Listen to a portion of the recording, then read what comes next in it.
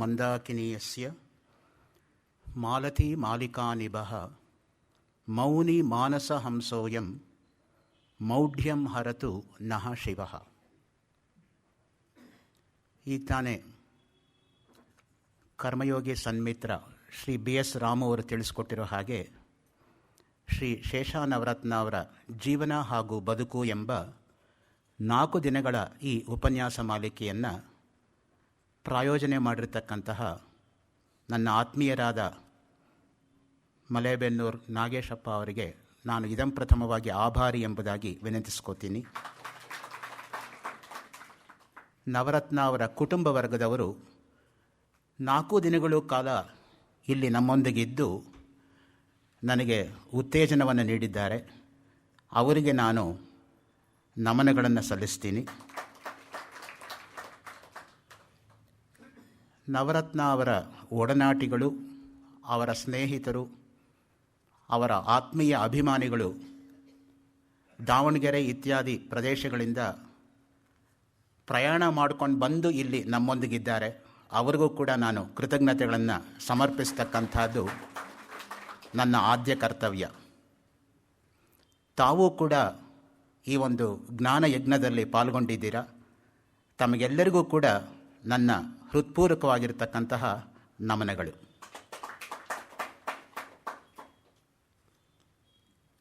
ಈ 4ನೇ ದಿನದ ಇಂದಿನ ಉಪನ್ಯಾಸದಲ್ಲಿ ಯಜುರ್ವೇದದ ಬಗ್ಗೆ ಶ್ರೀ ನವರತ್ನ ಅವರು ಯಾವ ರೀತಿಯಾಗಿ ನಮಗೆ ಮಾರ್ಗದರ್ಶನ ಮಾಡ್ತಾರೆ ಅಂದರೆ, ಯಜುರ್ವೇದದ ದಾರ್ಶನಿಕ ಸತ್ಯಗಳು ಎಂಬುದಾಗಿ ಅವರು ಪ್ರತಿಪಾದನೆ ಮಾಡ್ತಾರೆ. ನಿನ್ನೆ ನಾನು ತಮ್ಮ ಹತ್ರ ಹಂಚಿಕೊಂಡ ಹಾಗೆ ಸಾಮವೇದ ಒಂದು ಕಾವ್ಯ ಆಗಿರ್ಬೋದು, ಅಥರ್ವ ವೇದದಲ್ಲಿ ಮುಖ್ಯವಾಗಿ ರೋಗ ಉಪಶಮನ ಮಾಡತಕ್ಕಂತಹ ಗುಣಗಳಿರಬಹುದು, ಋಗ್ವೇದದಲ್ಲಿ ಬರತಕ್ಕಂತಹ ಅಂತಸ್ಫೂರ್ತಿಯಿಂದ ಅಭಿವ್ಯಕ್ತವಾಗಿರ್ತಕ್ಕಂತಹ ನಿಸರ್ಗ ಪ್ರೇಮ ಹಾಗೂ ಪರಿಸರ ಪ್ರಜ್ಞೆ ಇರ್ಬೋದು. ಅದೇ ಒಂದು ಧಾಟಿಯನ್ನು ಮುಂದುವರೆಸಿ ಯಜುರ್ವೇದ ಒಂದು ದರ್ಶನ ಎಂಬುದಾಗಿ ಅವರು ಪ್ರತಿಪಾದನೆ ಮಾಡ್ತಾರೆ. ಯಜ್ಞದಲ್ಲಿ ಅಥವಾ ಯಾಗದಲ್ಲಿ ಅಧ್ವರ್ಯುವಿನ ಉಪಯೋಗಕ್ಕಾಗಿ ಬೇಕಾದ ಯಜಸ್ಸುಗಳ ಸಂಗ್ರಹ ಯಜುರ್ವೇದದಲ್ಲಿದೆ. ಅಧ್ವರ್ಯು ಎಂಬತಕ್ಕಂಥದ್ದು ಅಧ್ವರದಲ್ಲಿ ಆಗತಕ್ಕಂಥದ್ದು. ಅಧ್ವರ ಅಂದರೆ ಯಾಗ. ಯಜ್ಞಯಾಗಾದಿಗಳು ಕರ್ಮಕಾಂಡಕ್ಕೆ ಸೀಮಿತವಾಗಿರ್ತಕ್ಕಂಥದ್ದು. ಅಂತಹ ಕರ್ಮಕಾಂಡಕ್ಕೆ ಮುಂಚೂಣಿಯಲ್ಲಿರ್ತಕ್ಕಂಥದ್ದು ಯಾವುದಪ್ಪ ಅಂದರೆ ಅದೇ ಯಜುರ್ವೇದ. ಋಕ್ಕುಗಳು ಮತ್ತು ಸಾಮಕ್ಕಿಂತ ಭಿನ್ನವಾದ ಗದ್ಯಾತ್ಮಕವಾದ ಮಂತ್ರಗಳಿಗೆ ಯಜುಸ್ ಎಂದು ಹೆಸರು. ಇದನ್ನು ಗದ್ಯಾತ್ಮಕೋ ಯಜುಹು, ಅನಿಯತ ಅಕ್ಷರ ಅವಸಾನೋ ಯಜುಹು, ಶೇಷೇ ಯಜುಶಬ್ದ ಎಂದು ವ್ಯಾಖ್ಯಾನ ಮಾಡುತ್ತಾರೆ. ಶೇಷೇ ಯಜುಶಬ್ದ ಅನ್ನೋದು ನನಗೆ ತುಂಬ ಅಪೀಲ್ ಆಗುತ್ತೆ. ಶೇಷೆ ಅಂದರೆ ಶೇಷಾನವರತ್ನ ಅವರು ಅಂತ ನನ್ನ ಒಂದು ಇಂಟರ್ಪ್ರಿಟೇಷನ್. ಶುಕ್ಲ ಯಜುರ್ವೇದದಲ್ಲಿ ಗದ್ಯ ರೂಪದಲ್ಲಿರ್ತಕ್ಕಂಥ ಬ್ರಾಹ್ಮಣ ಭಾಗಗಳ ಮಿಶ್ರ ಇಲ್ಲ, ಕೇವಲ ಪದ್ಯ ಇರೋದು. ಆದರೆ ಕೃಷ್ಣ ಯಜುರ್ವೇದದಲ್ಲಿ ಸಂಹಿತೆಯಲ್ಲಿ ಮಂತ್ರಗಳ ಜೊತೆಗೆ ಬ್ರಾಹ್ಮಣ ಭಾಗಗಳೂ ಮಿಶ್ರವಾದ ಕಾರಣ ಇದಕ್ಕೆ ಕೃಷ್ಣ ಯಜುರ್ವೇದ ಎಂದು ಕರೆಯುತ್ತಾರೆ ಹೊರತು ಪಾಶ್ಚಾತ್ಯರು ಕರೆಯೋ ಹಾಗೆ white Yajurveda and black Yajurveda ಅಂತ ಟ್ರಾನ್ಸ್ಲೇಟ್ ಮಾಡಬಾರ್ದು. ಶುಕ್ಲ ಅಂದರೆ ವೈಟ್ ಅಂತ ಸೆನ್ಸ್ ಬರುತ್ತೆ, ಲಿಟ್ರಲ್ ಮೀನಿಂಗು.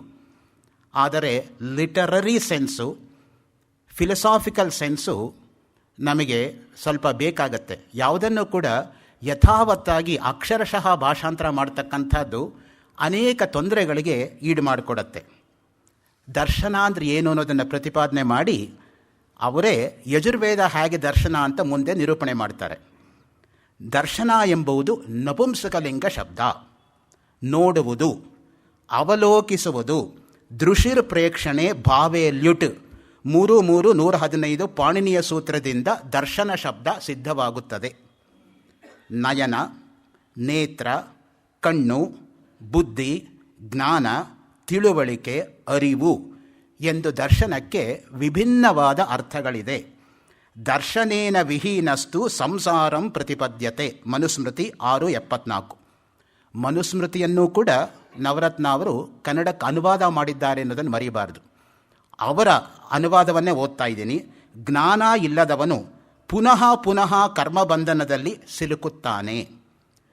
ತೋರಿಸುವುದು, ಯಾಗ, ಸ್ವಪ್ನ, ಕನಸು, ಚಿಂತಿಸುವುದು, ಆಲೋಚಿಸುವುದು ಎಂಬ ಅರ್ಥದಲ್ಲೂ ಕೂಡ ಮನುಸ್ಮೃತಿಯಲ್ಲಿ ದರ್ಶನ ಶಬ್ದಕ್ಕೆ ಲಕ್ಷಣವಿದೆ.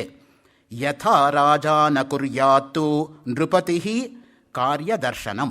ಮನುಸ್ಮೃತಿ 8ನೇ ಅಧ್ಯಾಯ 9ನೇ ಶ್ಲೋಕ ಕೋಟ್ ಮಾಡ್ತಾರೆ. ಅದಕ್ಕೆ ಅವರದೇ ಭಾಷಾಂತರ ನೋಡಿ. ರಾಜನು ಸ್ವಂತ ಕಾರ್ಯ ಮಾಡದಿದ್ದಾಗ ಸಮರ್ಥ ವಿದ್ವಾಂಸರನ್ನು ನಿಯಮಿಸಬೇಕು. ಇದು ಮುಖ್ಯವಾಗಿರೋದು. ರಾಜನಿಗೆ ಆಪತ್ಕಾಲದಲ್ಲಿ ಸಹಾಯಕ್ಕೆ ಬರೋರು ಯಾರು ಅಂದರೆ ವಿದ್ವಾಂಸರು. ಅದಕ್ಕೆ ನಮ್ಮಲ್ಲೊಂದು ಸುಭಾಷಿತ ಇದೆ, ಇಂತಹ ವಿದ್ವಾಂಸರು ಆಸ್ಥಾನದಲ್ಲಿದ್ದಾರೆ ಅಂತ ರಾಜನಿಗೆ ಕೀರ್ತಿನಂತೆ, ಅಂತಹ ರಾಜನ ಆಸ್ಥಾನದಲ್ಲಿದ್ದಾರೆ ಅಂತ ವಿದ್ವಾಂಸರಿಗೆ ಕೀರ್ತಿನಂತೆ. ಹಾಗೆ ರಾಜ ಮತ್ತು ವಿದ್ವಾಂಸರ ನಡುವೆ ಇರತಕ್ಕಂಥ ಸಂಬಂಧ ಅವಿನಾಭಾವ ಸಂಬಂಧ. ಖ್ಯಾತ ನರಾಧಿಪತಯ ಕವಿ ಸಂಶ್ರಯೇಣ ರಾಜಾಶ್ರಯೇಣ ಜಗತ ಕವಯ ಪ್ರಸಿದ್ಧಿಂ ರಾಜ್ಞಾ ಸಮೋಸ್ತಿ ಕವೇಹೇನ ಪರಮೋಪಕಾರಿ ರಾಜ್ಞೋ ನ ಚಾಸ್ತಿ ಕವಿನ ಸದೃಶ ಸಹಾಯ. ರಾಜನಿಗೆ ವಿದ್ವಾಂಸರ ತರಹ ಸಹಾಯ ಮಾಡೋರು ಯಾರೂ ಇಲ್ಲ, ವಿದ್ವಾಂಸರಿಗೆ ರಾಜಾಶ್ರಯದಲ್ಲಿ ದೊರೆಯತಕ್ಕಂಥ ಸಹಾಯ ಇನ್ಯಾವುದೂ ಇಲ್ಲ. ಆ ರೀತಿಯಾಗಿ ಒಬ್ಬರಿಗೆ ಒಬ್ಬರು ಪೂರಕವೇ ಹೊರತು ಒಬ್ಬರು ಹೆಚ್ಚು ಒಬ್ಬರು ಕಡಿಮೆ ಅನ್ನೋದಲ್ಲ. ಇನ್ನೊಂದು ಸುಭಾಷಿತ ಹೇಳೋ ಹಾಗೆ, ಸ್ವಗೃಹೇ ಪೂಜ್ಯತೆ ಮೂರ್ಖ. ಮೂರ್ಖನಿಗೆ ಮನೇಲಿ ಮಾತ್ರ ಬೆಲೆ. ಹೆತ್ತವ್ರಿಗೆ ಹೆಗ್ಣ ಮುದ್ದು ಅವ್ರ ಆಚೆ ಹಾಕೋಕ್ಕಾಗಲ್ಲ. They literally suffer them as you are suffering my lectures for the past 4 days. ಸ್ವಗ್ರಾಮೇ ಪೂಜ್ಯತೆ ಪ್ರಭು. ಪ್ರಭು ಗೆಲ್ಲ ಬೆಲೆ ಗ್ರಾಮದಲ್ಲಿ ಮಾತ್ರ. ಯಾಕೆ ಅಂದರೆ ಗೌರವದಿಂದ ಅಲ್ಲ, ಹೆದರಿಕೆಯಿಂದ. ಗೌರವ ಕೊಡದೆ ಹೋದ್ರೆ ಏನು ತೊಂದರೆ ಕೊಡ್ತಾನೋ ಅನ್ನೋ ದೃಷ್ಟಿಯಿಂದ ಅವನಿಗೆ ಗೌರವ. ಸ್ವದೇಶೇ ಪೂಜ್ಯತೆ ರಾಜ. ರಾಜನಿಗೆ ದೇಶದಲ್ಲಿ ಮಾತ್ರ ಗೌರವ, ಆದರೆ ವಿದ್ವಾನ್ ಸರ್ವತ್ರ ಪೂಜ್ಯತೆ. ವಿದ್ವಾಂಸ ಎಲ್ಲಿ ಹೋದರೂ ಗೌರವ ಇರುತ್ತೆ ಅನ್ನೋದಕ್ಕೆ ನಡೆದಿರೋ ದೃಷ್ಟಾಂತ ನಿಮಗೆ ಹೇಳೋಕ್ಕೆ ಇಷ್ಟಪಡ್ತೀನಿ. 111 ವರ್ಷದ ಕೆಳಗೆ ನಾಲ್ವಡಿ ಕೃಷ್ಣರಾಜ ಒಡೆಯರ್ ಲಂಡನ್ಗೆ ಹೋದಾಗ, are you coming from the land of Shamashastri, you are welcome ಅಂತ ಕರೆದ್ರಂತೆ. You are Mysuru Maharaja welcome ಅಂತ ಹೇಳಿಲ್ಲ, you are coming from the land of Shamashastri, you are welcome. ಮಹಾಮಹೋಪಾಧ್ಯಾಯ ಶ್ಯಾಮಶಾಸ್ತ್ರಿಗಳು ಕೌಟಿಲ್ಯನ ಅರ್ಥಶಾಸ್ತ್ರವನ್ನು ಆಂಗ್ಲ ಭಾಷೆಗೆ ಅನುವಾದ ಮಾಡಿ ಅದು ಲಂಡನ್ನಲ್ಲಿ ಫೇಮಸ್ ಆಗಿತ್ತಂತೆ. ಅದನ್ನು ಅವರು ಓದಿದ್ರು. ಆದರೆ ಮಹಾರಾಜರಿಗೆ ಶ್ಯಾಮಶಾಸ್ತ್ರಿಗಳು ಯಾರು ಅಂತಲೇ ಗೊತ್ತಿರಲಿಲ್ವಂತೆ. ವಾಪಸ್ ಅವರು ಮೈಸೂರಿಗೆ ಬಂದು ಶ್ಯಾಮಶಾಸ್ತ್ರಿಗಳನ್ನ ಭೇಟಿ ಮಾಡಬೇಕು ಅಂತ ಹೇಳಿ ಕಳಿಸಿದ್ರಂತೆ. ವಿದ್ವಾಂಸರು ನಡ್ಕೊಂಡು ಹೋದ್ರಂತೆ, ಏನು ಮಹಾಪರಾಧ ಆಯ್ತು ನನ್ನಿಂದ ಅಂತ. ಮಹಾರಾಜರು ಹೇಳಿದ್ರಂತೆ, ನಿನ್ನಿಂದ ಅಲ್ಲಪ್ಪ, ನನ್ನಿಂದ ಮಹಾಪರಾಧ ಆಗಿದ್ದು. ನಿನ್ನಂಥ ವಿದ್ವಾಂಸನ ಇಟ್ಕೊಂಡು ನಾನು ನೋಡ್ಕೊಳ್ದೆ ಹೋದ್ನಲ್ಲ, ದಯವಿಟ್ಟು ನನ್ನ ರಾಜ್ಯ ಬಿಟ್ಟು ಹೋಗಬೇಡ ಅಂತ ಮಹಾರಾಜರು ಬೇಡ್ಕೊಂಡ್ರಂತೆ. ಅದು ನಿಜವಾಗಿ ಒಬ್ಬ ವಿದ್ವಾಂಸನಿಗಿರತಕ್ಕಂತಹ ಬೆಲೆ. ನಿನ್ನ ರಾಜ್ಯ ಬಿಟ್ಟು ಹೋಗಿಬಿಡ್ತೀನಿ ಅಂತ ಅದಕ್ಕಿಂತ ದೊಡ್ಡ ಶಿಕ್ಷೆ ಯಾವುದೂ ಇರಲಿಲ್ಲ ರಾಜನಿಗೆ. ಆ ದೃಷ್ಟಿಯಿಂದ ರಾಜ ಏನಾದರೂ ಮಾಡಿ ವಿದ್ವಾಂಸನ ಇಟ್ಕೋಬೇಕು ಅನ್ನೋ ಒಂದು ಕಾಳಜಿಯನ್ನು ಇಟ್ಕೊಂಡಿದ್ರು. ಅದಕ್ಕೇನೆ ನೋಡಿ, ನಮ್ಮಲ್ಲಿ ಜಯಚಾಮರಾಜ ಒಡೆಯರ್ ಕೂಡ ಋಗ್ವೇದ ಸಂಹಿತೆಯನ್ನು ಸಮಗ್ರವಾಗಿ ಪಂಡಿತ ಮಂಡಳಿಯಿಂದ ಅನುವಾದ ಮಾಡಿಸಿ, ಅನುವಾದ, ಪದಶಃ ಅರ್ಥ, ವ್ಯಾಕರಣ ವಿಶೇಷ, ಆಂಗ್ಲ ಅನುವಾದ ಮಾಡಿ 36 ಸಂಪುಟಗಳನ್ನು 4 ಆಣಿಗೆ 62 ವರ್ಷದ ಕೆಳಗೆ ಹಂಚಿದ್ರಂತೆ. ಆಗಿನ ಬೆಲೆ ಬೇರೆ, 4 ಆಣಿಗೆ ಏನು ಅನ್ನೋದು. ಬಟ್ ಈಗ ಆ 10,000 ಕೊಟ್ಟರೂ ಆ ಕಾಪಿ ಸಿಗೋದಿಲ್ಲ. ಆ ದೃಷ್ಟಿನಲ್ಲೂ ಕೂಡ ನಾನು ರಾಮು ಅವರಿಗೆ ಆಭಾರಿ ಅಂತ ಇಲ್ಲಿ ಸ್ಮರಿಸ್ಕೊಳ್ಳೋಕ್ಕೆ ಇಷ್ಟಪಡ್ತೀನಿ. ಏಕೆಂದರೆ ಪೂರ್ತಿ ಆ 36 ವಾಲ್ಯೂಮ್ಸು ಕೂಡ ಒಂದಿನ ರಾಮು ಅವರು ಕರೆದು ನನಗೆ ಕೊಟ್ಬಿಟ್ರು, ನೀವು ಇಟ್ಕೊಳ್ಳಿ ಅಂತ. ಸೊ ಆ ದೃಷ್ಟಿಯಿಂದ ಮುಖ್ಯವಾಗಿ ಆ 36 ವಾಲ್ಯೂಮು ಇನ್ನು ಒಂದು ಕಡೆ CD ಸಿಗಬೇಕು ಅಂತ ನಾನು ಮನಸ್ಸಲ್ಲಿ ಅಂದ್ಕೊಂಡಾಗ ನಾಗೇಶಪ್ಪ ಅವರು ಅದನ್ನು CD ಮಾಡಿ ಎಲ್ರಿಗೂ ಕೂಡ ದಕ್ಕೋ ಹಾಗೆ ಮಾಡಿದರು. ಇದು ನಿಜವಾಗಿರ್ತಕ್ಕಂತಹ ಒಂದು ರಾಜಾಶ್ರಯ ಮತ್ತು ಒಬ್ಬ ವಿದ್ವಾಂಸನಿಗೆ ದೊರೆಯತಕ್ಕಂತಹ ಗೌರವ ಅಂತ ನಾನು ಭಾವಿಸ್ಕೊಂಡಿದ್ದೀನಿ. ಅದೇ ರೀತಿಯಾಗಿ ದರ್ಶನ ಅನ್ನೋದಕ್ಕೆ ತೀರ್ಮಾನ, ನಿರ್ಣಯ ಎಂಬುದಾಗಿಯೂ ಕೂಡ ಅಭಿಜ್ಞಾನ ಶಾಕುಂತಲದಲ್ಲಿ ಕಾಳಿದಾಸ ಹೇಳ್ತಾನೆ ಅಂತ ನವರತ್ನ ಅವರು ಕೋಟ್ ಮಾಡ್ತಾರೆ. ನಹಿ ಸ್ವಾಭಿಪ್ರಾಯೇಣ ಮೇ ದರ್ಶನಂ. ಶಾಕುಂತಲ ನಾಟಕ 3ನೇ ಅಂಕ 10ನೇ ಶ್ಲೋಕ. ಪರೀಕ್ಷಿಸಿ ನೋಡುವುದು ಅನ್ನೋ ಅರ್ಥದಲ್ಲಿ ಯಾಜ್ಞವಲ್ಕ್ಯ ಸ್ಮೃತಿಯಲ್ಲಿ ದರ್ಶನ ಶಬ್ದಕ್ಕೆ ವಿವೇಚನೆ ಇದೆ. ಬಲಾನಾಂ ದರ್ಶನಂ ಕೃತ್ವ ಸೇನಾನ್ಯಾಸಃ ಚಿಂತಯೇತ್. 1ನೇ ಅಧ್ಯಾಯ 329ನೇ ಶ್ಲೋಕ ಯಾಜ್ಞವಲ್ಕ್ಯ ಸ್ಮೃತಿ. ಸೈನ್ಯ ಬಲವನ್ನು ನೋಡಿ ಸೇನಾಧಿಪತಿಯೊಡನೆ ಚಿಂತಿಸುವುದು, ದರ್ಪಣ, ಕನ್ನಡಿ, ಧರ್ಮ ಎಂಬ ಅರ್ಥದಲ್ಲಿ ಮೇದಿನಿ ಕೋಶದಲ್ಲಿ ದರ್ಶನ ಶಬ್ದದ ವರ್ಣನೆ ಇದೆ. ಎಷ್ಟು ವ್ಯಾಪಕವಾಗಿರ್ತಕ್ಕಂಥ ಅವರ ಪಾಂಡಿತ್ಯ ನೋಡಿ. ಎಷ್ಟು ಗ್ರಂಥಗಳು ಕೋಟ್ ಮಾಡ್ತಾರೆ ಅಂದರೆ ದರ್ಶನ ಒಂದು ಶಬ್ದಕ್ಕೆ ಹಿನ್ನೆಲೆ ಕಲ್ಪಿಸೋದಿಕ್ಕೆ ಅದ್ಭುತವಾಗಿರ್ತಕ್ಕಂಥದ್ದು. ದರ್ಶನಂ ನಯನಂ ಸ್ವಪ್ನ ಬುದ್ಧಿ ಧರ್ಮೋಪಲಬ್ಧಿಷು ಶಾಸ್ತ್ರ ದರ್ಪಣ ಯೋಶ್ಚ. ದರ್ಪಣ ಅಂದರೆ ಕನ್ನಡಿ. ಆದರೆ ನಾವು ಸಾಮಾನ್ಯವಾಗಿ ಏನು ತಪ್ಪು ಮಾಡ್ತೀವಿ ಅಂದರೆ ದರ್ಪಣ ಅಂತಿರೋದಕ್ಕೆ ತರ್ಪಣ ಅಂತ ಹಾಕ್ಬಿಡ್ತೀವಿ. ಏನು ಮಾಡೋದು, ನಮ್ಗೆ ಅದೇ ಕೇಳಿ ಕೇಳಿ ರುಚಿ ಆಗಿಬಿಟ್ಟು ನಮ್ಮ ಜರ್ನಲಿಸ್ಟ್ ಕೂಡ ಕೆಲವು ಸಲ ಆ ರೀತಿ ಹಾಕಿಬಿಡ್ತಾರೆ ಪೇಪರಲ್ಲಿ. ಆ ದೃಷ್ಟಿಯಿಂದ ಯಾವುದು ರೂಢ ಜನಜನಿತವಾಗಿರುತ್ತೋ ಅದೇ ಒಂಥರ ಬಂದ್ಬಿಡತ್ತೆ ಅದು. ತತ್ವಶಾಸ್ತ್ರ, ದಾರ್ಶನಿಕರ ತತ್ವವನ್ನು ತಿಳಿಸುವ ಶಾಸ್ತ್ರ ಅನ್ನುವ ಅರ್ಥದಲ್ಲೂ ದರ್ಶನ ಶಬ್ದದ ಬಳಕೆ ಉಂಟು. ದೃಶ್ಯತೆ ಜ್ಞಾಯತೆ ಆತ್ಮ ಅನೇನ. 6 ದರ್ಶನಗಳು: ಶೈವಂಚ ವೈಷ್ಣವಂ ಶಾಕ್ತಂ ಸೌರಂ ವೈನಾಯಕಂ ತಥಾ ಸ್ಕಾಂದಂಚ ಭಕ್ತಿ ಮಾರ್ಗಸ್ಯ ದರ್ಶನಾನಿ ಷಡೇವಹಿ. ಶೈವ, ವೈಷ್ಣವ, ಶಾಕ್ತ, ಸೌರ, ಗಾಣಪತ್ಯ, ಸ್ಕಾಂದ ಎಂದು 6 ಭಕ್ತಿ ದರ್ಶನಗಳು. ಇನ್ನು ಮುಖ್ಯವಾಗಿ ನಾವು ದರ್ಶನವನ್ನು ಹೇಳ್ತಕ್ಕಂಥದ್ದು ಆಸ್ತಿಕ ದರ್ಶನಗಳು, ನಾಸ್ತಿಕ ದರ್ಶನಗಳು ಅಂತ.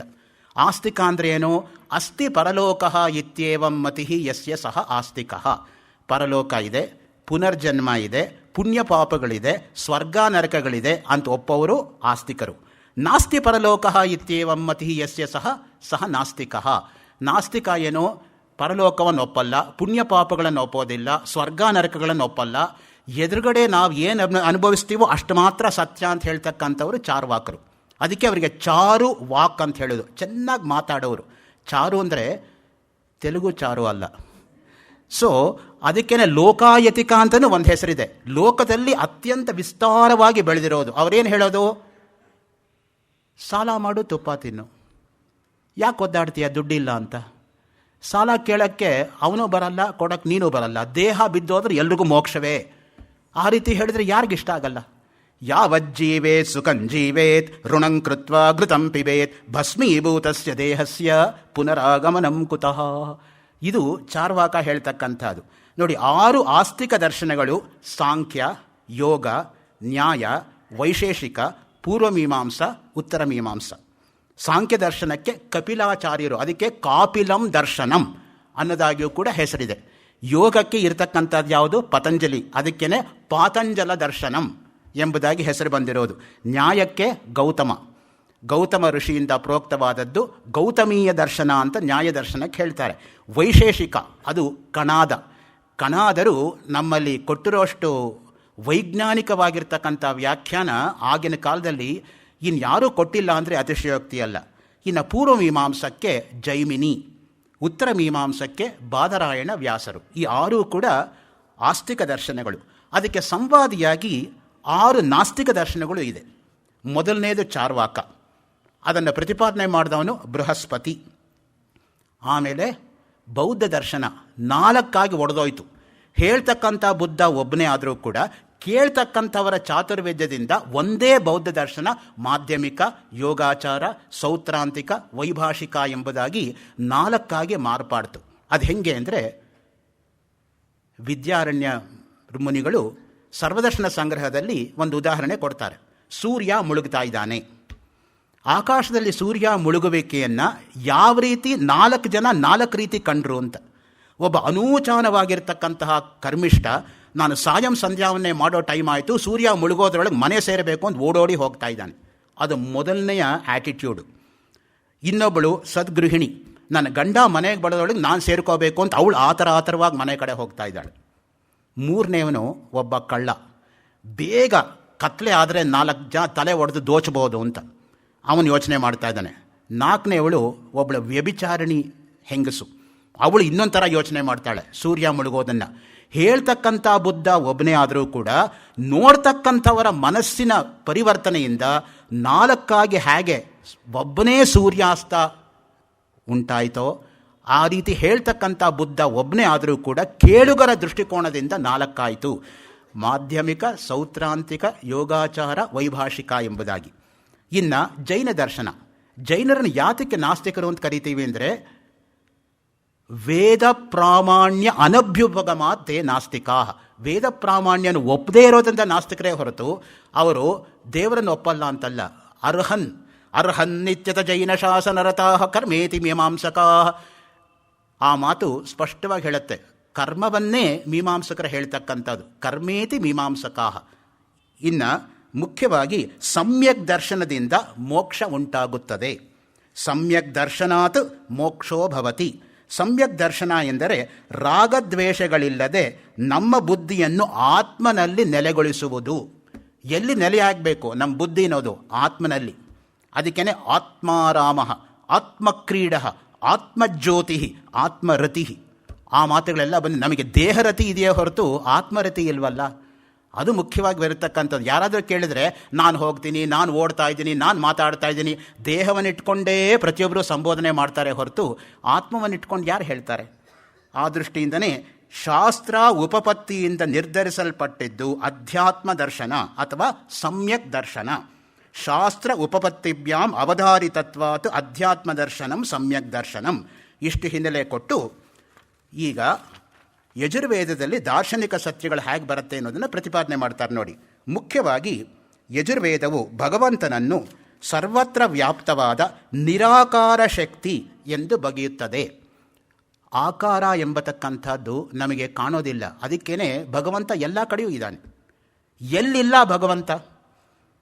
ನನಗೆ ನೋಡೋದಕ್ಕೆ ಶಕ್ತಿ ಇಲ್ಲ ಅಂತ ಹೇಳಿಬಿಟ್ಟು ಭಗವಂತ ಇಲ್ಲ ಅಂತ ಮಾತ್ರ ನಾವು ಹೇಳಬಾರ್ದು. ಕನಕದಾಸರ ಕತೆ ನಿಮಗೆಲ್ಲ ಗೊತ್ತೇ ಇದೆ. ಗುರುಗಳು ಒಂದು ಬಾಳೆಹಣ್ಣು ಕೊಟ್ಟು ಎಲ್ಲಿ ಭಗವಂತ ಎಲ್ವೋ ಅಲ್ಲಿ ಹೋಗಿ ತಿನ್ಕೊಂಬನ್ನಿ ಅಂದರೆ ಒಬ್ಬೊಬ್ಬರು ಒಂದೊಂದು ಕಡೆ ತಿಂದರು. ಕನಕದಾಸ ಬಾಳೆಹಣ್ಣು ಹಾಗೆ ಇಟ್ಕೊಂಡು ವಾಪಸ್ ಬಂದ. ಗುರುಗಳು ಕೇಳಿದ್ರು, ಅಪ್ಪ ಯಾಕೆ ವಾಪಸ್ ತಂದೆ? ಗುರುಗಳೇ, ಎಲ್ಲಿಲ್ಲ ಭಗವಂತ. ನಾನು ಕಣ್ಣು ಮುಚ್ಕೊಂಡು ಬಾಳೆಹಣ್ಣು ತಿಂದರೆ ಭಗವಂತನಿಗೆ ಕಾಣಲ್ವಾ? ಬೆಕ್ಕು ಕಣ್ಣು ಮುಚ್ಕೊಂಡು ಹಾಲು ಕುಡಿದ್ರೆ ಬೇರೆಯವ್ರಿಗೆ ಕಾಣಲ್ವಾ? ಆ ದೃಷ್ಟಿಯಿಂದ ಮುಖ್ಯವಾಗಿ ಪುರಾಣಗಳು ಪ್ರತಿಪಾದಿಸುವ ಭಗವಂತನ ವ್ಯಕ್ತಿ ಸ್ವರೂಪಕ್ಕೂ ವೈದಿಕ ಸಂಹಿತೆಗಳು ಅಭಿವರ್ಣಿಸ್ತಕ್ಕಂಥ ಪರಮಾತ್ಮನ ಶಕ್ತಿ ಸ್ವರೂಪಕ್ಕೂ ಪ್ರಾಜ್ಞರು ಸಾವಧಾನದಿಂದ ಗಮನಿಸಬೇಕೆಂದು ನಾನು ಆಗ್ರಹಪಡಿಸುತ್ತೇನೆ. ಕನ್ಫ್ಯೂಸ್ ಮಾಡ್ಕೋಬೇಡಿ ಅಂತ ಅವ್ರು ಹೇಳ್ತಕ್ಕಂಥದ್ದು. ಏಕೆಂದರೆ ಪುರಾಣಗಳಲ್ಲಿ ಅನೇಕ ದೇವತಾವಾದ ಇದೆ.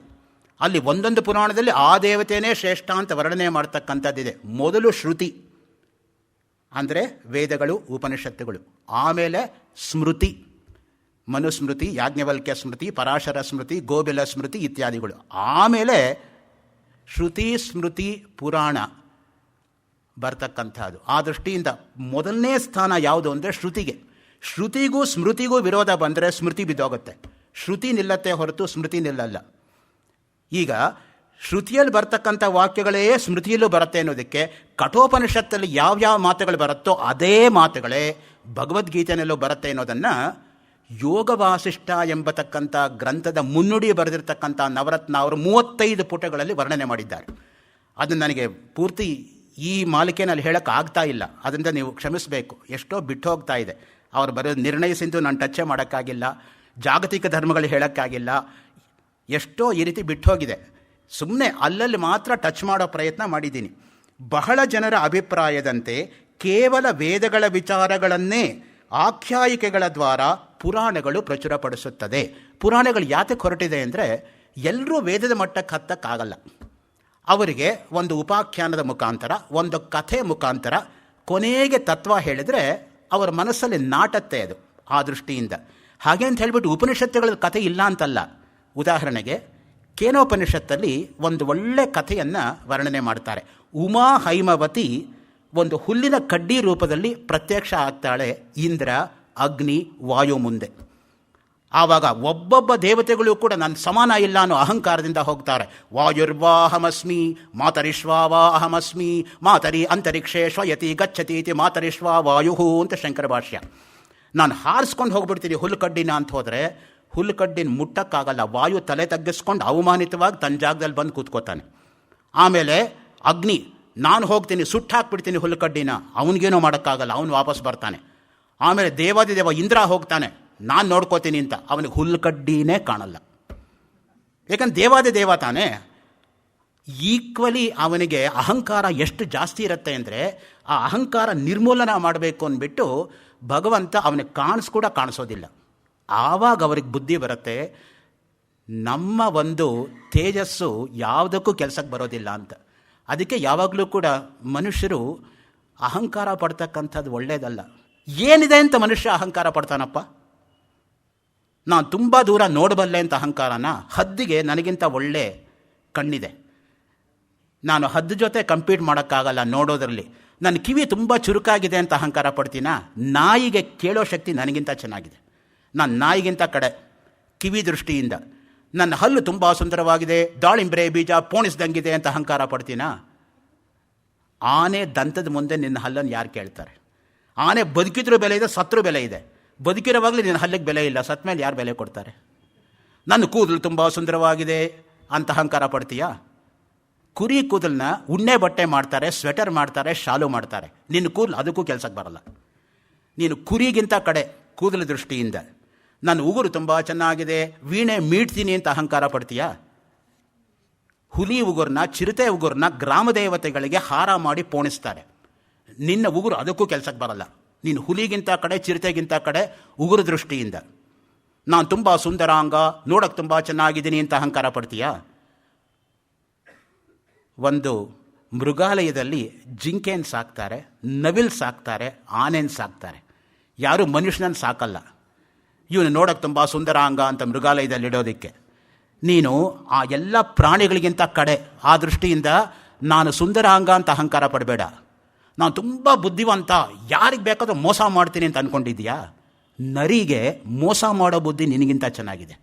ನೀನು ನರಿಗಿಂತ ಕಡೆ. ಮೋಸ ಮಾಡೋದ್ರಲ್ಲಿ ನಿನ್ನ ನರಿ ಜೊತೆ ಕಂಪೀಟ್ ಮಾಡೋಕ್ಕಾಗಲ್ಲ. ಇನ್ನು ಹಸು ಬಗ್ಗೆ ಏನು ಹೇಳಬೇಕು? ಹಸುಗೆ ಸಂಬಂಧಪಟ್ಟಿದ್ದು ಎಲ್ಲವೂ ಶ್ರೇಷ್ಠವೇ. ಹಾಗಿರುವಾಗ ಯಾವ ಪ್ರಾಣಿ, ಯಾವ ಪಕ್ಷಿಗಿಂತ ನೀನು ಶ್ರೇಷ್ಠ ಅಂತ ಅಹಂಕಾರ ಪಡ್ತೀಯಪ್ಪ? ಅದು ಮುಖ್ಯವಾಗಿ ಮನುಷ್ಯ ಅರ್ಥ ಮಾಡ್ಕೋಬೇಕಾಗಿರ್ತಕ್ಕಂಥದ್ದು. ಅದಕ್ಕೆ ಇಲ್ಲಿ ಹೇಳ್ತಾರೆ ನೋಡಿ, ದೇವರು, ಜೀವ, ಪ್ರಕೃತಿ ತತ್ವತ್ರಯಗಳ ಮಧ್ಯದ ಸಂಬಂಧವನ್ನು ನೋಡುವ, ವಿಶ್ಲೇಷಿಸುವ ಸಂಹಿತೆಗಳ ದೃಷ್ಟಿಕೋನದಿಂದ ಬಹಳ ದೂರ ಸರಿದಿದೆ. ಯಜುರ್ವೇದ ಅಂಗೀಕರಿಸಿರತಕ್ಕಂಥ ಭಗವತ್ ಸ್ವರೂಪ ನಿಷ್ಕಲಂಕವಾದ, ಪೂರ್ಣವಾದ, ನಿರಾಕಾರವಾದ, ದೈವೀ ಗುಣ ಸಂಪನ್ನವಾದ ಸರ್ವೋತ್ತಮ ಶಕ್ತಿಯಾಗಿದೆ. ಆ ದೃಷ್ಟಿಯಿಂದಲೇ ಯಾರಾದರೂ ಕೂಡ ಸನ್ಯಾಸಿಗಳು, ಹಿರಿಯರು ಮನೆಗೆ ಬಂದರೆ ನ ಕರ್ಮಣ ನ ಪ್ರಜಯ ಧನೇನ ತ್ಯಾಗೇನೈಕೆ ಅಮೃತತ್ವಮಾನಶು ಪರೇಣ ನ ಕಂ ನಿಹಿತಂ ಗುಹಾಯಾಂ ವಿಭ್ರಜದೆ ತದ್ಯತಯೋ ವಿಶಂತಿ ವೇದಾಂತ ವಿಜ್ಞಾನ ಸುನಿಶ್ಚಿತಾರ್ಥಾಃ ಸನ್ಯಾಸ ಯೋಗಾದ್ಯತಯ ಶುದ್ಧ ಸತ್ವಾಃ ತೇ ಬ್ರಹ್ಮಲೋಕೆ ತು ಪರಾಂತಕಾಲೇ ಪರಾಮೃತಾತ್ ಪರಿಮುಚ್ಯಂತಿ ಸರ್ವೇ ದಹ್ರಂ ವಿಪಾಪಂ ಪರಮೇಶ್ವಭೂತಂ ಯತ್ಪುಂಡರೀಕಂ ಪುರಮದ್ಯ ಸಗ್ಗಸ್ತಂ ತತ್ರಾಪಿ ದಹ್ರಂ ಗಗನಂ ವಿಶೋಕಸ್ತಸ್ಮಿನ್ ಯದಂತಸ್ತದುಪಾಸಿತವ್ಯಂ ಯೋ ವೇದಾದೋ ಸ್ವರ ಪ್ರೋಕ್ತೋ ವೇದಾಂತೆ ಚ ಪ್ರತಿಷ್ಠಿತಃ ತಸ್ಯ ಪ್ರಕೃತಿಲೀನಸ್ಯ ಯಪ್ಪರಃ ಸ ಮಹೇಶ್ವರಃ. ಯಾತಿಕ ಮಾತ್ರ ಬಂದಿರೋದು? ತ್ಯಾಗೇ ನೈಕೆ ಅಮೃತತ್ವ ಮಾನುಷು. ತ್ಯಾಗದಿಂದ ಅಮೃತತ್ವ ಪ್ರಾಪ್ತಿಯ ಹೊರತು ಭೋಗದಿಂದ ಅಲ್ಲ. ಈಶಾವಾಸ್ಯೋಪನಿಷತ್ತಿನ ಮೊದಲನೇ ಮಂತ್ರ ಏನು ಹೇಳುತ್ತೆ? ಈಶಾವಾಸ್ಯಮಿದಂ ಸರ್ವಂ ಯತ್ಕಿಂಚ ಜಗತ್ಯಾಂ ಜಗತ್ ತೇನ ತ್ಯಕ್ತೇನ ಭುಂಜೀತಾಃ ಮಾಗೃದಃ ಕಸ್ಯ ಸ್ವಿದ್ದನಂ. ತ್ಯಾಗದಿಂದ ಭೋಗವೇ ಹೊರತು ನೀನು ಯಾವತ್ತೂ ಕೂಡ ಬೇರೆಯವರ ಹಣಕ್ಕೋಸ್ಕರ ಆಸೆ ಪಡಬೇಡ.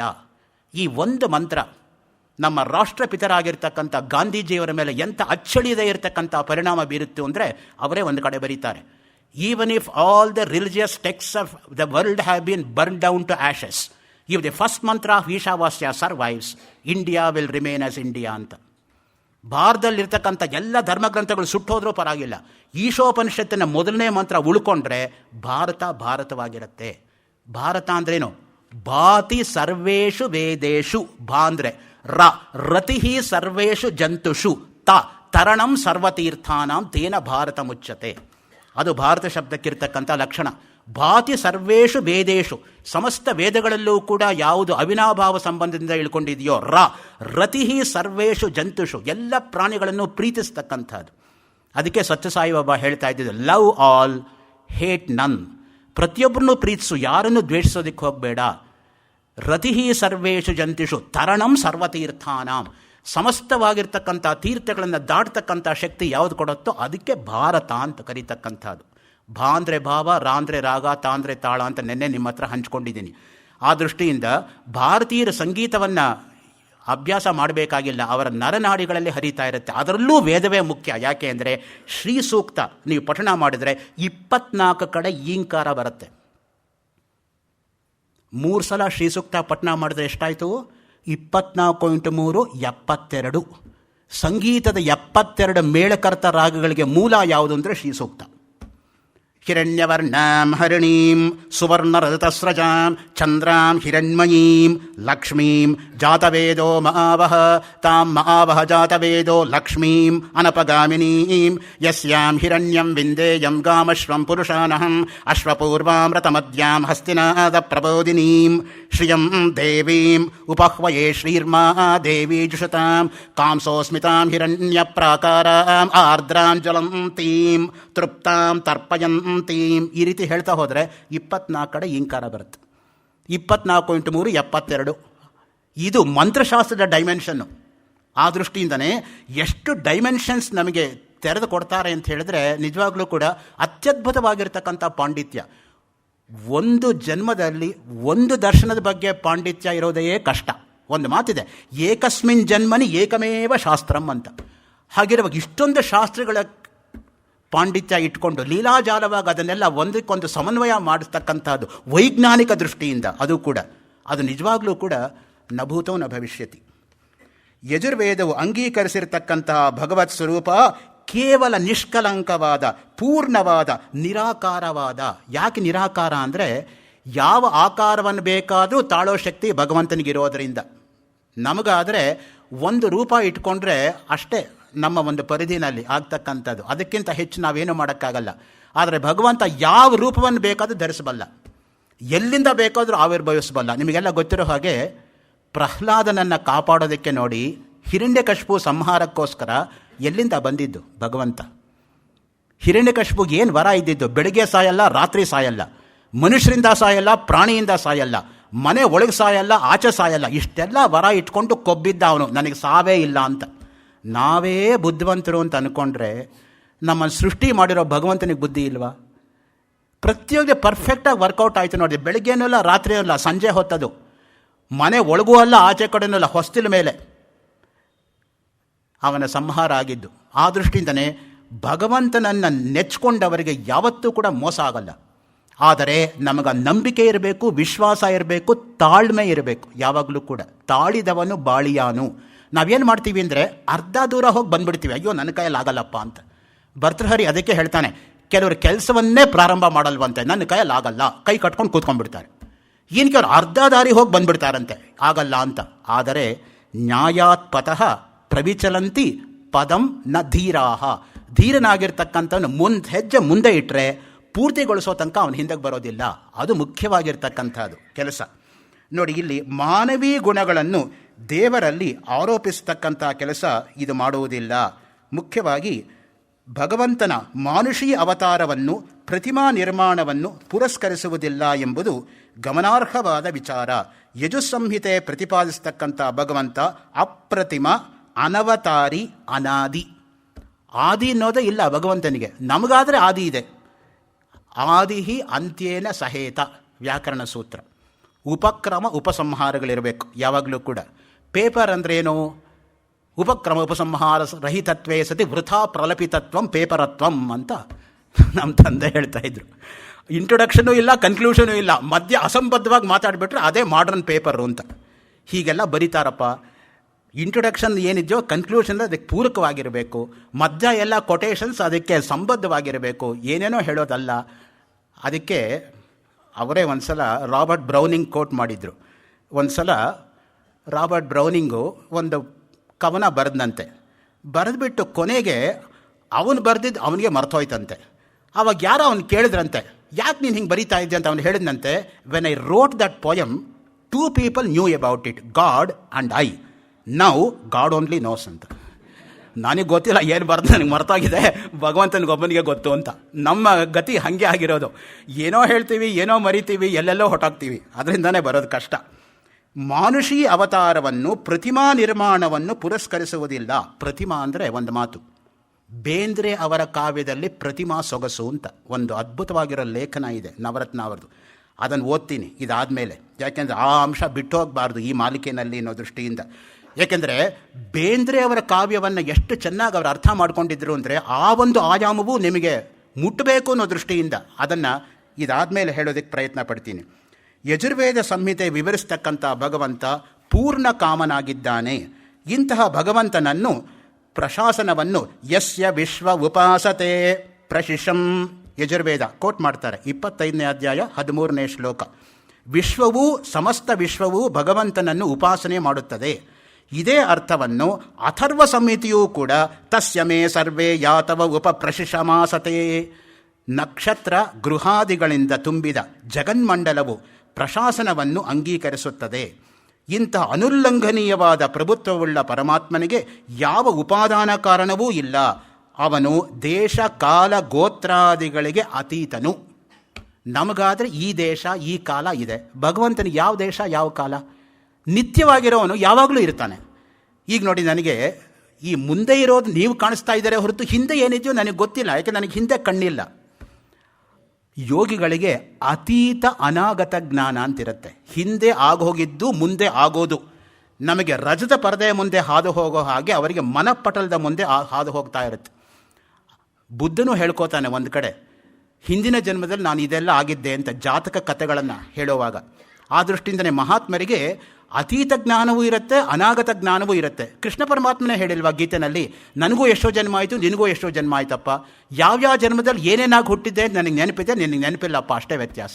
ಬಹೂನಿ ಮೇ ವ್ಯತೀತಾನಿ ಜನ್ಮಾನಿ ತವ ಚಾರ್ಜುನ ತಾನ್ಯಹಂ ವೇದ ಸರ್ವಾಣಿ ನತ್ವಂ ವೇತ್ತ ಪರಂತಪ. ಈ ದೃಷ್ಟಿಯಿಂದನೇ ಸ್ವಯಂಭೂ ಆಗಿರತಕ್ಕಂಥ ಪರಮೇಶ್ವರ ಶಾಶ್ವತವಾದ ಸನಾತನವಾದ ಅಧ್ಯಾತ್ಮ ವಿದ್ಯೆಯನ್ನು ಉಪದೇಶಿಸಿದನು. ಯಾವುದು ಶಾಶ್ವತವೋ ಅದು ಸನಾತನ. ಅದಕ್ಕೆ ನಮ್ಮ ಭಾರತಕ್ಕೆ ಸನಾತನ ಧರ್ಮೀಯರು ಅಂತ ಹೇಳೋದು. ಕಾಲ ದೇಶಗಳಿಗೆ ಅತೀತವಾಗಿರ್ತಕ್ಕಂಥದ್ದು. ಜಾತಿ ನೀತಿ ಕುಲ ಗೋತ್ರ ದೂರಗಂ ಬ್ರಹ್ಮತತ್ವಮಸಿ ಭಾವಯಾತ್ಮನಿ. ಜಾತಿ ಕುಲ ಗೋತ್ರ ಇದೆಲ್ಲವೂ ಕೂಡ ದೇಹಕ್ಕೆ ಸಂಬಂಧಪಟ್ಟಿದ್ದೇ ಹೊರತು ನನಗೆ ಸಂಬಂಧಪಟ್ಟಿದ್ದು ಯಾವುದೂ ಅಲ್ಲ. ನಾನು ಅಂದರೆ ಆತ್ಮವಸ್ತು. ಶಿವೋಹಂ ಶಿವೋಹಂ ಮನೋಬುದ್ಧ್ಯಹಂಕಾರ ಚಿತ್ತಾನಿನಾಹಂ ನ ಕರ್ಣನ್ನ ಜಿಹ್ವಾ ನ ಚಘ್ರಾಣ ನೇತ್ರೆ ಶಿವೋಹಂ ಶಿವೋಹಂ. ನಾನು ಕೇವಲ ಶಿವಸ್ವರೂಪ. ಮನಸ್ಸಲ್ಲ, ಬುದ್ಧಿಯಲ್ಲ, ಚಿತ್ತವಲ್ಲ, ಅಹಂಕಾರವಲ್ಲ, ಇದಕ್ಕೆಲ್ಲಕ್ಕೂ ಕೂಡ ಅತೀತನಾಗಿರ್ತಕ್ಕಂಥವನೇ ನಾನು ಅನ್ನೋ ಒಂದು ಭಾವನೆಯನ್ನು ಯಜುರ್ವೇದ ಪ್ರತಿಪಾದನೆ ಮಾಡುತ್ತೆ ಅನ್ನೋದನ್ನು ಸ್ಪಷ್ಟವಾಗಿ ವರ್ಣನೆ ಮಾಡ್ತಾರೆ. ಯಾರು ಆತ್ಮವನ್ನು ಜೀವನಿಗೆ ಅಭಿವ್ಯಕ್ತಿಯನ್ನು ನೀಡುತ್ತಾರೋ ಅಂತಹ ಜೀವನಿಗೆ ಜೀವಸತ್ವವನ್ನು ಪ್ರದಾನ ಮಾಡತಕ್ಕಂತಹ ಯಾವ ಶಾಸನವನ್ನು ಸಮಸ್ತ ಪ್ರಜ್ಞಾನಿಗಳ ಸಮೂಹವು ಅನುಲ್ಲಂಘನೀಯವೆಂದು ವ್ಯಾಪಿಸುತ್ತದೆಯೋ ಅಂತಹ ಪರಮಾತ್ಮನಿಗೆ ಯಾವ ಹೆಸರಿಂದ ಕರೆದರೆ ಏನೂ ತಪ್ಪು. ಕಸ್ಮೈ ದೇವಾಯ ಹವಿಷಾ ವಿಧೇಮ. ಯಾವ ಭಗವಂತನಿಗೆ ನಾನು ಹವಿಸ್ಸನ್ನು ಕೊಡಬೇಕು? ಅಗ್ನಯೇ ಸ್ವಾಹ ಅಗ್ನಯ ಇದನ್ನಮಮ ಅಂತ ಹೇಳಿ ಹವಿಸ್ಸನ್ನು ಅಗ್ನಿ ಒಳಗೆ ಹಾಕಿದ ಕೂಡಲೇ ದಗ್ಧವಾಗಿಬಿಡುತ್ತೆ. ಏಕೆಂದರೆ ಅಗ್ನಿಗೆ 7 ನಾಲ್ಗೆಗಳು, ನಮಗೆ 1 ನಾಲ್ಗೆ ಇದ್ದೇ ಹಸುವಾಗತ್ತೆ. ಇನ್ನು 7 ನಾಲ್ಗೆ ಇರತಕ್ಕಂಥ ಅಗ್ನಿಗೆ ಹಸುವಾಗಲ್ವಾ? ಕಾಳಿ ಕರಾಳಿ ಚ ಮನೋಜವ ಚ ಸುಲೋಹಿತಾಯ ಚ ಸುಧೂಮ್ರವರ್ಣ ಸ್ಫುಲಿಂಗಿನಿ ವಿಶ್ವರುಚಿ ಚ ದೇವಿ ಲೇಲಾಯಮಾನ ಈತ ಸಪ್ತ ಜಿಹ್ವಾ. ಮುಂಡಕೋಪನಿಷತ್ತಲ್ಲಿ ಹೇಳುತ್ತೆ ಅಗ್ನಿಗಿರ್ತಕ್ಕಂಥ 7 ನಾಲಿಗೆಗಳ ಹೆಸರುಗಳು ಏನು ಅಂತ. ಕಾಳಿ ಕರಾಳಿ ಮನೋಜವ ಸುಲೋಹಿತ ಸುಧೂಮ್ರವರ್ಣ ಸ್ಫುಲಿಂಗಿನಿ ವಿಶ್ವರುಚಿ. ಹಿಲ್ ಬ್ರ್ಯಾಂಟ್ ಎಂಬತಕ್ಕಂಥ ಜರ್ಮನ್ ವಿದ್ವಾಂಸ ಅದನ್ನು ಭಾಷಾಂತರ ಮಾಡ್ತಾ Vedic mythology volume 2 page 242 paragraph 3 line 1 ಏನು ಹೇಳ್ತಾನೆ ಅಂದರೆ, Agni is equal to ever hungry god. You can never appease the hunger of fire. ಯಾವತ್ತೂ ಕೂಡ ನೀನು ಅಗ್ನಿಯ ಒಂದು ದಾಹ ಮತ್ತು ಹಸಿವನ್ನು ಉಪಶಮನ ಮಾಡೋಕ್ಕೆ ಆಗಲ್ಲ. ಹಾಕಿದ ಕೂಡಲೇ 6 ನಾಲಿಗೆ ತೆಕ್ಕೊಂಡೇ ಇರುತ್ತೆ, ಲಾವ್ ಲಾವ್ ಅಂತ. ನಾವು ಯಾವ ನಾಲಿಗೆಗೆ ಹಾಕೋದು? 7 ನಾಲಿಗೆ ಇರತಕ್ಕಂಥದ್ದು. ಆ ದೃಷ್ಟಿಯಿಂದನೇ ಮುಖ್ಯವಾಗಿ ಇಲ್ಲಿ ಭಗವಂತನಿಗೆ ಸಮರ್ಪಣ ರೂಪವಾದ ಹವಿಸ್ಸನ್ನು ಅರ್ಪಿಸೋಣ ಅನ್ನುವುದು ಯಜುರ್ವೇದದ ದರ್ಶನ ಸಿದ್ಧಾಂತ. ನಾನು ಸಮರ್ಪಣೆ ಮಾಡ್ತಾ ಇದ್ದೀನಿ ಭಗವಂತನಿಗೆ, ನಾನು ಕೊಡ್ತಾ ಇದ್ದೀನಿ ಅನ್ನೋದು ದಾರ್ಷ್ಟ್ಯವಾಗಿರ್ತಕ್ಕಂಥ ಮಾತಾಗ್ತಾ ಇದೆ. ನನ್ನನ್ನು ನಾನು ಸಮರ್ಪಣೆ ಮಾಡ್ಕೋತಾ ಇದ್ದೀನಿ ಅಷ್ಟೇ. ಯೇ ಯಥಾಮಾಂ ಪ್ರಪದ್ಯಂತೆ ತಾಂಸ್ತಥೈವ ಭಜಾಮ್ಯಹಂ. ಕೃಷ್ಣ ಗೀತೆನಲ್ಲಿ ಹೇಳ್ತಾನೆ, ಯಾರು ನನ್ನನ್ನು ಹೇಗೆ ನೋಡ್ಕೋತಾರೋ ಅವ್ರು ನಾನು ಹಾಗೆ ಪ್ರತಿಫಲ ಕೊಡ್ತೀನಪ್ಪ. ಏನನ್ನೂ ಅಪೇಕ್ಷೆ ಪಡೋದಿಲ್ಲ. ನೋಡಿ ಭಗವಂತ, ಪತ್ರಂ ಪುಷ್ಪಂ ಫಲಂ ತೋಯಂ ಯೋಮೇ ಭಕ್ತಿಯ ಪ್ರಯಚ್ಛತಿ. ನೀನು ಭಕ್ತಿಯಿಂದ ಕೊಡು, ಏನು ಕೊಟ್ಟರು ಭಗವಂತ ಸ್ವೀಕಾರ್ಯವೇ. ಪತ್ರ ಮುಗೀತು. ಇದೆಯಾ ಪುಷ್ಪ, ಒಂದು ಹೂ ಕೊಡು. ಇದೆಯಾ ಫಲಂ, ಹಣ್ಣು ಕೊಡು. ಏನೂ ಇಲ್ವಾ, ಒಂದು ಉದ್ಧರಣೆ ನೀರು ಬಿಟ್ಬಿಡು, ಸಾಕು. ಅದಕ್ಕೆ ತೃಪ್ತ ಭಗವಂತ, ಅಲ್ಪ ತೃಪ್ತ ಅವನು. ಅದರ ಹಿಂದೆ ಇರತಕ್ಕಂಥ ಭಕ್ತಿ ತುಂಬ ಮುಖ್ಯ. ಭಕ್ತಿ ಕಿನ್ನ ಕರೋತ್ಯಹೋ ಭಗವತೋ ಭಕ್ತಾವತಂಸಾಯತೆ. ಶಂಕರಾಚಾರ್ಯ ಶಿವಾನಂದ ಲಹರಿ ಕೋಟ್ ಮಾಡ್ತಾರೆ ಈ ಕಾಂಟೆಕ್ಸ್ಟಲ್ಲಿ. ಭಕ್ತಿ ಏನು ತಾನೇ ಮಾಡಲಾರ್ದು ಅನ್ನೋದಕ್ಕೆ ಸಾರೂಪ್ಯ, ಸಾಲೋಕ್ಯ, ಸಾಮೀಪ್ಯ, ಸಾಯುಜ್ಯ 4 ರೀತಿಯಾಗಿರ್ತಕ್ಕಂಥ ಭಕ್ತಿ ಅನ್ನೋದನ್ನು ವರ್ಣನೆ ಮಾಡ್ತಾರೆ. ಮುಖ್ಯವಾಗಿ ನೋಡಿ, ಒಬ್ಬ ಕಟುಕ ವೃತ್ತಿ ಇರತಕ್ಕಂಥವನು ಉಗುಳಿದಾಗ ಅವನ ಉಗುಳೇ ಪರಮೇಶ್ವರನಿಗೆ ಅಭಿಷೇಕ ಆಯ್ತಂತೆ. ಅವನ ಬಾಯಿಂದ ಅರ್ಧ ತಿಂದು ಕೆಳಗಡೆ ಬೀಳ್ತಾ ಇರತಕ್ಕಂಥ ಮಾಂಸದ ತುಂಡೇ ನೈವೇದ್ಯ ಆಯ್ತಂತೆ. ಹಾಗಿರುವಾಗ ಇನ್ನು ಅದರ ಹಿಂದೆ ಇರತಕ್ಕಂಥ ಭಕ್ತಿ, ಆ ಭಕ್ತ ಏನು ಕೊಡ್ತಾನೋ ಅದನ್ನು ಅವನು ಪಡ್ಕೊಳ್ಳೋದ್ರಲ್ಲಿ ಯಾವ ಸಂದೇಹವೂ ಕೂಡ ಇಲ್ಲ. ಈ ದೃಷ್ಟಿಯಿಂದನೇ ಮುಖ್ಯವಾಗಿ ಭಗವಂತನ ಸೃಷ್ಟಿ ಅನ್ನೋದೇ ಕ್ರೀಡೆ. ಕ್ರೀಡಾರ್ಥಂ ಸೃಜಸಿ ಪ್ರಪಂಚಮಖಿಲಂ ಕ್ರೀಡಾ ಮೃಗಾಸ್ತೆ ಜನ ಯತ್ಕರ್ಮಾಚರಿತಂ ಮಯಾ ಚ ಭವತಃ ಪ್ರೀತ್ಯೈ ಭವತ್ಯೇವ ತತ್ ಶಂಭೋ ಸ್ವಸ್ಯ ಕುತೂಹಲಸ್ಯ ಕರಣಂ ಮಚ್ಚೇಷ್ಟಿತಂ ನಿಶ್ಚಿತಂ ತಸ್ಮಾನ್ ಮಾಮಕ ರಕ್ಷಣಂ ಪಶುಪತೆ ಕರ್ತವ್ಯಮೇವ ತ್ವಯಾ. ನಮ್ಮನ್ನು ಸೃಷ್ಟಿ ಮಾಡೋದ್ರಿಂದ ನಿನ್ನ ಕೆಲಸ ಮುಗಿಲಿಲ್ಲಪ್ಪ, ನಮ್ಮನ್ನು ಕಾಪಾಡೋದು ನಿನ್ನ ನೈತಿಕ ಹೊಣೆ ಅನ್ನೋದನ್ನು ಮರಿಬೇಡ ಅನ್ನೋದು ಮುಖ್ಯವಾಗಿ ದಾರ್ಶನಿಕ ಸತ್ಯ. ವಿದ್ಯಾಂಚ ವಿದ್ಯಾಂಚ ಯಸ್ತದ್ವೇದೋ ಭಯಂ ಸಹ ಅವಿದ್ಯೆಯ ಮೃತ್ಯುಂ ತೀರ್ತ್ವ ವಿದ್ಯೆಯ ಅಮೃತಮಶ್ನುತೆ. ಯಜುರ್ವೇದ ಕೋಟ್ ಮಾಡ್ತಾರೆ. ಮುಖ್ಯವಾಗಿ ಯಾವುದು ವಿದ್ಯೆ ಮತ್ತು ಅವಿದ್ಯೆ ಉಭಯತಃ ವಿದ್ಯಾಸ್ವರೂಪಗಳನ್ನು ತಿಳಿದುಕೊಳ್ಳುತ್ತಾನೋ ಅವನು ಅವಿದ್ಯೆಯಿಂದ, ಅಂದರೆ ಶರೀರಾದಿ ಜಡ ಪದಾರ್ಥ ದ್ವಾರ ಪುರುಷಾರ್ಥ ಸಾಧಕವಾದ ವಿದ್ಯೆಯ ಮೂಲಕ ಮೃತ್ಯುವನ್ನು ದಾಟಿ ಅಮೃತತ್ವವನ್ನು, ಎಂದರೆ ಮೋಕ್ಷವನ್ನು ಪಡೆಯುತ್ತಾನೆ.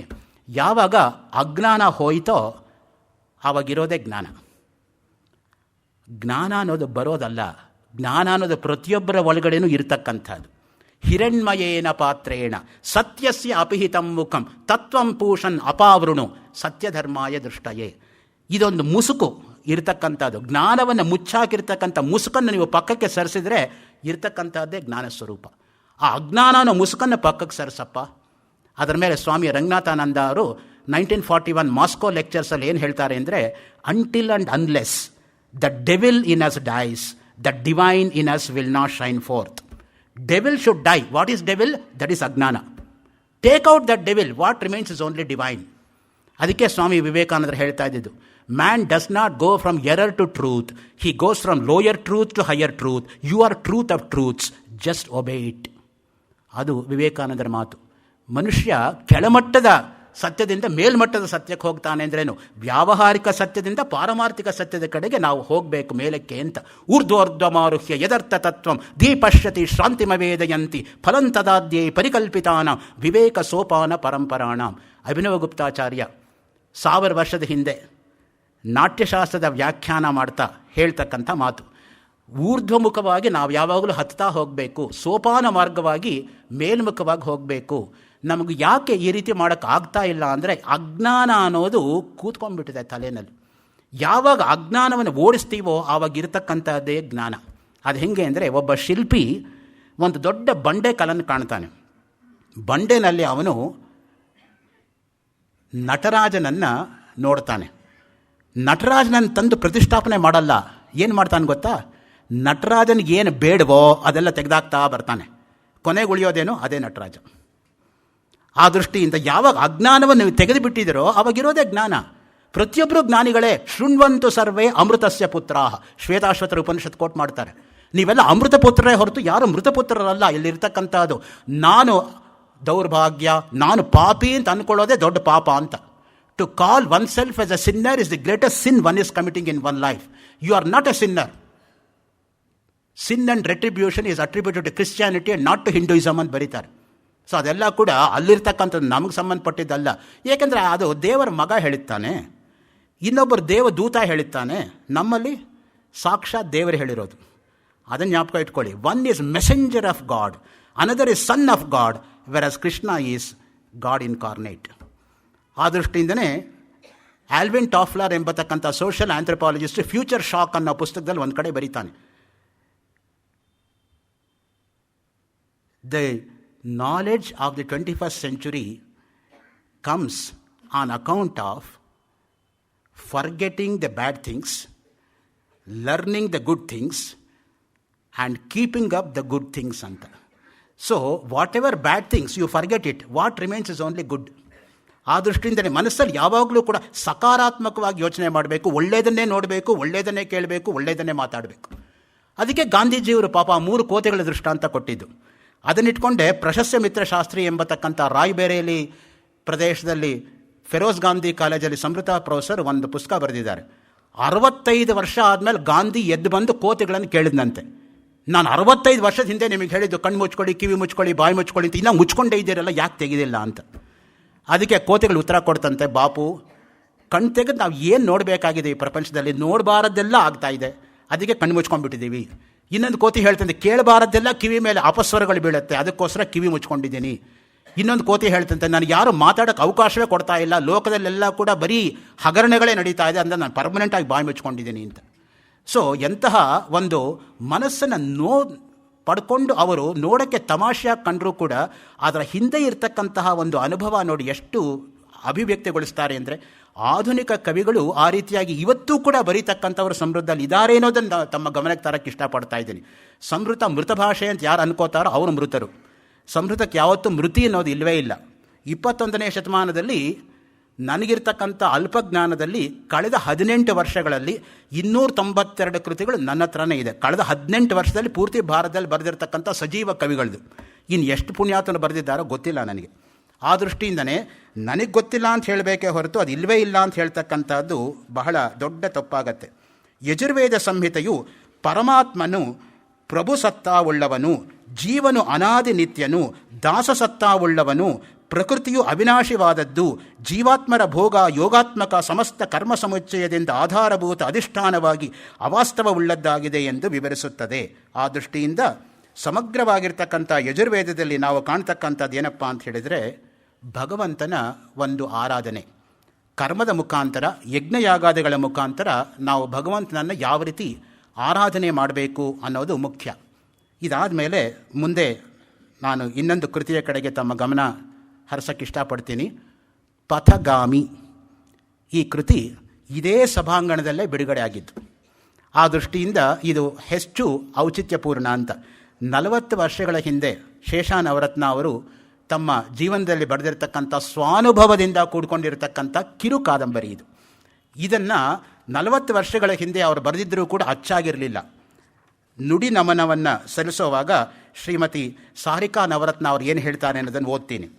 ಶೇಷಾ ನವರತ್ನ ಅವರು 40 ವರ್ಷಗಳ ಹಿಂದೆ ಬರೆದಿದ್ದ ಈ ಕಿರು ಕಾದಂಬರಿಯನ್ನು ಕೂಲಂಕಷವಾಗಿ ಓದಿದಾಗ ಬಹಳ ಸಂತೋಷವಾಯಿತು. ಅವರ ಮಾತು, ವಿಚಾರಗಳು, ತತ್ವಜ್ಞಾನ, ಭಾಷೆಯ ಸೌಂದರ್ಯ ನೋಡಿದಾಗ ಇದನ್ನು ಪ್ರಕಟಣೆ ಮಾಡುವ ಉದ್ದೇಶದಿಂದ ಕಾದಂಬರಿಯನ್ನು ಪರಿಷ್ಕರಿಸಿ ಮತ್ತೊಮ್ಮೆ ಎಲ್ಲ ಬರೆದು ಮುಗಿಸಿ ಇಟ್ಟೆ. ಆದರೆ ಇದರ ಪ್ರಕಟಣೆ ಹೇಗೆ ಎಂದು ಒಂದು ದಿನ ಚಿಂತೆ ಮಾಡಿದೆ. ಮರುದಿನ ಸುಮಾರು 11 ಗಂಟೆಗೆ ಶ್ರೀ ನಾಗೇಶಪ್ಪ ಅವರು ನವರತ್ನ ಅವರ ಆತ್ಮೀಯ ಶಿಷ್ಯರು ಅಕಸ್ಮಾತ್ ಫೋನ್ ಮಾಡಿದರು. ನವರತ್ನ ಸರ್ ಬರೆದ ಯಾವುದೇ ಹಸ್ತಪ್ರತಿ ಇದ್ದರೂ ಅದನ್ನು ಪ್ರಿಂಟ್ ಮಾಡಿಸೋಣ ಎಂದರು. ಸಂತೋಷದೊಂದಿಗೆ ಆಶ್ಚರ್ಯವೂ ಆಯಿತು.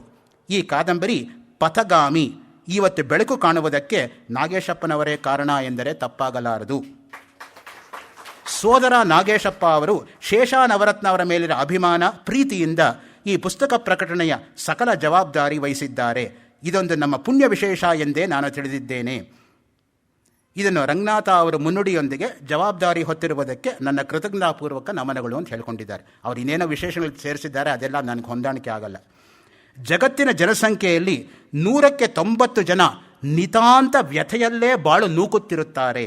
ವ್ಯಥೆಯ ಬಲಿಯಲ್ಲಿ ಸಿಲುಕಿಕೊಂಡ ಜನಕ್ಕೆ ಸುಖದ ಕನಸನ್ನು ತೋರಿಸುವ ಸಾಧುಗಳು, ಪವಾಡ ಪುರುಷರು, ಅತೀಂದ್ರಿಯ ಸಾಧಕದಿಂದ ಭಾರತ ದೇಶ ಕಿಕ್ಕಿರಿದು ತುಂಬಿದೆ. ದೇವರು, ಧರ್ಮ, ಭಕ್ತಿಯ ಹೆಸರಿನಲ್ಲಿ ನಡೆಯತಕ್ಕಂತಹ ಅನ್ಯಾಯಗಳನ್ನು ಕಂಡು ವಿಹ್ವಲನಾದ ಯುವಕ ವಾಸುದೇವನ ಕಥೆ ಇದು. ತನ್ನನ್ನು ತಾನು ವಾಸುದೇವ ಅಂತ ಅವರು ಕರ್ಕೊಂಡಿರೋದು ಈ ಒಂದು ಕಥೆಯಲ್ಲಿ. ಇದು ಸ್ವಾಭಿಪ್ರಾಯದಿಂದ ಕೂಡಿಕೊಂಡಿರೋದು. ಹೆಂಗೆ ಅಂದರೆ, ನಾನು ಮೊನ್ನೆ ಒಂದು ಮಾತು ಹೇಳಿದೆ ನಿಮಗೆ, ಬಾಣನನ್ನು ಹುಡುಕೊಂಡು ಶಬ್ದಗಳು ಬಂತೆ ಹೊರತು ಶಬ್ದಗಳು ಬಾಣನನ್ನು ಹುಡುಕೊಂಡು ಬರಲಿಲ್ಲ ಅಂತ. ಬಾಣನ ಆತ್ಮಕಥೆ ಯಾವುದು? ಕಾದಂಬರಿ. ನವರತ್ನ ಅವರ ಆತ್ಮಕಥೆ ಯಾವುದು? ಪಥಗಾಮಿ. ಆ ದೃಷ್ಟಿಯಿಂದಲೂ ಬಾಣನಲ್ಲಿರ್ತಕ್ಕಂಥ ಧರ್ಮಗಳು ನವರತ್ನ ಅವರಲ್ಲಿ ನಾನು ಕಾಣೋಕ್ಕೆ ಇಷ್ಟಪಡ್ತೀನಿ. ಯಾಕೆ ಅಂತ ಹೇಳಿದ್ರೆ, ಆ ಸಾಮ್ಯ ನೋಡಿ ಯಾವ ರೀತಿ ಆಗೋದು ಬರುತ್ತೆ ಅನ್ನೋದಕ್ಕೆ. ನಿಷ್ಕ್ರಿಯತೆ, ಅಕಾರ್ಮಣ್ಯತೆ, ಭಿಕ್ಷಾವೃತ್ತಿ, ಪರಾವಲಂಬನ, ಕ್ಲೀಬ ಗುಣಗಳಿಗೆ ಎಡೆಮಾಡಿಕೊಡುವುದೆಂದರೆ ನಮ್ಮನ್ನು ನಾವೇ ಕೊಂದುಕೊಂಡಂತೆ. ವಾಸುದೇವ ಭಾವುಕ ಭಕ್ತನಾದರೂ ಕೂಡ ಚಿಂತನ ಮಂಥನ ಮಾಡತಕ್ಕಂತಹ ಜಿಜ್ಞಾಸು. ಗುರುಗಳ ಮಾರ್ಗದರ್ಶನದಲ್ಲಿ ಜೀವನ ಸಾರ್ಥಕ್ಯದ ದಾರಿಯನ್ನು ಹುಡುಕುತ್ತಿದ್ದಾನೆ. ಜೀವನದ ವಾಸ್ತವಕ್ಕೆ ಮರುಪ್ರಯಾಣ ಮಾಡುತ್ತಾನೆ. ಜೀವನ ಹೋರಾಟದಲ್ಲೇ ಸಫಲತೆ ಕಾಣುತ್ತಾನೆ. ನಮ್ಮ ಜೀವನದಾಗ, ಕರ್ತವ್ಯದಾಗ ಪ್ರಾಮಾಣಿಕವಾಗಿ ಭಾಗವಹಿಸೋದು ನಾವು ದೇವರಿಗೆ ಸಲ್ಲಿಸೋ ಖರೇ ಪೂಜಾ. ಹೀಗೆ ಕಾದಂಬರಿಯ ನಾಯಕ ವಾಸುದೇವ ತನ್ನ ಜೀವನ ಪಥವನ್ನು ಅರಸುವ ಕಥೆಯಿದು. ಈ ಪಥವನ್ನು ತೋರುವವನೂ ಪರಮಾತ್ಮನೇ. ಕನ್ನಡಿಗರು ಪ್ರೀತಿಯಿಂದ ಈ ಪುಸ್ತಕ ಓದಿದರೆ ಶೇಷಾನವರತ್ನ ಅವರ ಬರೆದ ಕಾದಂಬರಿ ಸಾರ್ಥಕ. ಶ್ರೀಮತಿ ಸಾರಿಕಾ ಶೇಷಾನವರತ್ನ ಅವರು ಹೇಳಿಕೊಂಡಿರ್ತಕ್ಕಂತಹ ಆತ್ಮೀಯವಾಗಿರ್ತಕ್ಕಂಥ ಮಾತು. ಇದಾದ ಮೇಲೆ ಈ ಒಂದು ಗ್ರಂಥಕ್ಕೆ ಒಂದು ಮುನ್ನುಡಿ ಬರೀತಕ್ಕಂಥ ಸದವಕಾಶ ನನಗೆ ಲಭಿಸಿದ್ದರಿಂದ ಆ ಮುನ್ನುಡಿ ಕೆಲವು ಭಾಗವನ್ನು ಇಲ್ಲಿ ಪ್ರಸ್ತುತಪಡಿಸೋಕ್ಕೆ ಇಷ್ಟಪಡ್ತೀನಿ.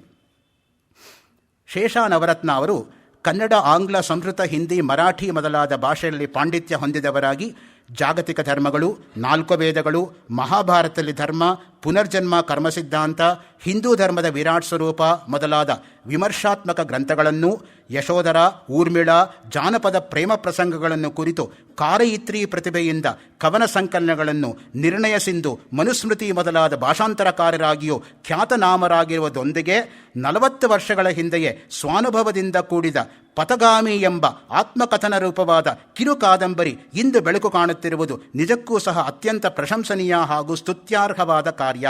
ಪಥಗಾಮಿ ಕಾದಂಬರಿ ಕನ್ನಡ ಸಾಹಿತ್ಯ ಲೋಕಕ್ಕೆ ಶೇಷಾನವರತ್ನ ಅವರು ಸಲ್ಲಿಸಿರುವ ಅನನ್ಯ ಕೊಡುಗೆ. ನೇರ, ನಿರ್ದಿಷ್ಟ, ನಿರ್ದುಷ್ಟ ಶೈಲಿಯಲ್ಲಿ ನವರತ್ನ ಅವರು ಜೀವನದ ವಿಭಿನ್ನ ಘಟನೆಗಳನ್ನು ಪ್ರಾಮಾಣಿಕ ರೀತಿಯಲ್ಲಿ ಅಪಾರ ಪಾಂಡಿತ್ಯ, ಸಾಮಾಜಿಕ ಕಳಕಳಿಯಿಂದ ಸಮಾಜದ ಕಣ್ಣನ್ನು ಸದಾಚಾರ, ಸನ್ನಡತೆ, ಸರಳತೆ, ಸರಸತೆಯಿಂದ ಸೆರೆಹಿಡಿದು ಜನರು ಅಧಿಕಾರಶಾಹಿ ವರ್ಗದಿಂದ ಹೊರಬರಬೇಕೆಂದು ಸಮಾಜದಲ್ಲಿರುವ ಅನೈತಿಕತೆ, ಅತ್ಯಾಚಾರ, ಅಸಹನೆ, ಅರಾಜಕತೆಯನ್ನು ಪ್ರಬಲವಾಗಿ ವಿರೋಧಿಸಿ ಜನರಲ್ಲಿ ಅರಿವು ಮೂಡಿಸುವ ಕೆಲಸವನ್ನು ಅತ್ಯಂತ ಯಶಸ್ವಿಯಾಗಿ ಕಾದಂಬರಿಯ ಉದ್ದಕ್ಕೂ ಮಾಡಿದ್ದಾರೆ. ಮಾನವನ 2 ದನಿಗಳ ತೊಳಲಾಟ, ಇರುವಿಕೆ ತೋರುವಿಕೆಗಳ ಜಂಜಾಟ, ಆಡಂಬರ ನಿರಾಡಂಬರಗಳ ತಿಕ್ಕಾಟ, ಪುಸ್ತಕ ಪಾಂಡಿತ್ಯ ಅನುಭವಗಳ ಸಂಘರ್ಷ, ಮಾನಸಿಕ ಹೃದಯಗಳ ಭಾವಾಭಿವ್ಯಕ್ತಿ, ಬೋಧನೆ ಆಚರಣೆಗಳ ಅಂತರ, ಜಿಜ್ಞಾಸುನಿಷ್ಠ ಅಹಂಕಾರದ ಗುರುಗಳ ನಡುವಿನ ಸಲ್ಲಾಪ, ದೈವ ಪ್ರಯತ್ನ ಪುರುಷ ಪ್ರಯತ್ನಗಳ ತಿಕ್ಕಾಟ, ನೈಜತೆ, ನಟನೆ ವಿಷಯಗಳನ್ನು ಮಾರ್ಮಿಕವಾಗಿ ನವರತ್ನ ಅವರು ಕಾದಂಬರಿಯ ಉದ್ದಗಲಕ್ಕೂ ಚಿತ್ರಿಸಿದ್ದಾರೆ. ಕಾಲದ ರಥಕ್ಕೆ ಹಗಲಿರುಳೇ ಚಕ್ರಗಳು, ಇದು ಒಂದೊಂದು ಕೂಡ ಒಂದೊಂದು ಸುಭಾಷಿತಗಳು. ನಮ್ಮಲ್ಲಿ ಸುಭಾಷಿತಗಳು ವೇದ ಕಾಲದಿಂದ ಹಿಡಿದು ಇಂದಿನ ಕಾಲದವರೆಗೂ ಪ್ರಸ್ತುತವಾಗಿದೆ. ಸುಭಾಷಿತ ಅಂದ್ರೇನು? ಒಳ್ಳೆಯ ಮಾತುಗಳು, ಸಾರ್ವದೇಶಿಕ ಸಾರ್ವಕಾಲಿಕವಾಗಿ ನಮ್ಮ ಜೀವನದ ರೂಪವನ್ನು ರೂಪಿಸ್ತಕ್ಕಂತಹ ಕ್ರಿಯೆಗಳು. ನೋಡಿ, ಇದು ಒಂದೊಂದು ಸುಭಾಷಿತ ಅವರು ಕೊಟ್ಟಿರ್ತಕ್ಕಂಥದ್ದು. ಕಾಲರಥಕ್ಕೆ ಹಗಲಿರುಳೇ ಚಕ್ರಗಳು, ಸೌಂದರ್ಯ, ಸುಖ, ನೆಮ್ಮದಿ, ಮಾನಸಿಕ ಕಲ್ಪನೆಗಳು. ಮಾನಸಿಕ ಕಲ್ಪನೆಗಳು ಜ್ಞಾಪ ಇಟ್ಕೊಳ್ಳಿ. ನಮ್ಮ ಮನಸ್ಸು ಚೆನ್ನಾಗಿದ್ದರೆ ನಾವು ಚೆನ್ನಾಗಿದ್ದೇವೆ. ಮನಯೇವ ಮನುಷ್ಯಾಣ ಕಾರಣಂ ಬಂಧ ಮೋಕ್ಷಯೋ. ಅದಕ್ಕೆ ನಾನು ಚೆನ್ನಾಗಿದ್ದೀನಿ ಅಂತ ಅನ್ಕೋಬೇಕೇ ಹೊರತು ನಾನು ಚೆನ್ನಾಗಿಲ್ಲ ಅಂತ ಯಾರೂ ಕೂಡ ಅನ್ಕೋಬಾರ್ದು. ಅದಕ್ಕೆ ಯಾರಾದರೂ ರಸ್ತೆಯಲ್ಲಿ ಸಿಕ್ಕಿದ್ರೆ ಎಲ್ಲ ಚೆನ್ನಾಗಿದ್ದಿರ್ತಾನೆ ಅಂತ ನಾವು ಕೇಳ್ತೇವೆ ಹೊರತು ಎಲ್ಲ ಚೆನ್ನಾಗಿಲ್ಲ ತಾನೇ ಅಂತ ಯಾರನ್ನೂ ಕೇಳಲ್ಲ. ಚೆನ್ನಾಗಿಲ್ಲದೆ ಇರೋದು ಒಂದು ಕ್ಷಣಕಾಲ ದೇಹಕ್ಕೆ ಅನಾರೋಗ್ಯ ಆಗಿರುವಾಗ ಔಷಧಿ ತೆಗೆದುಕೊಳ್ಳೋ ತನಕ ಆಗ್ತಕ್ಕಂಥ ಒಂದು ತಾತ್ವಿಕವಲ್ಲದ, ಕೇವಲ ಸಹಜವಾಗಿರ್ತಕ್ಕಂತಹ ದೃಷ್ಟಿಯಿಂದ ಗೋಚರವಾಗತಕ್ಕಂತಹ ಒಂದು ಕ್ರಿಯೆ ಅಷ್ಟೇ. ಅದು ಇನ್ನೇನು ಅಲ್ಲ. ಮನಸ್ಸಿದ್ದರೆ ಮರಳುಗಾಡಿನಲ್ಲೂ ಸುಖ, ಇಲ್ಲದಿದ್ದರೆ ನಂದನವನವು ಮರುಭೂಮಿ. ಎಂಥ ಮಾತು ನೋಡಿ. ಮನಸ್ಸಿದ್ರೆ ನೀವು ಮರಳುಗಾಡಿನಲ್ಲೇ ಸುಖ ಪಡ್ಬೋದಲ್ಲ. ಎಷ್ಟು ಚೆನ್ನಾಗಿದೆ.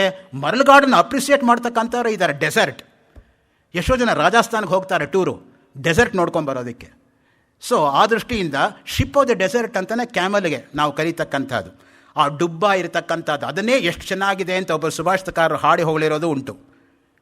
ಕತ್ತೆಗಳ ಕಂಠ ಎಷ್ಟು ಚೆನ್ನಾಗಿದೆ, ಒಂಟೆ ನೋಡೋಕ್ಕೆ ಎಷ್ಟು ಚೆನ್ನಾಗಿದೆ ಅಂತ.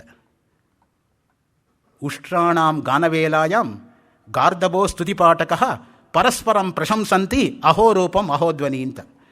ಸೊ ಒಂಟೆಗಳ ಮದುವೆಯಲ್ಲಿ ಕತ್ತೆಗಳ ಹಾಡಂತೆ. ಇದು ಅದನ್ನು ಹೊಗಳ್ತಂತೆ, ನೀನು ಎಷ್ಟು ಚೆನ್ನಾಗಿದ್ಯಾ ಒಂಟೆ ನೋಡೋದಕ್ಕೆ ಅಂತ. ಒಂಟೆ ಹೇಳ್ತಂತೆ, ನೀನು ಎಷ್ಟು ಚೆನ್ನಾಗಿ ಸರಾಗವಾಗಿ ಹಾಡ್ತೀಯಾ ಕತ್ತೆ ಅಂತ. ಹಾಗೆ ಇಂದಿನ ಕಾಲದಲ್ಲಿ ನಡೀತಕ್ಕಂತಹ ಪ್ರಶಸ್ತಿ ಪುರಸ್ಕಾರಗಳು ಅಂತ ಹೇಳ್ತಕ್ಕಂಥದ್ದು. You back my back Tommy, I will back yours tomorrow. ಅಷ್ಟೇ ಆಗಿರೋದು. ಇವತ್ತು ನಾನು ಚೇರ್ಮನ್ ಆಗಿರೋದು ನಿನಗೆ ಅವಾರ್ಡ್ ಕೊಡ್ತೀನಿ, ಯಾಕೆ ನಾಳೆ ನೀನು ಚೇರ್ಮನ್ ಆಗಿ ನನಗೆ ಕೊಡು ಅನ್ನೋ ಉದ್ದೇಶದಿಂದ ಅಂತ. ಗಿವ್ ಆ್ಯಂಡ್ ಟೇಕ್, ಪ್ರತಿಯೊಂದು ಗಿವ್ ಆ್ಯಂಡ್ ಟೇಕೆ. You can interpret that in number of ways. ಪ್ರಪಂಚ ನಡೀತಾ ಇರೋದೇ ಹಾಗೆ ಈಗ. ಅದಕ್ಕೇ ನವರತ್ನ ಅವ್ರಿಗೆ ಯಾವ ಪ್ರಶಸ್ತಿನೂ ಸಿಗಲಿಲ್ಲ. ಅವ್ರಿಗೆ ಬೇಕು ಆಗಿರಲಿಲ್ಲ.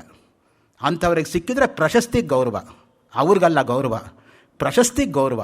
ಆ ದೃಷ್ಟಿಯಿಂದನೇ ಮುಖ್ಯವಾಗಿ ನಂದನವನವೂ ಕೂಡ ಮರುಭೂಮಿಯಾಗತ್ತೆ. ಗ್ರಂಥಸ್ಥ ಅಕ್ಷರಕ್ಕಿಂತ ಹೃದಯಸ್ಥ ಭಾವನೆ ಮುಖ್ಯ. ಎಂಥ ಮಾತು ನೋಡಿ, ಹೃದಯದಿಂದ ಭಾವನೆಗಳು ಹೊರಹೊಮ್ಮತಕ್ಕಂಥದ್ದು ಯಾವಾಗಲೂ ಕೂಡ. ಅದಕ್ಕೆ ಅವರು ಹೃದಯದಿಂದ ಮಾತಾಡ್ತಾರೆ ಅಂತ ಹೇಳ್ತಕ್ಕಂಥದ್ದು ಯಾವಾಗಲೂ ಕೂಡ. ಆ ಅಕ್ಕರೆ, ಆ ಪ್ರೀತಿ, ಆ ಮಾನಸಿಕವಾಗಿರ್ತಕ್ಕಂಥ ಹಂಚುವಿಕೆ ಎಂತಹ ಉತ್ತಮವಾಗಿರ್ತಕ್ಕಂಥದ್ದು ನೋಡಿ. ಗ್ರಂಥವು ಮಾನವನ ಜೀವನದ ಪೂರ್ಣತೆಗೆ ಸಹಾಯವಾಗಬೇಕೇ ಹೊರತು ಮನಸ್ಸು ಸಣ್ಣದಾಗಬಾರದು. ನೀವು ಗ್ರಂಥವನ್ನು ಓದಿದರೆ ಅದು ನಿಮಗೆ ಮನಸ್ಸಿಗೆ ಉಲ್ಲಾಸ ಕೊಡಬೇಕು, ಬೆಳೆಯೋ ಹಾಗೆ ಮಾಡಬೇಕೇ ಹೊರತು ಮನಸ್ಸನ್ನು ಕುಗ್ಗಿಸ್ತಕ್ಕಂಥದ್ದು ಆಗಬಾರ್ದು. ಏನನ್ನಾದರೂ ಪಡೆಯಬೇಕಾದರೆ ದೀರ್ಘವಾದ ಸಾಧನೆ ಬೇಕು. ಸಾಧನೆ ಇಲ್ಲದೆ ನೀನೇನು ಮಾಡೋಕ್ಕೆ ಸಾಧ್ಯ ಇಲ್ಲ. ಅದಕ್ಕೆ ನಾವು ಸಾಧನೆ ಮಾಡು ಅಂತ ನಮ್ಮ ಗುರುಗಳು ಹಿಂದಿನ ಕಾಲದಲ್ಲಿ ಹೇಳ್ತಾ ಇದ್ದಿದ್ದು. ಸಾಧನೆ ಮಾಡಿದರೆ ಅಸಾಧ್ಯವಾದದ್ದು ಸುಸಾಧ್ಯವಾಗುತ್ತೆ, ಸಾಧನೆ ಇಲ್ಲದೆ ಹೋದರೆ ಸುಸಾಧ್ಯವಾದದ್ದು ಅಸಾಧ್ಯವಾಗುತ್ತೆ. ಆ ದೃಷ್ಟಿಯಿಂದಲೇ ಅದು ಸಂಗೀತ ಇರ್ಬೋದು, ಅದು ನೃತ್ಯ ಇರ್ಬೋದು, ಅದು ಪಾಠ್ಯ ಇರ್ಬೋದು, ಯಾವುದಾದ್ರೂ ಒಂದು ಸಾಧನೆ ಅನ್ನೋದು ಬೇಕು ಮನುಷ್ಯನಿಗೆ. ಅದಕ್ಕೆ ಏನಾದರೂ ಒಂದನ್ನು ತೊಡಗಿಸ್ಕೊಂಡ್ರೆ you should become a passion and not a fashion. ಯಾವಾಗಲೂ ಕೂಡ ಕೆಲವರು ಫ್ಯಾಷನ್ಗೋಸ್ಕರ ವೇದ ಓದ್ತೀವಿ ಅಂತ ಹೇಳ್ತಾರೆ. ರೋಟರಿ ಕ್ಲಬ್ಬಲ್ಲಿ ಮಾತಾಡುವಾಗ, it's one of my pastimes, you see I study Rigveda. What have you studied? ಕೇಳಿದರೆ ಮುಗೀತಲ್ಲಿ ಕತೆ. 5 ನಿಮಿಷದ ಪಾಂಡಿತ್ಯ ಅಷ್ಟೇ ಹೊರತು ಇಂಡೆಕ್ಸ್ ಪಂಡಿತಾಹ ಅವರೆಲ್ಲರೂ ಕೂಡ ಮುಗಿದೋಯ್ತು. 5 ನಿಮಿಷದ ಮೇಲೆ ಆಗಲ್ಲ ಮಾತಾಡೋದಕ್ಕೆ. So it's just creating an image ಅಷ್ಟೇ ಹೊರತು images are always wrong. You should go after the original and not the image. ಅದಕ್ಕೆ ನಾನು ಆ ಮಟ್ಟದಲ್ಲಿ ನಿಮ್ಮನ್ನು ಇಳಿಸಬಾರ್ದು, ಆದರೂ ಹೇಳ್ತೀನಿ. ಎಂಟರ್ ದಿ ಡ್ರ್ಯಾಗನ್ನಲ್ಲಿ ಗುರು ಆಗಿರೋನು ಬ್ರೂಸ್ಲಿಗೆ ಏನು ಹೇಳ್ತಾನೆ ಅಂದರೆ, you first take out that image, then your enemy is conquered ಅಂತ. ಸೊ ಯಾವಾಗಲೂ ಕೂಡ ಇಮೇಜ್ ಎಂಬತಕ್ಕಂಥದ್ದು ಒಡೆದೋದ್ರೆ ಮೂಲಕ್ಕೆ ಅಲ್ಲಿ ಬರುತ್ತೆ. ಅದು ಮುಖ್ಯವಾಗಿ ಬೇಕಾಗಿರೋದು. ಗುರುವಿನ ಹಿಂದೆಗಿಂತ ಮಹಾಪಾಪ ಯಾವುದೂ ಇಲ್ಲ. ಗುರುನಿಂದ ಅಧೋಗತಿ. ಅದಕ್ಕೆ ನಮ್ಮಲ್ಲಿ ಸುಭಾಷಿತ, ಗುರುಸ್ಥಾನವೇ ಬೇರೆ. ಅದಕ್ಕೆ ಗುರುವಿನ ಶಬ್ದವನ್ನು ನಾವು ಭಾಷಾಂತರ ಮಾಡೋಕ್ಕಾಗಲ್ವಲ್ಲ. ಗು ಅಂದರೆ ಅಜ್ಞಾನನಪ್ಪ, ರು ಅಂದರೆ ನಿವಾರಕ. ಯಾರು ಅಜ್ಞಾನ ಎಂಬತಕ್ಕಂತಹ ಅವಿದ್ಯೆಯನ್ನು ಹೋಗಲಾಡಿಸಿ ಜ್ಞಾನ ಎಂಬತಕ್ಕಂಥ ದಿವ್ಯ ಜ್ಯೋತಿಯನ್ನು ಉಂಟು ಮಾಡ್ತಾರೋ ಅವರು ಗುರುಗಳು. ಅದಕ್ಕೇನೆ ಹೇಳೋದು ಯಾವಾಗಲೂ ಕೂಡ ಒಳ್ಳೆಯ ಪುಣ್ಯ ಮಾಡಿದಾಗ ಮಾತ್ರವೇ ಒಳ್ಳೆಯ ಗುರುವಿನ ಸಾನ್ನಿಧ್ಯ ದೊರಕತ್ತೆ. ಆದರ್ಶ ಗುರು ಆದರ್ಶ ಶಿಷ್ಯ ಅಂತ ಸ್ವಾಮಿ ಪುರುಷೋತ್ತಮಾನಂದ ಅವರು ರಾಮಕೃಷ್ಣ ಪರಮಹಂಸರು ಮತ್ತು ವಿವೇಕಾನಂದರ ನಡುವೆ ನಡೆಯತಕ್ಕಂಥ ಸಂವಾದವನ್ನು ಹೇಳ್ತಾ ವೀರ ಸನ್ಯಾಸಿ ವಿವೇಕಾನಂದ ಗ್ರಂಥದಲ್ಲಿ ಹೇಳ್ತಾರೆ. ಪರಮಹಂಸರ ತರಹ ಗುರುಗಳನ್ನು ನೋಡೋಕ್ಕೆ ಸಾಧ್ಯ ಇಲ್ಲ, ವಿವೇಕಾನಂದ ತರಹ ಶಿಷ್ಯನೂ ನೋಡೋಕ್ಕೆ ಸಾಧ್ಯ ಇಲ್ಲ. ಆಶ್ಚರ್ಯಕರ ಗುರು ಆಶ್ಚರ್ಯಕರ ಶಿಷ್ಯ ಅಂತ. ಮೊದಲನೇ ಸಲ ಪರಮಹಂಸರು ವಿವೇಕಾನಂದರ ನೋಡಿದಾಗ ಕೇಳ್ತಾರೆ, ಯಾಕಿಷ್ಟು ತಡ ಮಾಡಿದೆಯಪ್ಪ, ಎಷ್ಟು ಕಾಲದಿಂದ ನಿನಗೆ ಕಾಯ್ತಾ ಇದ್ದೀನಿ. ನೋಡಿ, ಶಿಷ್ಯರು ಗುರುಗಳು ಕಾಯೋದಲ್ಲ, ಗುರುಗಳೇ ಶಿಷ್ಯನಿಗೋಸ್ಕರ ಕಾಯ್ತಾ ಇದ್ದಾರೆ. ಅಫ್ಕೋರ್ಸ್ ಕೆಲವು ಉಪಾಧ್ಯಾಯರ ಗತಿನೂ ಅಷ್ಟೇ. ಈಗಿನ ಕಾಲದಲ್ಲಿ ಉಪಾಧ್ಯಾಯರೇ ಮೊದಲು ಹೋಗ್ಬಿಟ್ಟು ಶಿಷ್ಯರು ಬರ್ತಾರಪ್ಪ ಅಂತ ಕಾಯ್ತಾ ಇರ್ತಾರೆ. ಏನೋ ಒಬ್ಬರೋ ಇಬ್ಬರು ವಿದ್ಯಾರ್ಥಿಗಳು ಬಂದಿರ್ಬೋದು ಗುರುಗಳಿಗಿಂತ ಮುಂಚೆ, ಅಷ್ಟೇ ಹೊರತು ಮಿಕ್ಕವರೆಲ್ಲ ಆಮೇಲೆ ಬರೋದೆ. ಆ ದೃಷ್ಟಿಯಿಂದ ಗುರುನಿಂದೆಗಿಂತ ಮಹಾಪಾಪ ಅನ್ನೋದೇ ಯಾವುದಕ್ಕಿಲ್ಲ. ಅದಕ್ಕೆ ನಮ್ಮ ದೃಷ್ಟಿ ಮಾತ್ರ ಗುರು, ಸ್ಪರ್ಶ ಮಾತ್ರ ಗುರು, ಆಲಿಂಗನ ಮಾತ್ರ ಗುರು ಅಂತ 3 ಜನ ಇರ್ತಕ್ಕಂಥದ್ದು. ರಾಮಕೃಷ್ಣ ಪರಮಹಂಸರು ಕೇವಲ ಆಲಿಂಗನ ಮಾತ್ರ ಗುರುಗಳು. ಒಂದು ಆಲಿಂಗನದಿಂದ Narendra was transformed into Vivekananda. ಹಾಗೆಯೇ ರಮಣ ಮಹರ್ಷಿಗಳು ದೃಷ್ಟಿ ಮಾತ್ರ ಗುರುಗಳು. ಕೇವಲ ಅವರ ದೃಷ್ಟಿ ಬಿದ್ದರೆ ಸಾಕು, ಅದರಿಂದನೇ ಪುನೀತರಾಗಿಬಿಡ್ತಾರೆ ಮನುಷ್ಯರು. ಇನ್ನು ಸ್ಪರ್ಶ ಮಾತ್ರ ಗುರುಗಳು ಚಂದ್ರಶೇಖರ ಭಾರತಿ ಮಹಾಸ್ವಾಮಿಗಳು, ಶೃಂಗೇರಿ ಶಾರದಾ ಪೀಠದ 34ನೇ ಜಗದ್ಗುರುಗಳು. ನಡೆದಿರ್ತಕ್ಕಂಥ ಒಂದು ಘಟನೆ ಹೇಳ್ತೀನಿ, ನೀವು ನಂಬಲ್ಲ, ಆದರೂ ನಂಬಬೇಕಾಗತ್ತೆ. 72 ವರ್ಷದ ಕೆಳಗೆ ಮಿನರ್ವಾ ಟಾಕೀಸ್ ಹತ್ರ ಓಣಿನಲ್ಲಿ ಔಟ್ ಹೌಸಲ್ಲಿ ಮಧ್ಯಾಹ್ನ 2 ಗಂಟೆಯಲ್ಲಿ ನಡೆದಿರ್ತಕ್ಕಂಥ ಘಟನೆ. ಅಮ್ಮ ಆಗಿರೋಳು ಅಡುಗೆ ಮನೆಯಲ್ಲಿ ಅಡುಗೆ ಮಾಡ್ತಾ ಇದ್ದಾಗ ಕಾದ ಎಣ್ಣೆ 2 ವರ್ಷದ ಮಗು ಕಣ್ಣಿಗೆ ಬಿದ್ದು 2 ಕಣ್ಣು ಹೊಟ್ಟಾಯ್ತಂತೆ. ಬೆಂಗಳೂರಲ್ಲಿ ಇರ್ತಕ್ಕಂಥ ಎಲ್ಲ ಕಣ್ಣು ತಜ್ಞರು ಈ ಮಗುಗೆ ಈ ಜನ್ಮದಲ್ಲಿ ಕಣ್ಣು ಬರಲ್ಲ ಅಂತ ಆಶ್ವಾಸನೆ ನೀಡಿದ್ದಾರೆ. ಆದರೆ ಆ ತಂದೆ ತಾಯಿಗಳು ಶೃಂಗೇರಿ ಮಠದ ಅವಿಚ್ಛಿನ್ನ ಭಕ್ತರಾಗಿದ್ದರಿಂದ ಪೂರ್ತಿ ಬ್ಯಾಂಡೇಜ್ ಕಟ್ಟಿಬಿಟ್ಟು ಮಗುವನ್ನು ಕರ್ಕೊಂಡೋಗಿದ್ದಾರೆ ಶೃಂಗೇರಿಗೆ. ಅಲ್ಲಿ ಚಂದ್ರಶೇಖರ ಭಾರತಿ ಸ್ವಾಮಿಗಳು ಆ ಮಗುನ ತೊಡೆ ಮೇಲೆ ಮಲಗಿಸ್ಕೊಂಡು ಬ್ಯಾಂಡೇಜ್ ಮೇಲೆ ಒಂದು ಸಲ ಕೈ ಆಡಿಸ್ಬಿಟ್ಟು ತೆಗೀರಿ ಬ್ಯಾಂಡೇಜು ಅಂತ ಹೇಳಿದ್ರಂತೆ. ಇವತ್ತು ನೀವು ನಂಬಿ ಬಿಡಿ, 400 ಪುಟ ಪುಸ್ತಕ ಕೊಡಿ, ಅರ್ಧ ಗಂಟೆ ಟೈಮ್ ಕೊಡಿ, page to page, line to line ಹೇಳ್ತಾ ಹೋಗ್ತಾರೆ ಅವರು. 222ನೇ ಪೇಜು 4ನೇ ಪ್ಯಾರಾಗ್ರಾಫಲ್ಲಿ ತಗೋ, ಹಿಂದಕ್ಕೆ ಹೋಗು 4ನೇ ಪುಟ 2ನೇ ಪ್ಯಾರಾಗ್ರಾಫ್ 1ನೇ ಸಲ ತಗೋ. ಸುಮ್ಮನೆ ಒಂದು ಸಲ ಹಿಂಗೆ ಕಣ್ಣು ಆಡಿಸಿದ್ರೆ ಹೊಟ್ಟೋಗುತ್ತೆ ತಲೆ ಒಳಗೆ. ಅದೇ ಒಂದ್ಸಲ ಕುಂಭಕೋಣಮಲ್ಲಿ ಅವ್ರ ಜೊತೆ ನಾನು ಪ್ರಯಾಣ ಮಾಡ್ತಾ ಇದ್ದೆ. 100 ರೂಪಾಯಿ ನೋಟು 3 ತೆಗೆದು ಅಂಗಡಿಯವನಿಗೆ ಕೊಟ್ಟರು ಒಂದು ಪಂಚೆ ಕೊಂಡ್ಕೊಳ್ಳೋದಕ್ಕೆ. ಅಂಗಡಿಯವನು ತನ್ನ ಬಾಕ್ಸಲ್ಲಿ ಹಾಕೊಂಬಿಟ್ಟು ನೀನು ಕೊಟ್ಟೇ ಇಲ್ಲ ಅಂತ ಆರ್ಗ್ಯೂ ಮಾಡ್ದ. ಹೌದು ತಾನೇಪ್ಪ, ನಾ ಕೊಟ್ಟಿಲ್ಲ ತಾನೇ, ಹಾಗಿದ್ರೆ ನನಗೂ ನಿನಗೂ ಒಂದು ಪಣ ನೋಡು, ನಾನು ಜೋಬಲ್ಲಿರ್ತಕ್ಕಂತಹ ಈ 3 ನೋಟನ್ನು ಕೊಟ್ಟಿದ್ದೀನಿ. ಒಂದೊಂದು ನೋಟಲ್ಲೂ ಕೂಡ 6 ಅಂಕಿ ಇದೆ.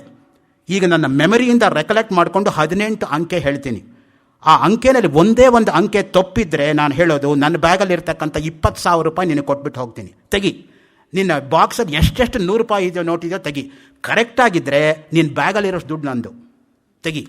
ತೆಗೆದ ಸಿಹಾಕೊಂಡ. ಸುಮ್ಮನೆ ಹಿಂಗೆ ತೆಗೆದು ಕೊಟ್ಬಿಟ್ರೆ ಆ ನೋಟಲ್ಲಿರ್ತಕ್ಕಂಥ ನಂಬರ್ಸ್ ತಲೆ ರಿಜಿಸ್ಟರ್ ಆಗಿಬಿಡುತ್ತೆ. ಯಾತಕ್ಕೆ ಈ ಮಾತನ್ನು ಹೇಳ್ತಾ ಇದ್ದೀನಿ ಅಂದರೆ, ನಾನು ಸ್ವಂತವಾಗಿ ಕಣ್ಣಿಂದ ಕಂಡಿದ್ದಪ್ಪ, ಅದನ್ನು ನಾನು ಒಪ್ಪಲೇಬೇಕು. ಈಗ ನನಗೆ ಹೌದಾ ಅಂತ ಅನ್ಸತ್ತೆ ಜ್ಞಾಪಕ ಮಾಡಿಕೊಂಡ್ರೆ. 18 ವರ್ಷದ ಕೆಳಗೆ ನಡೆದಿರೋ ಘಟನೆ ಕುಂಭಕೋಣಮಲ್ಲಿ. ಇರಲಿ, ಯಾತಕ್ಕೆ ಹೇಳಕ್ಕೆ ಬಂದೆ ಅಂದರೆ, ಗುರುನಿಂದೆಗಿಂತ ಮಹಾಪಾಪ ಯಾವುದೂ ಕೂಡ ಇಲ್ಲ ಲೋಕದಲ್ಲಿ. ಭಾರತೀಯ ನಾರಿಗೆ ಎಲ್ಲಕ್ಕಿಂತಲೂ ದೊಡ್ಡ ಆಸ್ತಿ ಎಂದರೆ ಮಾಂಗಲ್ಯ. ದೈವ ಪ್ರಸನ್ನವಾದಾಗ ಮನುಷ್ಯನ ಜೀವನ ಹೂವಿನ ಹಾಸಿಗೆ, ದೈವ ಮುನಿಸಿದಾಗ ಬದುಕೇ ಸ್ಮಶಾನ. ಎಂಥ ಮಾತು ನೋಡಿ ಇದು. ಒಂದೊಂದು ಕೂಡ ರತ್ನಗಳಿದು. ನವರತ್ನ ಅವರ ಲೇಖನಿಯಿಂದ ಹೊರಹೊಮ್ಮಿರತಕ್ಕಂತಹ ಸಾವಿರಾರು ರತ್ನಗಳು. ಅವರು ನವರತ್ನ ಆಗಿರ್ಬೋದು, ಲೋಕಕ್ಕೆ ಕೊಟ್ಟಿರೋದು ಸಾವಿರಾರು ರತ್ನಗಳನ್ನು ಕೊಟ್ಟಿದ್ದಾರೆ. ಈ ತರಹ ಅದು. ದೈವ ಮುನಿದಾಗ ಬದುಕೆ ಸ್ಮಶಾನ. ಯಾವ ಧರ್ಮವೂ ಯಾವ ದೇವರೂ ಮನುಷ್ಯನನ್ನು ಸಾವಿನಿಂದ ರಕ್ಷಿಸಲಾರವು. ಸಾವು ಅನ್ನೋದು ಪ್ರಕೃತಿ ದತ್ತವಾಗಿರೋದು. ಯಾರಿಗೆ ತಾನೇ ರಕ್ಷಣೆ ಮಾಡೋಕ್ಕೆ ಸಾಧ್ಯ? ಏನೋ ಒಂದು 2 ವರ್ಷ ಜಾಸ್ತಿ ಮಾಡ್ಬೋದೇ ಹೊರತು ಆಯುಸ್ಸನ್ನು ಪರ್ಮನೆಂಟಾಗಿ ಇರೋಕ್ಕೆ ಮಾಡೋಕ್ಕಾಗಲ್ವಲ್ಲ. ದೇಹ ಧರ್ಮವೇ ಅದು. ದೇಹ ಅಂದ್ರೇ ಸಾಯ್ತಕ್ಕಂಥದ್ದು. ಆ ದೃಷ್ಟಿಯಿಂದನೇ ಸೊಕ್ಕು ಯಾರಿಗೂ ಶ್ರೇಯಸ್ಕರವಲ್ಲ. ಸ್ನೇಹಕ್ಕೆ ಸಮಾನ ಅಭಿರುಚಿಯೇ ಪ್ರೇರಕ ಶಕ್ತಿ. ಎಷ್ಟೋ ಜನ ಸ್ನೇಹಿತರಿಂದ ಕಾವ್ಯ ಬರೆದಿರೋದುಂಟು. ಆ ಸ್ನೇಹಿತರು ಪುಸ್ಲಾಯಿಸ್ತಾರೆ, ಬರಿಯೇ ನಿನ್ನ ಕೈ ಆಗತ್ತೆ ಕಣೆ ಅಂತ. ಇವ್ರು ಸುಮ್ಮನೆ ಕೂತಿರ್ತಾರೆ, ಹೋಗೇಮ್ಮ ನನ್ನ ಕೈಯಲ್ಲಿ ಆಗಲ್ಲ ಅಂತ. ಟ್ರೈ ಮಾಡು, ಯಾಕಾಗಲ್ಲ, ಆ ರೀತಿ ಮಾಡಿಕೊಂಡು ಬರೆಸ್ತಾರೆ. ಇನ್ನು ಕೆಲವರು ಕವಿಗಳು ಬರೆಯೋದಕ್ಕೆ ಅಡ್ಡ ಬರತಕ್ಕಂಥ ಫ್ರೆಂಡ್ಸು ಇರ್ತಾರೆ. ಕೋಲ್ರಿಡ್ಜ್ ಕ್ಲಾಸಿಕ್ ಎಕ್ಸಾಂಪಲ್. ಕೋಲ್ರಿಡ್ಜ್ ಒಂದು ಪೊಯಮ್ ಬರಿತಾ ಇದ್ದಂತೆ, 18 ಪುಟ ಬರೆದಿದ್ದ. ಅಷ್ಟೊತ್ತಿಗೆ ಒಬ್ಬ ಸ್ನೇಹಿತ ಬಂದ್ಬಿಟ್ಟ. ಸ್ನೇಹಿತ ಬಂದಾಗ ಅವನಿಗೆ ಆಮೇಲೆ ಆ ಇನ್ಸ್ಪಿರೇಷನು ಬರಲಿಲ್ಲ, ಅಲ್ಲಿಗೆ ಕವನ ಮುಗಿದೋಯ್ತು. ಆದ್ದರಿಂದ ಎಲ್ಲ ಪಾಠಕರು ಕೂಡ ಆ ಸ್ನೇಹಿತನಿಗೆ ಧನ್ಯವಾದ ಹೇಳಿದ್ರಂತೆ.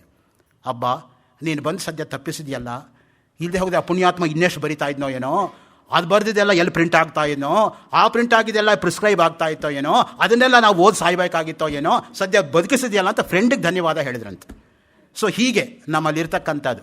ಸೊ ಕೆಲವರು ಪೂರಕವಾದರೆ ಕೆಲವರು ಮಾರಕವಾಗ್ತಾರೆ. ಆ ಥಾಟ್ ಪ್ರೋಸೆಸ್ ಹೇಗೆ ಬರ್ತಾ ಇರುತ್ತೆ ಅಂತ ಹೇಳಿದ್ರೆ, ಒಂದ್ಸಲ ಅಬ್ಸ್ಟ್ರಾಕ್ಟ್ ಆದರೆ ಮತ್ತೆ ಬರಲ್ಲ ಅದು ಥಾಟ್. ಆ ಮೊಮೆಂಟ್ರಿ ಇದಿದೆ ನೋಡಿ. ಅದಕ್ಕೆ ನಾನು ಕೆಲವು ವಿದ್ಯಾರ್ಥಿಗಳಿಗೆ ಹೇಳೋದು, ರಾತ್ರಿ ಮಲಗೋವಾಗ ಕೂಡ ಪಕ್ಕದಲ್ಲಿ ಒಂದು ಪೆನ್ನು ಪೇಪರ್ ಇಟ್ಕೊಂಡು ಮಲ್ಕೊಳ್ಳಿಪ್ಪ ಅಂತ. ಯಾವಾಗಲೂ 2 ಗಂಟೆಗೋ 3 ಗಂಟೆಗೋ ಎಚ್ಚರ ಆದರೆ ಏನೋ ಒಂದು ಥಾಟ್ ಬರುತ್ತೆ, ಅಲ್ಲಿ ರೆಕಾರ್ಡ್ ಮಾಡಬೇಕು. ಅಯ್ಯೋ ಬೆಳಿಗ್ಗೆ ಬರೆಯೋಣ ಅಂದರೆ ಮತ್ತೆ ಬರಲ್ಲ ಆ ಥಾಟ್, ಹೊಟ್ಟೋಗತ್ತದು. ಆ ದೃಷ್ಟಿಯಿಂದ ಯಾವಾಗಲೂ ಕೂಡ ದಿನಕ್ಕೆ 2 ಪುಟ ಆದರೂ ಒರಿಜಿನಲ್ ಆಗಿ ಥಿಂಕ್ ಮಾಡಿ ಬರಿ ಅಂತ ನನ್ನ ತಂದೆ ನನಗೆ ಹೇಳ್ತಾ ಇದ್ರು. 2 ಪುಟ ಬರಿ, ಜಾಸ್ತಿ ಬೇಡ. ನೀನು ಏನು ಓದಿದ್ದೀಯೋ ಆವತ್ತು ಅದನ್ನು ರೆಕಾರ್ಡ್ ಮಾಡು. 2 ಪುಟ ಸ್ವಂತವಾಗಿ ಬರೆಯೋದಕ್ಕೆ ನೀನು ಅಭ್ಯಾಸ ಮಾಡು. ಹಾಗೆ ಬರಿತಾ ಬರಿತಾ ಬರಿತಾ ನಿನ್ನ ಪುಸ್ತಕ ಬರೆಯೋಕ್ಕಾಗತ್ತೆ ಅಂತ ಅವ್ರು ಹೇಳ್ತಾ ಇದ್ರು. ಆ ದೃಷ್ಟಿಯಿಂದ ಬರವಣಿಗೆ ನಿಲ್ಲಿಸಬಾರ್ದು ಯಾವಾಗಲೂ ಕೂಡ. Reading make at a full man, conference A ready man and writing N exact man. ಅದಕ್ಕೆ ಬೇಕನ್ ಹೇಳ್ತಾನೆ, ಬರೀ put it in black and white, don't talk. ಮಾತಾಡದೆ ಹೊಟ್ಟೋಗುತ್ತೆ ಗಾಳಿನಲ್ಲಿ. ಆರ್ ಮಿತ್ರ ಅವರು ಗಣೇಶ್ ಅವರಿಗೆ ಆ ಮಾತನ್ನು 22 ವರ್ಷದ ಕೆಳಗೆ ಹೇಳಿರೋದನ್ನು ನಾನೇ ಕೇಳಿದ್ದೀನಿ. ಮಿತ್ರ ಅವರು ಗಣೇಶ್ ಹೇಳಿದರು, ನೋಡಪ್ಪ ನಾನು ಮಾತಾಡಿದೆಲ್ಲ ಹಾಗೆ ಹೊಟ್ಟೋಯ್ತು, ಏನೂ ಬರೀಲಿಲ್ಲ, ಏನೂ ದಾಖಲಾತಿ ಇಲ್ಲ, ನೀನು ಆ ರೀತಿ ನಂತರ ಹಾಳಾಗಬೇಡ, ನೀನು ಬರೀ ಅಂತ ಹೇಳಿದರು. ಯಾತಕ್ಕೆ ಆ ಮಾತನ್ನು ಹೇಳ್ತೀನಿ ಅಂತ ಹೇಳಿದ್ರೆ, ಸ್ವಾನುಭವದಿಂದ ಬಂದಿರತಕ್ಕಂಥ ಮಾತಿಗೆ ನಾವು ಬಗ್ಲೇಬೇಕಾಗತ್ತೆ. ಸ್ನೇಹಕ್ಕೆ ಸಮಾನ ಅಭಿರುಚಿಯೇ ಪ್ರೇರಕ ಶಕ್ತಿ. ಜೀವನ ಭಗವಂತ ನಮಗೆ ಕೊಟ್ಟ ವರದಾನ. ಆ ವರವನ್ನು ಹಾಳು ಮಾಡಿಕೊಳ್ಳಬೇಡಿರಿ. ಒಂದು ಕ್ಷಣ ಹೋದರೆ ಮತ್ತೆ ಆ ಕ್ಷಣ ವಾಪಸ್ ಬರಲ್ಲ. ದುಡ್ಡು ಹೋದರೆ ಯಾರತ್ತಾದರೂ ಸಾಲ ಮಾಡಿ ತೊಗೋಬೋದು, ಸಾಲ ತೀರಿಸ್ಬೋದು. ಸಮಯ ಹೋದರೆ ಮಾತ್ರ ಮತ್ತೆ ಬರಲ್ಲ. ಕಾಲೋ ಜಗದ್ಭಕ್ಷಕ ಕಾಲಾಯ ತಸ್ಮೈ ನಮಃ. ಕಾಲ ಸೂಕ್ತ ಅಂತಲೇ ಇದೆಯಪ್ಪ ಅಥರ್ವೇದದಲ್ಲಿ. ಅದನ್ನು ನಾನು ಓದೋಕ್ಕಾಗಲಿಲ್ಲ ನಿನ್ನೆ ಉಪನ್ಯಾಸದಲ್ಲಿ, ಅದನ್ನು ಕೂಡ ಬರೆದಿದ್ದಾರೆ ನವರತ್ನ ಅವರು. ಪ್ರಬಲ ಸಂಘಟನಾ ಶಕ್ತಿಯಿಂದ ವಿವೇಕ ಜಾಗೃತವಾಗಿ ಸಾಮಾಜಿಕ ಅನ್ಯಾಯಗಳ ವಿರುದ್ಧ ಸಿಡಿದೇಳಬೇಕು. ಸಮಾಜದಲ್ಲಿ ಅನ್ಯಾಯ ಆಗ್ತಾ ಇದೆ ಅಂದ್ಬಿಟ್ಟು ನಾವು ಕೈ ಕಟ್ಕೊಂಡು ಕೂತ್ಕೋಬಾರ್ದು, ನಾವು ಪ್ರತಿಕ್ರಿಯೆ ವ್ಯಕ್ತಪಡಿಸ್ಬೇಕು. ಅದಕ್ಕೆ ನಾವೆಲ್ಲ ಒಂದು ಸಂಘಟನೆ ಮಾಡ್ಕೋಬೇಕು. ಕಲಿಯುಗದಲ್ಲಿ ಕಲೌ ಶಕ್ತಿ ಕಲೌ ಶಕ್ತಿ ಕಲೌ ಶಕ್ತಿ ಕಲೌ ಯುಗೆ, ಸಂಘಟನಾ ಶಕ್ತಿಯೇ ಮುಖ್ಯವಾಗಿ ಬೇಕಾಗಿರ್ತಕ್ಕಂಥದ್ದು ಕಲಿಯುಗದಲ್ಲಿ. ಭಕ್ತಿ, ಸಂಘಟನಾ ಶಕ್ತಿ ಎರಡೂ ಕೂಡ ಏನನ್ನು ಬೇಕಾದರೂ ಫೇಸ್ ಮಾಡ್ತಕ್ಕಂಥ ಶಕ್ತಿ ಕೊಡುತ್ತೆ. ವ್ಯಕ್ತಿತ್ವಕ್ಕೆ ವೇದಾಂತ ಪೂರಕವಾಗಬೇಕೇ ಹೊರತು ವೇದಾಂತಕ್ಕೆ ವ್ಯಕ್ತಿತ್ವ ಬಲಿಯಾಗಬಾರದು. ನೋಡಿ, ನಿಮ್ಮ ಜೀವನಕ್ಕೆ ವೇದಾಂತ ಹೊಂದಿಕೊಂಡು ಹೋಗೋ ಹಾಗಿದ್ದರೆ ಅದನ್ನು ಇಟ್ಕೋಬೇಕು, ವಿರುದ್ಧವಾಗಿ ಹಾಗಿದ್ದರೆ ಬೇಡ. ಮೃತ್ಯು ಎಂಬುದು ನಾಕವಲ್ಲ, ಅದು ಜೀವನ. ಜೀವೋ ಜೀವಸ್ಯ ಜೀವನಂ. ನೀನು ಬದುಕಬೇಕು, ಈಸಬೇಕು, ಇದ್ದು ಜಯಿಸಬೇಕು ಅಂತ ದಾಸರು ಹೇಳಿದ ಹಾಗೆ ಎಲ್ಲೋ ಓಡೋಗ್ಬಿಡೋದಲ್ಲ ಕಾಡಿಗೆ. ಇಲ್ಲೇ ಇರಬೇಕು, ಇಲ್ಲೇ ಇದ್ದು ನೀವು ಜೀವನವನ್ನು ನಡೆಸಬೇಕು, ಅಂಟದೇ ಇರೋ ಹಾಗೆ. ಎಷ್ಟು ಕಷ್ಟ ನೋಡಿ. ಪದ್ಮಪತ್ರ ಮಿವಾಂಬಸ, ಕೃಷ್ಣ ಪರಮಾತ್ಮನೇ ಗೀತೆಯಲ್ಲಿ ಹೇಳ್ತಾನೆ, ಆ ಕಮಲದ ಕೆಳಗೆ ಏನೆಲ್ಲ ಇದೆ, ಪಾಚಿ ಇದೆ, ಜೊಂಡಿದೆ, ಕೆಳಗಡೆ ಹುಳು ಇದೆ, ಹುಪ್ಪಟ ಇದೆ, ಅಷ್ಟಿದ್ರೂ ಅಂಟದೆ ಯಾವ ರೀತಿಯಾಗಿರುತ್ತೋ ಕಮಲ, ಆ ರೀತಿಯಾಗಿ ಜೀವನ ನಡೆಸಬೇಕು ಅಂತ. ಬಾಯಲ್ಲಿ ಹೇಳೋ ಸುಲಭ, ಆದರೆ ಆಚರಣೆಗೆ ತರೋದು ಭಾಳ ಕಷ್ಟ. ಪರೋಪದೇಶ ಸಮಯೇ ಸರ್ವೇಪಿ ಚ ಪಂಡಿತಾ. ಬೇರೆಯವ್ರಿಗೆ ಉಪದೇಶ ಮಾಡೋದು ಪ್ರತಿಯೊಬ್ಬರು ಪಂಡಿತರೇ. ಸ್ವಯಂ ಆಚರಣ ಸಮಯೇ ಮುನಯೋಪಿ ಅಪಂಡಿತಾ. ಆಚರಣೆ ತರುವಾಗ ಋಷಿಮುನಿಗಳಿಗೂ ಕಷ್ಟ ಆಗತ್ತೆ ಅಂತ. ವಿಶ್ವಾಮಿತ್ರ, ಪರಾಶರ ಮುಂತಾದಂಥ ಋಷಿಮುನಿಗಳು ಸೊಪ್ಪು ಸದೆ ತಿನ್ಕೊಂಡು ಗಾಳಿ ನೀರು ಕುಡ್ಕೊಂಡು ಅವರಿಗೆ ಇಂದ್ರಿಯ ನಿಗ್ರಹ ಆಗಲಿಲ್ಲ ಅಂದಮೇಲೆ ನಮಗೆ ಇಂದ್ರಿಯ ನಿಗ್ರಹ ಆಗಿಬಿಟ್ರೆ ವಿಂಧ್ಯ ಪರ್ವತ ಸಮುದ್ರದಲ್ಲಿ ಮುಳುಗೋಗೋದು ಗ್ಯಾರಂಟಿ ಅಂತ ಭರ್ತರನೇ ಹೇಳ್ತಾನೆ ವೈರಾಗ್ಯ ಶತಕದಲ್ಲಿ. ವಿಶ್ವಾಮಿತ್ರ ಪರಾಶರ ಪ್ರಭೃತಯ ವಾತಾಂಬು ಜೀರ್ಣಾಶನಾ ತೇಪಿ ಸ್ತ್ರೀ ಮುಖಪಂಕಜಂ ಸುಲಲಿತಂ ದೃಷ್ಟೈವ ಮೋಹಂಗತಾ ಶಾಲ್ಯನ್ನಂ ಸಗೃತಂ ಪಯೋ ದದಿಯುತಂ ಯೇ ಭುಂಜತೆ ಮಾನವಾ ತೇಷಾಂ ಇಂದ್ರಿಯ ನಿಗ್ರಹೋ ಯದಿ ಭವೇತ್ ವಿಂಧ್ಯ ಪ್ಲವೇತ್ ಸಾಗರೆ. ಇಂದ್ರನನ್ನು ಬೇಕಾದರೂ ಗೆಲ್ಲಬಹುದು, ಇಂದ್ರಿಯವನ್ನು ಗೆಲ್ಲಕ್ಕಾಗಲ್ಲ. ಅದೇ ಮಾತನ್ನೇ ಸೀತೆ ರಾವಣಾಸುರನಿಗೆ ಹೇಳ್ತಾಳೆ. ಆ ದೃಷ್ಟಿಯಿಂದ ನಾನು ಇಂದ್ರನ್ನೇ ಗೆದ್ದಂತಹ ಮಹಾನುಭಾವ ಅಂತ ಜಂಬಾ ಕೊಚ್ಕೊಂಡಾಗ ಸೀತೆ ಮೆತ್ತಿಗೆ ಬತ್ತಿ ಇಡ್ತಾಳೆ. ಇಂದ್ರನ ಗೆದ್ರೆ ಎಷ್ಟು ಬಿಟ್ಟರೆ ಎಷ್ಟಪ್ಪ, ನಿನ್ನ ಇಂದ್ರಿಯವನ್ನೇ ನೀನು ಗೆಲ್ಲಿಲ್ವಲ್ಲಪ್ಪ. ನಿನ್ನ ಇಂದ್ರಿಯವನ್ನು ಗೆದ್ದಿದ್ರೆ ನೀನು ಯಾಕೆ ನನ್ನ ಹತ್ರ ಬರ್ತಾ ಇದ್ದೆ? ನಿನ್ನ ಹೆಂಡತಿ ಮಂಡೋದ್ರಿಯು ನನ್ನಷ್ಟೇ ಪತಿವ್ರತೆ. ಅಹಲ್ಯ ದ್ರೌಪದಿ ತಾರ ಸೀತಾ ಮಂಡೋದರಿ ತತ ಪಂಚಕನ್ಯಾ ಸ್ಮರೇ ನಿತ್ಯಂ ಮಹಾಪಾತಕ ನಾಶನಂ. ಅವರೆಲ್ಲರೂ ಕೂಡ ಮಹಾಪತಿವ್ರತೆಯರು. ಮಂಡೋದರಿಯು ಕೂಡ ಪತಿವ್ರತೆಯೇ. ಎಷ್ಟು ಬುದ್ಧಿವಾದ ಹೇಳ್ತಾಳೆ ರಾವಣಾಸುರನಿಗೆ, ಬೇಡ, ಸ್ತ್ರೀ ಸಂಘ ಮಾಡಬೇಡ, ಕರ್ಕೊಂಡು ಹೋಗ್ಬಿಟ್ಟು ಮರ್ಯಾದೆಯಾಗಿ ರಾಮನಿಗೆ ಒಪ್ಪಿಸು, ರಾಮ ನಿನ್ನ ಕ್ಷಮಿಸ್ತಾನೆ. ಅಷ್ಟು ಹೇಳಿದ್ರೂ ಕೂಡ ವಿನಾಶಕಾಲೇ ವಿಪರೀತ ಬುದ್ಧಿ. ಏನು ಮಾಡೋದು? ಯಾರು ತಪ್ಸೋಕ್ಕಾಗಲ್ಲ. ನಮ್ಮ ನಾಶ ಆಗಬೇಕು ಅಂತಿದ್ರೆ ವಿಧಿ ಆ ರೀತಿ ಎಳ್ಕೊಂಡು ಹೋಗುತ್ತೆ. ಅದು ಏನು ಯಾರೂ ತಪ್ಸೋಕ್ಕಾಗಲ್ಲ. ಅದಕ್ಕೇ ವಿಧಿ ತುಂಬ ಪ್ರಬಲವಾಗಿರ್ತಕ್ಕಂಥದ್ದು. ವಿಧಿ ಬಲಿಯಾನ್. ಭರ್ತೃಹರಿ 10 ಶ್ಲೋಕ ಕೊಟ್ಟಿದ್ದಾನೆ ವಿಧಿಯ ಕೈವಾಡ ಹೇಗಾಗತ್ತೆ ಅಂತ. 13 ಕಡೆ ನಾವು ಬದುಕಿ ಉಳಿದರೆ ಜನ್ಮಾಂತರದ ಪುಣ್ಯ ಅಂತ. ವನೆ, ರಣೆ, ಶತ್ರು, ಜಲ, ಅಗ್ನಿ ಮಧ್ಯೆ, ಮಹಾರ್ಣವೆ, ಪರ್ವತಮಸ್ತಕೇವ, ಸುಪ್ತಂ ಪ್ರಮತ್ತಂ ವಿಷಮಸ್ಥಿತಿಂವ ರಕ್ಷಂತಿ ಪುಣ್ಯಾನಿ ಪುರಾಕೃತಾನಿ. ಜನ್ಮಾಂತರದಲ್ಲಿ ಮಾಡಿರೋ ಪುಣ್ಯವೇ ಇಷ್ಟೂ ಕೆಲಸದಲ್ಲಿ ನಮ್ಮನ್ನು ಕಾಪಾಡೋದು. ವನೆ, ಒಬ್ಬಂಟಿಗರಾಗಿ ಕಾಡಲ್ಲಿ ಹೋಗುವಾಗ, ರಣರಂಗದಲ್ಲಿ ಕಾದಾಡ್ತಾ ಇರುವಾಗ, ಶತ್ರುಗಳ ಮಧ್ಯೆ ಇರುವಾಗ, ನೀರಿನ ಮಧ್ಯೆ ಇರುವಾಗ, ಬೆಟ್ಟದ ತುದಿಯಲ್ಲಿ ಇರುವಾಗ, ಮಲ್ಕೊಂಡು ನಿದ್ದೆ ಮಾಡ್ತಾ ಇರುವಾಗ, ಕೋಮಾಗಿ ಹೋದಾಗ ವಾಪಸ್ ಬಂದರು ಅಂದರೆ ಜನ್ಮಾಂತರದ ಪುಣ್ಯ ಅಂತಲೇ ಹೊರತು ಬೇರೆ ಅಲ್ಲ. ಆ ದೃಷ್ಟಿಯಿಂದನೇ ನಕ್ಷತ್ರಗಳು ದೇವರ ಕಣ್ಣುಗಳು. ಸ್ಟಾರ್ಸ್ ಸಿಂಟಿಲ್ಲೇಟ್, ಸಿನ್ ಸ್ಟಾರ್ಸ್ ಸಿನ್ ಟಿಲ್ ಲೇಟ್. ಅಷ್ಟೇ ವ್ಯತ್ಯಾಸ ಎರಡಕ್ಕೂ ಕೂಡ ಇರತಕ್ಕಂಥದ್ದು. ಧಾರ್ಮಿಕ ಶಕ್ತಿಗಳಿಗಿಂತಲೂ ಅಧಾರ್ಮಿಕ ಶಕ್ತಿಗಳು ಹೆಚ್ಚು ಸಂಘಟಿತ. ಶೇಷ ನವರತ್ನ ಅವರ ಶಾಸ್ತ್ರ ಪಾಂಡಿತ್ಯ ಈ ಕಾದಂಬರಿಯ ಉದ್ದಗಲಕ್ಕೂ ಕಾಣಸಿಗುತ್ತದೆ. ಗುರುವಿನ ಗಾಯತ್ರಿ ಮಂತ್ರದ ಉಪದೇಶ ನೋಡಿ. ಗಾಯಂತಂ ತ್ರಾಯತೆ ಇತಿ ಗಾಯತ್ರಿ. ಗಾಯತ್ರಿಗೆ ಸಮನಾಗಿರ್ತಕ್ಕಂಥ ಇನ್ನೊಂದು ಮಂತ್ರವೇ ಇಲ್ಲ. ಅದಕ್ಕೆ ನಾವು ಹೇಳೋದು 24 ಅಕ್ಷರ ಇರತಕ್ಕಂಥ ಗಾಯತ್ರಿ ಮಂತ್ರದ ವಿವರಣೆಯೇ 24,000 ಶ್ಲೋಕ ಇರತಕ್ಕಂಥ ರಾಮಾಯಣ. ನೀವು ಕೂಲಂಕಷವಾಗಿ ಓದಿ ಬೇಕಾದ್ರೆ ರಾಮಾಯಣವನ್ನು. ಒಂದೊಂದು 1,000 ಶ್ಲೋಕ ಆದಮೇಲೆ ಅದೇ ಲೆಟರ್ ಆರ್ಡರಲ್ಲೇ ಬರುತ್ತೆ. ಅದು ತತ್ಸವಿತುರ್ವರೆಣ್ಯಂ ಭರ್ಗೋ ದೇವಸ್ಯ ಧೀಮಹಿ ಧಿಯೋ ಯೋ ನ ಪ್ರಚೋದಯಾತ್. ಎಂಥ ಉದಾತ್ತವಾಗಿರ್ತಕ್ಕಂಥ ಮಂತ್ರ ನೋಡಿ. ನಮ್ಮ ಎಲ್ಲರ ಮನಸ್ಸು ಕೂಡ ಚೆನ್ನಾಗಾಗಲಿ. ಯೋ ನಹ ಅಂತ ಉಪಯೋಗಿಸಿದ್ದಾರೆ. ನಹ ಅನ್ನೋದು ಬಹುವಚನ ಶಬ್ದ. ಮಾಮ್ಮ ಆವಾನ್ನೌ ಅಸ್ಮಾನ್ನಹ ಅಂತ ನಡೆಯುತ್ತೆ ಶಬ್ದ. ಆ ದೃಷ್ಟಿಯಿಂದ ನಮ್ಮ ಎಲ್ಲರ ಬುದ್ಧಿಶಕ್ತಿಯೂ ಹರಿತಗೊಳ್ಳಲಿ. ಇದಕ್ಕಿಂತ ಬೇಕಾ ನ್ಯಾಷನಲ್ ಮಂತ್ರ ನಮಗೆ ಬೇಕಾಗಿರ್ತಕ್ಕಂಥದ್ದು? ಯಾತಕ್ಕೋಸ್ಕರ ವೈಮನಸ್ಯಗಳು? ಎಲ್ಲರೂ ಚೆನ್ನಾಗಿದ್ದರೆ ಎಷ್ಟು ಚೆನ್ನಾಗಿರುತ್ತೆ ನೋಡಿ. ಯಾವಾಗಲೂ ಕೂಡ ಸಬ್ಕೋ ಸನ್ಮತಿ ದೇ ಭಗವಾನ್, ಅಷ್ಟೇ ನಮ್ಮ ಪ್ರಾರ್ಥನೆ ಇರೋದು. ನನಗೆ ಮಾತ್ರ ಕೊಡು ನಾವು ಯಾವತ್ತೂ ಬೇಡ್ಕೊಂಡಿಲ್ಲ. ಎಲ್ರಿಗೂ ಒಳ್ಳೆಯ ಬುದ್ಧಿ ಕೊಡಪ್ಪ. ಲೋಕ ಎಲ್ಲವೂ ಕೂಡ ಸುಭಿಕ್ಷವಾಗಿರಲಿ. ಎಲ್ಲ ಕಡೆಯೂ ಕೂಡ ಪೈರು ಕಳೆಗಳು ಆಯಾ ಕಾಲಕ್ಕೆ ತನ್ನ ಕೆಲಸವನ್ನು ಮಾಡಿದರೇ ಅದಕ್ಕೊಂದು ಸೊಗಸು. ನೋಡಿ, ಪಕ್ಷಿಗಳ ಸಾಮಗಾನ, ವಟುಗಳ ಶಾಂತಿ ಮಂತ್ರ ಪಠಣ, ಉಪನಿಷತ್ ಭಾಷ್ಯ ಪಠಣ, ಸುಮಧ್ವ ವಿಜಯ ಪಾರಾಯಣ, ಎಂತಹ ಅದ್ಭುತವಾಗಿರ್ತಕ್ಕಂಥ ಕಲ್ಪನೆಗಳು. ಪಕ್ಷಿಗಳೇ ಸಾಮಗಾನ ಮಾಡೋ ಹಾಗಿತ್ತಂತೆ. ಆ ಕಲ್ಪನೆ ನೋಡಿ ಎಷ್ಟು ಅದ್ಭುತ ಅನ್ನೋದಕ್ಕೆ. ಅದಕ್ಕೆ ಹೇಳೋದು ರವಿ ಕಾಣದಂ ಕವಿ ಕಂಡ ಅಂತ. ಕವಿಯಾಗಿರೋನೆಲ್ಲ ನೋಡೇ ಬರಿಬೇಕಾಗಿಲ್ಲ, ತನ್ನ ಕಲ್ಪನಾ ಶಕ್ತಿಯಿಂದ ಬರಿತಾನೆ. Poets, lovers and lunatics are of imagination all compact. Midsummer Night's Dream, act second, scene third, line 14, Shakespeare, 16th century, Stratford upon Avon. So ಆ ದೃಷ್ಟಿಯಿಂದ ಪ್ರತಿಯೊಬ್ಬರೂ ಕೂಡ ಆ ಒಂದು ಗುಂಗಿನಲ್ಲೇ ಇರ್ತಾರೆ. ಕವಿಗಳು, ಪ್ರೇಮಿಗಳು, ಹಾಗೆಯೇ ಹುಚ್ಚರು ಕಲ್ಪನಾ ಲೋಕದಲ್ಲಿ ವಿಹರಿಸ್ತಾ ಇರ್ತಾರೆ ಅಂತ. ಯಾವಾಗಲೂ ಕೂಡ ಆ ಕಲ್ಪನೆಯೇ ಬೇರೆ. ಮ್ಯಾಕ್ಸಿಮಮ್ ಹುಚ್ಚರು ಎಲ್ಲಿದ್ದಾರೆ ಗೊತ್ತಾ? ನಿಮ್ಹ್ಯಾನ್ಸಲ್ಲ, ಇಂಡಿಯನ್ ಇನ್ಸ್ಟಿಟ್ಯೂಟ್ ಆಫ್ ಸೈನ್ಸಲ್ಲಿ. ತೋರಿಸ್ತೀನಿ ಬನ್ನಿ, ಬೆಳಗ್ಗೆ 5ರಿಂದ 6 ನನ್ನ ಜೊತೆ ವಾಕಿಂಗ್ ಬನ್ನಿ, ತೋರಿಸ್ತೀನಿ ಇಂಡಿಯನ್ ಇನ್ಸ್ಟಿಟ್ಯೂಟ್ ಆಫ್ ಸೈನ್ಸಲ್ಲಿ ಎಷ್ಟು ಜನ ಹುಚ್ಚರಿದ್ದಾರೆ ಅಂತ. ಓದಿ ಓದಿ ಓದಿ ಹುಚ್ಚಾಗಿಬಿಟ್ಟಿದ್ದಾರೆ. ಉಪನಿಷತ್ ಭಾಷ್ಯ ಪಠನ, ಸುಮಧ್ವ ವಿಜಯ ಪಾರಾಯಣ, 12 ಸ್ತೋತ್ರದ ಹಾಡು, ನಾಯಮಾತ್ಮ ಪ್ರವಚನೇನ ಲಭ್ಯ, ಕಠೋಪನಿಷತ್ತಿನ ಉದ್ಧರಣೆ, ಹಿರಣ್ಮಯೇನ ಪಾತ್ರೇಣ, ಈಶಾವಾಸ್ಯೋಪನಿಷತ್ತಿನ ಮಂತ್ರದ ಉಲ್ಲೇಖ, ವಾಸಾಂಸಿ ಜೀರ್ಣಾನಿ ಯಥಾವಿಹಾಯ, ಗೀತಾವಾಕ್ಯದ ಉದ್ಧರಣೆ ಒಂದು ಕಡೆಯಾದರೆ, ವೇದಾಂತದ ಮೂಲಭೂತ ಪ್ರಶ್ನೆ ನಾನು ಯಾರು, ಎಲ್ಲಿಂದ ಬಂದೆ, ಎಲ್ಲಿ ಹೋಗುವೆ, ಎಂಥ ಮೂಲಭೂತವಾಗಿರೋ ಪ್ರಶ್ನೆ ನೋಡಿ. ಕೋಹಂ ಕಸ್ತ್ವಂ ಕುತ ಆಯಾತಃ ಕಾಮೇ ಜನನಿ ಕೋಮೇ ತಾತಃ. ಎಂಥ ಮೂಲಭೂತ ಪ್ರಶ್ನೆ. ನಾನು ಯಾರು?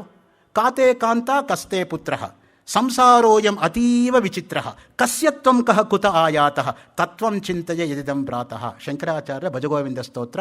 ಚರ್ಪಟ ಪಂಚರಿಕಾ ಅಂತ ಒಂದು ಹೆಸರು, ಮೋಹ ಮುದ್ಗರ ಅಂತಲೂ ಒಂದು ಹೆಸರು. ಮುದ್ಗರ ಅಂದರೆ ಒನಕೆ, ಮೋಹಕ್ಕೆ ಒನಕೆ ಏಟು ಹೊಡಿತಕ್ಕಂಥದ್ದು ಯಾವುದು ಅಂದರೆ ಅದೇ ಭಜಗೋವಿಂದ ಸ್ತೋತ್ರ ಅಂತ. ಅದಕ್ಕೆ ನೋಡಿ, ಕಿಂ ಕಾರಣಂ ಬ್ರಹ್ಮ ಕುತಃ ಸ್ಮ ಜಾತಾ ಜೀವಾಮಕೇನ ಕ್ವಚ ಸಂಪ್ರತಿಷ್ಠಾ. ಈ ವಾಕ್ಯಗಳನ್ನೆಲ್ಲ ಉದ್ಧರಣೆ ಮಾಡ್ತಾರೆ. ಶ್ವೇತಾಶ್ವತರ ಉಪನಿಷತ್ತಿನ ವಾಕ್ಯ. ಸಮುದ್ರದ ಅಗಾಧವಾದ ತಳದಲ್ಲಿ ಅಡಗಿರುವ ರತ್ನಗಳ ಮಧ್ಯದಲ್ಲಿರುವ ಕೌಸ್ತುಭವನ್ನಾದರೂ ಹುಡುಕಿ ತೆಗೆಯಬಹುದು. ಹಿಮಾಲಯದ ಪರ್ವತ ಶ್ರೇಣಿಗಳಲ್ಲಿ ಸಂಜೀವಿನಿಯನ್ನಾದರೂ ಆರಿಸಿ ತೆಗೆಯಬಹುದು. ಜನರ ಬಾಯಿಂದ ಹರಡಿದ ವದಂತಿಗಳಿನ ಸತ್ಯಾಂಶಗಳನ್ನು ಹುಡುಕಿ ತೆಗೆಯುವುದು ಬ್ರಹ್ಮನಿಂದಲೂ ಸಾಧ್ಯವಿಲ್ಲ.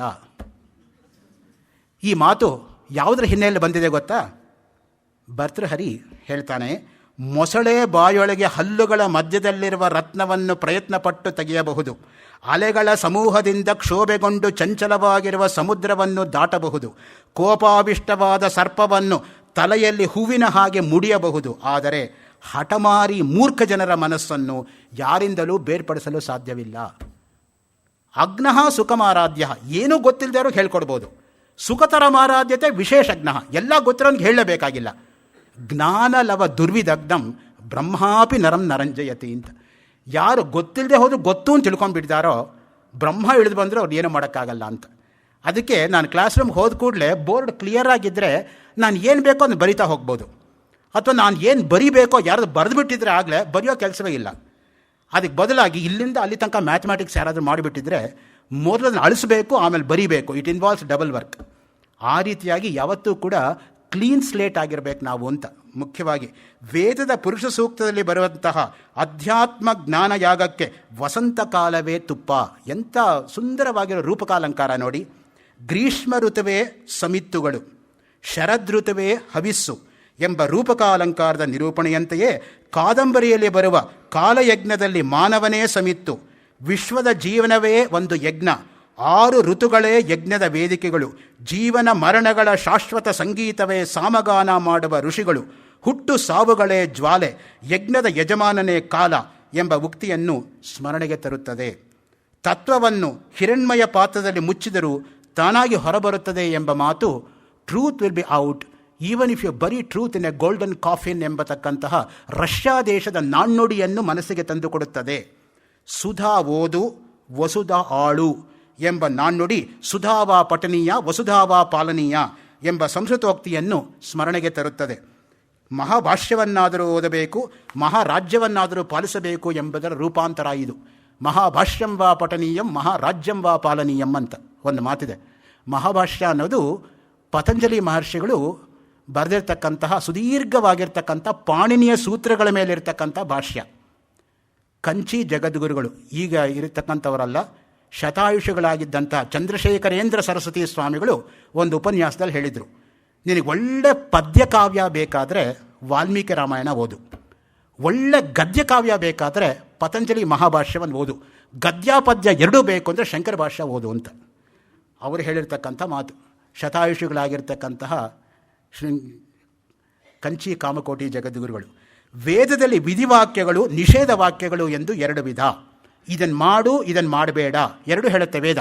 ಅಹರಹ ಸಂಧ್ಯಾಮುಪಾಸೀತ ಯಾವಜ್ಜೀವಮಗ್ನಿಹೋತ್ರಂಜುಹುಯಾತ್, ಇದೆಲ್ಲ ವಿಧಿವಾಕ್ಯಗಳು. ಸಂಧ್ಯಾವನ್ನೇ ನಿಲ್ಲಿಸಬೇಡ, ಅಗ್ನಿ ಕಾರ್ಯವನ್ನು ಮಾಡು. ನಿಷೇಧ ವಾಕ್ಯಗಳೇನು? ನ ಕಲಂಜಂ ಭಕ್ಷಯೇತ್, ನ ಸುರಾಂ ಪಿಬೇತ್, ತಿನ್ನಬಾರದನ್ನು ತಿನ್ನಬೇಡ, ಕುಡಿಬಾರದನ್ನು ಕುಡಿಬೇಡ, ಅದು ಹೇಳುತ್ತೆ ವೇದಾನೆ. ಯಾಕಂದರೆ ಇಲ್ಲದೆ ಹೋದರೆ ನಮ್ಮ ಮನಸ್ಸಲ್ಲಿ ಸಂದೇಹ ಬಂದ್ಬಿಡುತ್ತೆ. ಅನುಮಾನಂ ಪೆದ್ದ ರೋಗಂ. ಆ ದೃಷ್ಟಿಯಿಂದ ಯಾರೆಲ್ಲಾದರೂ ಅನುಮಾನ ಬಂತು ಅಂದರೆ ಮುಗೀತಲ್ಲಿಗೆ. ವಿಶ್ವಾಸ ಹೋದರೆ ಅದು ದಿನಕ್ಕೆ ಏರ್ತಾ ಹೋಗುತ್ತೆ ಹೊರತು ಕಡಿಮೆ ಆಗಲ್ಲ ಆಮೇಲೆ. ಅದಕ್ಕೆ ಪ್ರಾರಂಭದಲ್ಲೇ ಅದನ್ನು ಮೊಟಕು ಮಾಡಬೇಕೇ ಹೊರತು ಏರೋದಕ್ಕೆ ಬಿಡಬಾರ್ದು. ಇಲ್ಲಿ ನೋಡಿ, ಸೀತಾರಾಮಾಚಾರ್ಯರ ನಡೆನುಡಿ, ಪತ್ನಿಯ ಅನುಕರಣೀಯ ಗುಣಗಳು ಈ ಕಾದಂಬರಿಯಲ್ಲಿ ವಿಧಿಯಂತೆ ನವರತ್ನ ಅವರು ಬಳಸಿದ್ದರೆ, ಆನಂದ ತೀರ್ಥಾಚಾರ್ಯರ ಪರಮತದ್ವೇಷ, ನರಹರಿ ಆಚಾರ್ಯರ ದರ್ಪ, ಸುಬ್ರಹ್ಮಣ್ಯ ಆಚಾರ್ಯರ ವ್ಯಾವಹಾರಿಕ ಅನೌಚಿತ್ಯಗಳು ನಿಷೇಧ ವಾಕ್ಯದಂತಿದೆ. ಇದು ನನ್ನ ಇಂಟರ್ಪ್ರಿಟೇಷನ್ನು. ಅವ್ರಿಗೆ ಹಂಗೆ ಅನಿಸುತ್ತೋ ಇಲ್ವೋ ನನಗೆ ಗೊತ್ತಿಲ್ಲ. ಹಾಗೆ ಇರಬಹುದು ಅಂತ ಅಂದ್ಕೊಂಡು ನಾನು ಬರೆದಿರ್ತಕ್ಕಂಥ ನನ್ನ ಸ್ವವ್ಯಾಖ್ಯಾನ ಸಕಪೋಲ ಕಲ್ಪಿತ.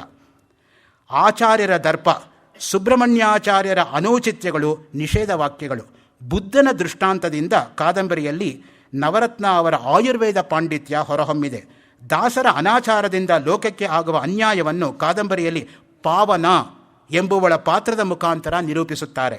ಇಂದಿನ ಕಾಲದಲ್ಲಿ ನಡೆಯುವ ಯಾರೋ ಬರೆದಿದ್ದನ್ನು ಇನ್ಯಾರೋ ಹೆಸರು ಹಾಕಿಕೊಂಡು ಪ್ರಸಿದ್ಧಿ ಹೊಂದಿ ನಿಷ್ಠಾವಂತ ಮನುಷ್ಯನಿಗೆ ಏನೂ ದೊರಕದಿರುವ ದೃಷ್ಟಾಂತಕ್ಕೆ ನವರತ್ನ ಅವರು ಸಾಕ್ಷಿಭೂತರಾದ ಘಟನೆ ಈ ಕಾದಂಬರಿಯ ಒಂದು ಮುಖ್ಯ ಘಟ್ಯವಾಗಿದ್ದು, ಪ್ರಸಕ್ತ ಸಮಾಜದಲ್ಲಿ ನಡೆಯತಕ್ಕಂತಹ ಬೌದ್ಧಿಕ ಶೈಕ್ಷಣಿಕ ಅನಾಚಾರವನ್ನು ನವರತ್ನ ಅವರು ನೇರವಾಗಿ ನಿರೂಪಿಸುತ್ತಾರೆ. ಕಾದಂಬರಿಯ ಕೊನೆಯಲ್ಲಿ ರಚನಾ ಸಂವಿಧಾನ, ಫ್ಲ್ಯಾಶ್ ಬ್ಯಾಕ್ ಟೆಕ್ನಿಕ್ ಅವರು ಆತ್ಮಕಥನದಲ್ಲಿ ಸುಂದರವಾಗಿ ನಿರೂಪಿಸಿದ್ದಾರೆ. ಒಟ್ಟಿನಲ್ಲಿ ಹೇಳುವುದಾದರೆ, ನವರತ್ನ ಅವರ ಈ ಕಿರು ಕಾದಂಬರಿ ಪ್ರಸಕ್ತ ಸಮಾಜದಲ್ಲಿ ಪ್ರಚಲಿತವಾಗಿರುವ ಮೂಢನಂಬಿಕೆ, ಅಂಧಶ್ರದ್ಧೆ, ಅಧಿಕಾರಶಾಹಿ ಜನಾಂಗದವರ ದಬ್ಬಾಳಿಕೆ, ನಯವಂಚನೆಯನ್ನು ನೇರವಾಗಿ ಬಹಿರಂಗಪಡಿಸಿ ಜನಜಾಗೃತಿಯನ್ನು, ಸಾಮಾಜಿಕ ಪರಿವರ್ತನೆಯನ್ನು ಮೂಡಿಸುವುದರಲ್ಲಿ ಅತ್ಯಂತ ಯಶಸ್ವಿಯಾಗಿದೆ. 4 ದಶಕಗಳ ನಂತರವಾದರೂ ಈ ಕೃತಿ ಬೆಳಕು ಕಾಣುತ್ತಿರುವುದು ನಿಜಕ್ಕೂ ಕೂಡ ಸ್ವಾಗತಾರ್ಹ. ಇಷ್ಟಾದ ಮೇಲೆ ಬೇಂದ್ರೆ ಕಾವ್ಯದ ಪ್ರತಿಮಾ ಸೃಷ್ಟಿ ನೋಡಿ. ದ.ರಾ ಬೇಂದ್ರೆ ಅವರು ನಮಗೆ ಜ್ಞಾನಪೀಠ ಪ್ರಶಸ್ತಿಯನ್ನು ತಂದುಕೊಟ್ಟವರು. ಬೇಂದ್ರೆ ಅವರ ಒಂದೊಂದು ಕಾವ್ಯವೂ ಕೂಡ ಎಷ್ಟು ಅದ್ಭುತ ಅಂತ ಹೇಳಿದರೆ, ನಿಜಕ್ಕೂ ಕೂಡ ಅದರಲ್ಲಿ ಒಳ ಹೊಕ್ಕು ನಾವು ನೋಡ್ತಾ ಹೋದರೆ ವೇದಾಂತ ದೃಷ್ಟಿಕೋನ ಅನ್ನೋದು ತಾನೇ ತಾನಾಗಿ ತೆರೆಕೊಳ್ಳುತ್ತೆ. ಅವರ ಸಮಗ್ರವಾಗಿರ್ತಕ್ಕಂಥ ವೇದಾಂತ ದೃಷ್ಟಿ ಹೇಗಿತ್ತು, ಪ್ರತಿಮೆಗಳ ಮುಖಾಂತರ ಅನ್ನೋದನ್ನು ತುಂಬ ಸೊಗಸಾಗಿ ಈ ಒಂದು ಶೀರ್ಷಿಕೆಯಲ್ಲಿ ಬರೆದಿದ್ದಾರೆ ನವರತ್ನ ಅವರು. ಅಮೂರ್ತ ಭಾವನೆಗಳಿಗೆ ಅನುಭವಗಮ್ಯವಾದ ಆಕೃತಿಯನ್ನು ನೀಡುವ ಪ್ರತಿಮೆಗಳಲ್ಲಿ ಕಾವ್ಯದಲ್ಲಿ ಕವಿಯು ಬಳಸ್ತಕ್ಕಂಥ ಭಾಷೆಗೆ ಧ್ವನಿಪೂರ್ಣತೆಯನ್ನು ಒದಗಿಸುತ್ತದೆ. ಶಬ್ದಗಳ ಮೂಲಕ ಅಭಿವ್ಯಕ್ತವಾಗುವ ವಿಚಾರ, ಭಾವನೆ ಕೇವಲ ಅಮೂರ್ತವಾದರೆ, ನಿರಾಕಾರವಾದರೆ ಅಂಥ ಶಬ್ದಗಳು ಸಹೃದಯನಲ್ಲಿ ಅಪೇಕ್ಷಿತ ಪರಿಣಾಮವನ್ನು ಉಂಟು ಮಾಡಲಾರವು. ಆ ದೃಷ್ಟಿಯಿಂದ ಅರ್ಥದ ಸ್ಫುರಣೆ, ಭಾವನೆಗಳ ವಿಚಾರದ ಆಕೃತೀಕರಣ ಪ್ರತಿಮೆ ನೇರವಾದ ಧ್ಯೇಯಗಳಾದರೆ, ಮಹತ್ವದ ಇನ್ನೆರಡು ಕಾರ್ಯಗಳನ್ನು ಕೂಡ ಆ ಪ್ರತಿಮೆಗಳು ನೆರವೇರಿಸುತ್ತದೆ. ಈ ಹಿನ್ನೆಲೆಯಲ್ಲಿ ಸ್ವಾಭಾವಿಕ ಸಂಕೇತಗಳ ಸ್ಥಾನ, ಸಂಕೇತಗಳು ಕವಿಯ ಅರ್ಥವ್ಯಾಪ್ತಿಯನ್ನು ಅತ್ಯಂತ ಕಿರಿದಾದ ಶಬ್ದವ್ಯಾಪ್ತಿಯಲ್ಲಿ ಹಿಡಿದಿಡುತ್ತದೆ. ಅಲ್ಲಿ ಕವಿಗೆ ಹೆಚ್ಚಾದ ಪದಗಳನ್ನು ನೀರಸವಾಗಿ ವಾಚ್ಯವಾಗಿ ಇಡುವ ಅವಶ್ಯಕತೆ ಇರುವುದಿಲ್ಲ. ಇದು ಸ್ವಾಭಾವಿಕವಾದ ಸಂಕೇತದ ಮೂಲಕ, ನ್ಯಾಚುರಲ್ ಸಿಂಬಲಿಸಮ್, ತಾನು ಹೇಳಬೇಕಾಗಿರುವ ಗೂಢಾರ್ಥವನ್ನು, ಪ್ರಗಲ್ಭ ಪ್ರಸಂಗವನ್ನು, ವಿಶಾಲ ಭಾವನೆಗಳನ್ನು ಧ್ವನಿಸಿ ಹೇಳುತ್ತದೆ. ಉದಾಹರಣೆಗೆ, ಡಾಂಟೆ ಎಂಬ ಕವಿಯು ಡಿವೈನ್ ಕಾಮಿಡಿಯಲ್ಲಿ ಬರೆಯುವ ಮೊದಲ ಕ್ಯಾಂಟೋನಲ್ಲಿ ಬರುವ ಪ್ರಾಣಿಗಳು ಬೀಸ್, ಶೀ ವೂಲ್ಫ್ ಹೆಣ್ಣು ತೋಳ, ಲಯನ್ ಸಿಂಹ, ಲೆಪರ್ಡ್ ಚಿರತೆ ಅನುಕ್ರಮವಾಗಿ ದುರಾಸೆ, ಅಹಂಕಾರ, ಭ್ರಷ್ಟತೆಯ ಸಂಕೇತಗಳು. ಯಾವ ರೀತಿ ರಿಲೇಟ್ ಮಾಡ್ತಾರೆ ನೋಡಿ. ಡಾಂಟೆ ಡಿವೈನ್ ಕಾಮಿಡಿಗೆ ರಿಲೇಟ್ ಮಾಡ್ತಾರೆ ಬೇಂದ್ರೆ ಕಾವ್ಯವನ್ನು. ಅದು ನಾನು ಹೇಳ್ತಾ ಇರೋದು. He is A professor of English by profession, but He is a professor of philosophy by heart, and he is a professor of a poet by his nature. ಮೂರೂ ಕೂಡ ತ್ರಿವೇಣಿ ಸಂಗಮ ಅವರಲ್ಲಿ ನಾವು ಕಾಣ್ತಕ್ಕಂಥದ್ದು. ನನ್ನ ಒಂದು ದೌರ್ಭಾಗ್ಯ ಅಂದರೆ ಅವರ ಕವನಗಳ ಬಗ್ಗೆ ನಾನು ಹೇಳೋಕ್ಕಾಗಿಲ್ಲ ಯಾವುದನ್ನೂ ಕೂಡ. ಅದ್ಭುತವಾಗಿರ್ತಕ್ಕಂಥ ಜಾನಪದ ಶೈಲಿಯಲ್ಲಿ ಪ್ರೇಮ ಗೀತೆಗಳನ್ನು ಅವರು ಹತ್ತಾರು ಕೊಟ್ಟಿದ್ದಾರೆ ಲೋಕಕ್ಕೆ. ಅದು ಯಾವುದನ್ನೂ ಕೂಡ ನಿಮಗೆ ಪರಿಚಯ ಮಾಡೋಕ್ಕಾಗಲಿಲ್ಲ, ನಾನು ಸಮಯ ಸಿಗದೇ ಇರೋದರಿಂದ ಕ್ಷಮಿಸಬೇಕು. ಶೇಕ್ಸ್ಪಿಯರ್ ಸಾಂಕೇತಿಕ ಪ್ರತಿಮಾಶಕ್ತಿಯಲ್ಲಿ ಲೋಕೋತ್ತರೀಯ, ಟಿ ಎಸ್ ಎಲಿಯಟ್ನ ವೇಸ್ಟ್ಲ್ಯಾಂಡ್, ಮರುಭೂಮಿಯ ಪ್ರತಿಮೆಯ ಯುದ್ಧೋತ್ತರ ಕಾಲೀನ ಪಾಶ್ಚಾತ್ಯ ಜೀವನದ ದಯನೀಯ ಪತನವನ್ನು, ಮಾನಸಿಕ ನೈರಾಶ್ಯವನ್ನು, ಶಾಂತಿಗಾಗಿ ಹಂಬಲಿಸುವ ಹಪಾಶೀತನವನ್ನು ಸಾಂಕೇತಿಕವಾಗಿ ಚಿತ್ರಿಸುತ್ತದೆ. ಎಂತಹ ರೇಂಜ್ ನೋಡಿ. ಒಂದು ಎಲಿಯಟ್ ಅಂತಾರೆ, ಇನ್ನೊಂದು ಶೇಕ್ಸ್ಪಿಯರ್ ಅಂತಾರೆ, ಇನ್ನೊಂದು ಡಿವೈನ್ ಕಾಮಿಡಿ ಅಂತಾರೆ, ಮತ್ತೆ ಬೇಂದ್ರೆ ಅಂತಾರೆ. ಯಾವ ರೀತಿಯಾಗಿ ಅವರ ಒಂದು ಸಂಪರ್ಕ ಸಂವಾದ ಎಂಬತಕ್ಕಂಥದ್ದು ಕವಿ ಹೃದಯ ಕೇವಲ ಒಬ್ಬ ಕವಿ ಅರ್ಥ ಮಾಡಿಕೊಳ್ಳಬಲ್ಲೇ ಹೊರತು ಬೇರೆಯವ್ರಿಗೆ ಅರ್ಥ ಆಗೋದಿಲ್ಲ. ಅದು ಆ ದೃಷ್ಟಿಯಿಂದನೇ ವಿವಾಹವಾಗಲಿ ವಿವಾದವಾಗಲಿ ಸರಿಸಮಾನರಲ್ಲಿ ಶೋಭಿಸುತ್ತೆ ಹೊರತು ಅಸಮಾನರಲ್ಲ ಅಂತ ನಮ್ಮಲ್ಲೊಂದು ಮಾತಿರೋದು. ವಿಶೇಷವಾದ ಹೀರೋಯಿಕ್ ಇಮೇಜ್, ವೀರ ಪ್ರತಿಮೆಯ ಸ್ವರೂಪದಲ್ಲಿ ಬೇಂದ್ರೆಯವರ ಸುಂದರ ಕವನವಾದ ಮಹಾಮರಣದ ಚರಣಗಳಲ್ಲಿ ನೋಡಿ. ಮುಂಜಾವಿನ ಕೆಂಜ ಬೆಳಕಿಗೆ ಕೆಂಪು ಕಡಿಮೆ ಬಿದ್ದಿದ್ರ ಥಳಿ ಹಾಕಿ ನಮ್ಮ ರಕ್ತದ ಹನಿ ಎಂಬಲ್ಲಿ ಕೆಂಜ ಬೆಳಕು, ಕೆಂಪು ಮುಂತಾದವು ಭೌತಿಕವಾಗಿ ಕಲರ್ ಇಮೇಜಸ್, ವರ್ಣ ಪ್ರತಿಮೆಗಳಾದರೂ ಕೂಡ ದೃಶ್ಯಮಾನವಾದ ವರ್ಣ ಪ್ರತಿಮೆಗಳು ರಕ್ತ ಒಂದು ಉಜ್ವಲವಾದ ರಕ್ತಾರ್ಪಣದ ಉದ್ವೇಲಿತ ಭಾವನೆಗೆ, ಸರ್ವೋತ್ತಮವಾಗಿರ್ತಕ್ಕಂತಹ ಹೃದಯವನ್ನೇ ಝಂಕೃತಗೊಳಿಸುವ ಚಿತ್ರಭಾವನೆ ಸಮಗ್ರ ಪರಿಸರವನ್ನು ಆವರಿಸಿಬಿಡುತ್ತದೆ. ಚಿತ್ರ ಪ್ರತಿಮೆಗಳನ್ನು ಈ ರೀತಿ ವರ್ಗೀಕರಿಸಬಹುದು. ಧ್ವನಿ ಪ್ರತಿಮೆಗಳು ಇಮೇಜಸ್ ಆಫ್ ಸೌಂಡ್, ದೃಶ್ಯ ಪ್ರತಿಮೆಗಳು ಇಮೇಜಸ್ ಆಫ್ ಸೈಟ್, ರಸ ಪ್ರತಿಮೆಗಳು ಇಮೇಜಸ್ ಆಫ್ ಟೇಸ್ಟ್, ಘ್ರಾಣ ಪ್ರತಿಮೆಗಳು ಇಮೇಜಸ್ ಆಫ್ ಸ್ಮೆಲ್, ಸ್ಪರ್ಶ ಪ್ರತಿಮೆಗಳು ಇಮೇಜಸ್ ಆಫ್ ಟಚ್, ಚಲನ ಪ್ರತಿಮೆಗಳು ಇಮೇಜಸ್ ಆಫ್ ಮೂಮೆಂಟ್, ಅಮೂರ್ತ ಭಾವನೆಗಳು, ನಿರಾಕಾರ ವಿಚಾರಗಳು ಪ್ರತಿಮೆಗಳ ಮೂಲಕ ಒಂದು ನಿರ್ದಿಷ್ಟ ಆಕೃತಿಯನ್ನು ಪಡೆದು ಕವಿಯ ಅಭಿವ್ಯಕ್ತಿಯನ್ನು ಸಾರ್ಥಕಗೊಳಿಸುತ್ತದೆ. ಬೇಂದ್ರೆ ಕಾವ್ಯ ವಿನೂತನ ಪ್ರತಿಮಾ ಸೃಷ್ಟಿಗೆ ಪ್ರಖ್ಯಾತವಾಗಿದೆ. ಒಂದು ಮಹತ್ವದ ಅಂಶವೆಂದರೆ ಪ್ರತಿಮೆಗಳು ಅರ್ಥವನ್ನು ಇಂದ್ರಿಯ ವೇದ್ಯವನ್ನಾಗಿ ಮಾಡುತ್ತದೆ, ಎಂದರೆ ಅನುಭವಗಮ್ಯವಾಗುತ್ತದೆ. ಕಲ್ಲು ಅರಳಿದರೆ ದೇವರು, ಮನ ಅರಳಿದರೆ ಮುಕ್ತಿ, ಜೀವ ಅರಳಿದರೆ ಜೀವಾಳ, ಮಾತೃಸ್ತನ ಅರಳಿದರೆ ಮಗುವಿಗೆ ಹಾಲು. ಹೀಗೆ ಕಾರ್ಯಕಾಣ ಮಾಲೆಯೊಂದರಲ್ಲಿ ಅರಳುವ ಕ್ರಿಯೆ ಅಂದರೆ ಹೂವು ಅರಳುವ ಕ್ರಿಯೆಯು ಲೌಕಿಕ ಭೂಮಿಕೆಯಲ್ಲಿ ಹೂವಿನ ರೂಪ ವರ್ಗಾನುಗುಣವಾಗಿ ದೃಶ್ಯ ಪ್ರತಿಮೆಯೋಪಾದಿಯಲ್ಲಿ ಚಲನ ಪ್ರತಿಮೆಯೋ ಎನ್ನುವಂತೆ ಬೇಂದ್ರೆಯವರು 4 ತಂತಿ ಪುಟ 68ರಲ್ಲಿ ತಂದಿದ್ದಾರೆ. ತಕ್ಷಣ ಕೊಡ್ತಾರೆ ರೆಫರೆನ್ಸು. ಗರ್ಭಗುಡಿಯ ದೈವ ದೀಪಕ್ಕೆ ಕಣ್ಣರಳಿ, ಹೊರಳಿ ನೋಡ್ಯಾವ ಒಳಗರಳಿ, ಕತ್ತಲೆಗೂ ಹೌದೇನೋ ಕಲ್ಲಿಗೂ ಕಣ್ಣು ಇರತಾವು, ಶುದ್ಧ ಬ್ರಹ್ಮವು ಅರಳಿ ಶಬಲ ಬ್ರಹ್ಮದ ಸರಳಿ, ಸರಿಗಮ ಪದನಿ ಅಂದಾವ ಧನಿಯರಳಿ, ಅಂತರಂಗವೇ ಅರಳ್ಯಾವ ಅರಳರಳಿ. 4 ತಂತಿ. ಅದಕ್ಕೇನೆ ಅವರಿಗೆ ಜ್ಞಾನಪೀಠ ಪುರಸ್ಕಾರ ದೊರೆತಿತ್ತು. ನೋಡಿ, 4 ತಂತಿನೇ ಕೋಟ್ ಮಾಡ್ತಾರೆ ಸ್ಪಷ್ಟವಾಗಿ. ಅರಳುವಿಕೆಯು ಭೌತಿಕ ಕ್ರಿಯೆಯ ಅಂತರಂಗದ ಅರಳುವಿಕೆಯ ಅಭೌತಿಕ ಕ್ರಿಯೆಗೆ ನೆಲೆ. ಅರ್ಥ ಆಗತ್ತಾ ವಾಕ್ಯ? ಇನ್ನೊಂದ್ಸಲ ಓದ್ತೀನಿ. ಅರಳುವಿಕೆಯ ಭೌತಿಕ ಕ್ರಿಯೆಯು ಅಂತರಂಗದ ಅರಳುವಿಕೆಯ ಅಭೌತಿಕ ಕ್ರಿಯೆಗೆ ನೆಲೆ. ನೆಲೆ ಅಂತಾನೆ ಎಸ್ ಎಲ್ ಭೈರಪ್ಪನವ್ರದ್ದು ಒಂದು ನಾವೆಲ್ಲಿದೆ. ಪ್ರಾಯಶಃ ಇಷ್ಟೊತ್ತಿಗೆ ಡಿಸ್ಕಷನ್ ಮೈಸೂರಲ್ಲಿ ಮುಗಿದಿರುತ್ತೆ ಅಂತ ಅಂದ್ಕೊಂಡಿದ್ದೀನಿ. ಇವತ್ತು ನಾಳೆ ಭೈರಪ್ಪನವರ ಬಗ್ಗೆ ಒಂದು ವಿಶೇಷ ಕಾರ್ಯಕ್ರಮ ಮೈಸೂರಲ್ಲಿ ನಡೀತಾ ಇದೆ. ಅಲ್ಲಿ ಪ್ರಾಯಶಃ ನೆಲೆ ಬಗ್ಗೆನೂ ಡಿಸ್ಕಷನ್ ಇರಬಹುದು ಅಂತ ಅಂದ್ಕೊಂಡಿದ್ದೀನಿ.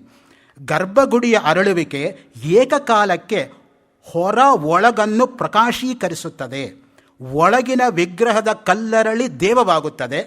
ಕಲ್ಲಿಗೂ ಕಣ್ಣು ಇರತಾವು ಎಂಬಲ್ಲಿ ಅರ್ಥ ವಿಶೇಷ ಅನುಭವಗಮ್ಯ. ಹೀಗೆ ಅರಳುವ ಕ್ರಿಯೆಯೇ ಒಂದು ಪ್ರತಿಮೆಯಾಗಿ ಕವಿ ಕಂಡ ದಾರ್ಶನಿಕ ಸತ್ಯಕ್ಕೆ ಧ್ವನಿಯಾಗುತ್ತದೆ. ಶ್ರೀಮಾತಾ ನೋಡಿ, ಮುಖ್ಯವಾಗಿ ಲಲಿತಾ ಸಹಸ್ರನಾಮದಲ್ಲಿ ಬರುತ್ತೆ ಶ್ರೀಮಾತಾ ಶ್ರೀ ಮಹಾರಾಜ್ಞಿ. ಅದನ್ನಿಟ್ಕೊಂಡೇ ಅವರು ಬಳಸಿರ್ತಕ್ಕಂಥದ್ದು.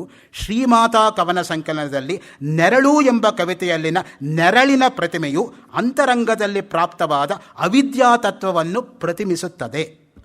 ನೆರಳಿನ ಚಲನಕ್ರಿಯೆ, ಸೂಕ್ಷ್ಮತೆಯನ್ನು ಶಬ್ದಗಳಲ್ಲಿ ಹಿಡಿದಿಟ್ಟ ಬೇಂದ್ರೆಯವರು ನೆರಳಿನ ಮೂಲಕ ಮಾನವ ಜೀವನದ ಶಾಶ್ವತ ತಥ್ಯವನ್ನು ರೂಪಿಸುತ್ತಾರೆ. ಹಿಂದ ಸರಿ ಬೇಕಾದ ನೆಳ್ಳು, ಮುಂದ ಅಡ್ಡ ಬಂದ್ರ ಕಷ್ಟ. ಶ್ರೀಮಾತ ಪುಟ 72 ಎಂಬಲ್ಲಿ ನೆರಳಿನ ಭೌತಿಕ ಚಲನೆಯೊಂದಿಗೆ ಏಕಕಾಲಕ್ಕೆ ಅವಿದ್ಯೆಯ ನಿರ್ಗಮನವಾಗುವ ಬದಲು ಆಕ್ರಮಣವಾದರೆ ಏನು ಗತಿ ಎಂಬ ಅವ್ಯಕ್ತ ಭೀತಿ, ಇಮೇಜ್ ಆಫ್ ಕೈನಥಿಸ್ಟಿಕ್ ಇಮೇಜ್, ಕವಿಯ ಸಹಜ ಗುಣವಾದ ಅನುಭಾವದ ಸ್ಪರ್ಶ ತಗುಲಿದಾಗ ಸಾಕ್ಷಿಕ ಪ್ರತಿಮೆಯಾಗುತ್ತದೆ. ಬೇಂದ್ರೆಯವರ ಕಾವ್ಯದಲ್ಲಿ ಪ್ರತಿಮೆಗಳು ಏಕಕಾಲಕ್ಕೆ ಭೌತಿಕ ಅನುಭವವನ್ನು, ಆತ್ಮಿಕ ಅನುಭವವನ್ನು ಸಹೃದಯನಲ್ಲಿ ಉಂಟು ಮಾಡುತ್ತದೆ. ಅದಕ್ಕೆ ಯಾವಾಗಲೂ ಕೂಡ ಕಾವ್ಯ ಸಹೃದಯರ ಮುಂದೆ ಓದಬೇಕೇ ಹೊರತು ರಸಿಕರು ಅಲ್ಲದೇ ಇರೋರ ಮುಂದೆ ಓದಿಸೋ ಕೆಲಸ ಕೊಡಬೇಡಪ್ಪ ಅಂತ ಧ್ವನ್ಯಾಲೋಕಕಾರನಾಗಿರ್ತಕ್ಕಂಥ ಆನಂದವರ್ಧ 3 ಸಲ ಹೇಳ್ಕೋತಾನೆ. ಅರಸಿಕೇಶು ಕವಿತ್ವ ನಿವೇದನಂ ಶಿರಸಿ ಮಾಲಿಕ ಮಾಲಿಕ ಮಾಲಿಕ. ಯಾರಿಗೆ ಅದನ್ನು ಅನುಭವಿಸ್ತಕ್ಕಂಥ ಶಕ್ತಿ ಇಲ್ವೋ ಅವ್ರ ಮುಂದೆ ಕಾವ್ಯ ಓದೋ ನರಕ ಯಾತನೆ ಮಾತ್ರ ನನ್ನ ಕೈಯಲ್ಲಿ ಮಾಡಿಸ್ಬೇಡ ಅಂತ. ಓದುಗರಿಗೆ ಒಂದು ಸಂತೋಷ ಆಗಬೇಕು, ಓದುಗರಿಗೆ ಹೃದಯಕ್ಕೆ ಅದು ನಾಟಬೇಕು. ಹಾಗಿಲ್ಲದೆ ಹೋದರೆ ಅದು ಏತಕ್ಕೆ ಪ್ರಯೋಜನ? ಆ ದೃಷ್ಟಿಯಿಂದ ನೋಡಿ, ಬೇಂದ್ರೆಯವರ ಕಾವ್ಯದಲ್ಲಿ ಪ್ರತಿಮೆಗಳು ಏಕಕಾಲಕ್ಕೆ ಭೌತಿಕ ಅನುಭವವನ್ನು, ಆತ್ಮಿಕ ಅನುಭವವನ್ನು ಸಹೃದಯನಲ್ಲಿ ಉಂಟು ಮಾಡುತ್ತದೆ. ಬೇಂದ್ರೆ ಎಲ್ಲ ಸಂದರ್ಭಗಳು ದ್ವಿಮುಖ ಕ್ರಿಯೆಯನ್ನೇ ಪ್ರತಿಮೆಗಳ ಮೂಲಕ ಸಂಯೋಜಿಸುತ್ತಾರೆ. ಹೀಗೆ ಮಾಡುವುದರಿಂದ ಒಂದು ತೊಂದರೆಯೂ ಸಹ ಉಂಟು. ಪ್ರತಿಯೊಂದು ಸಂದರ್ಭದಲ್ಲಿ ಆಧ್ಯಾತ್ಮಿಕ ಅರ್ಥದಿಂದಲೇ ಪ್ರತಿಮೆಗಳು ಆರೂಢವಾದರೆ ಮೂಲಭೂತಿಗೆ ಧಕ್ಕೆ ಬರುತ್ತದೆಯೋ ಏನೋ ಎಂಬುದಾಗಿ. ಗರಿ ಕವನ ನೋಡಿ. ರತ್ನದ ರಸದ ಕಾರಂಜಿಯು ಪುಟಪುಟನೆ ಪುಟಿದು ತಾನೇ ಪುಟಪುಟನೆ ಪುಟಿದು ಮಗ ಮಗಿಸುವ ಮುಗಿದ ಮೊಗ್ಗಿ ಪಟಪಟನೆ ಒಡೆದು ತಾನೇ ಪಟಪಟನೆ ಒಡೆದು.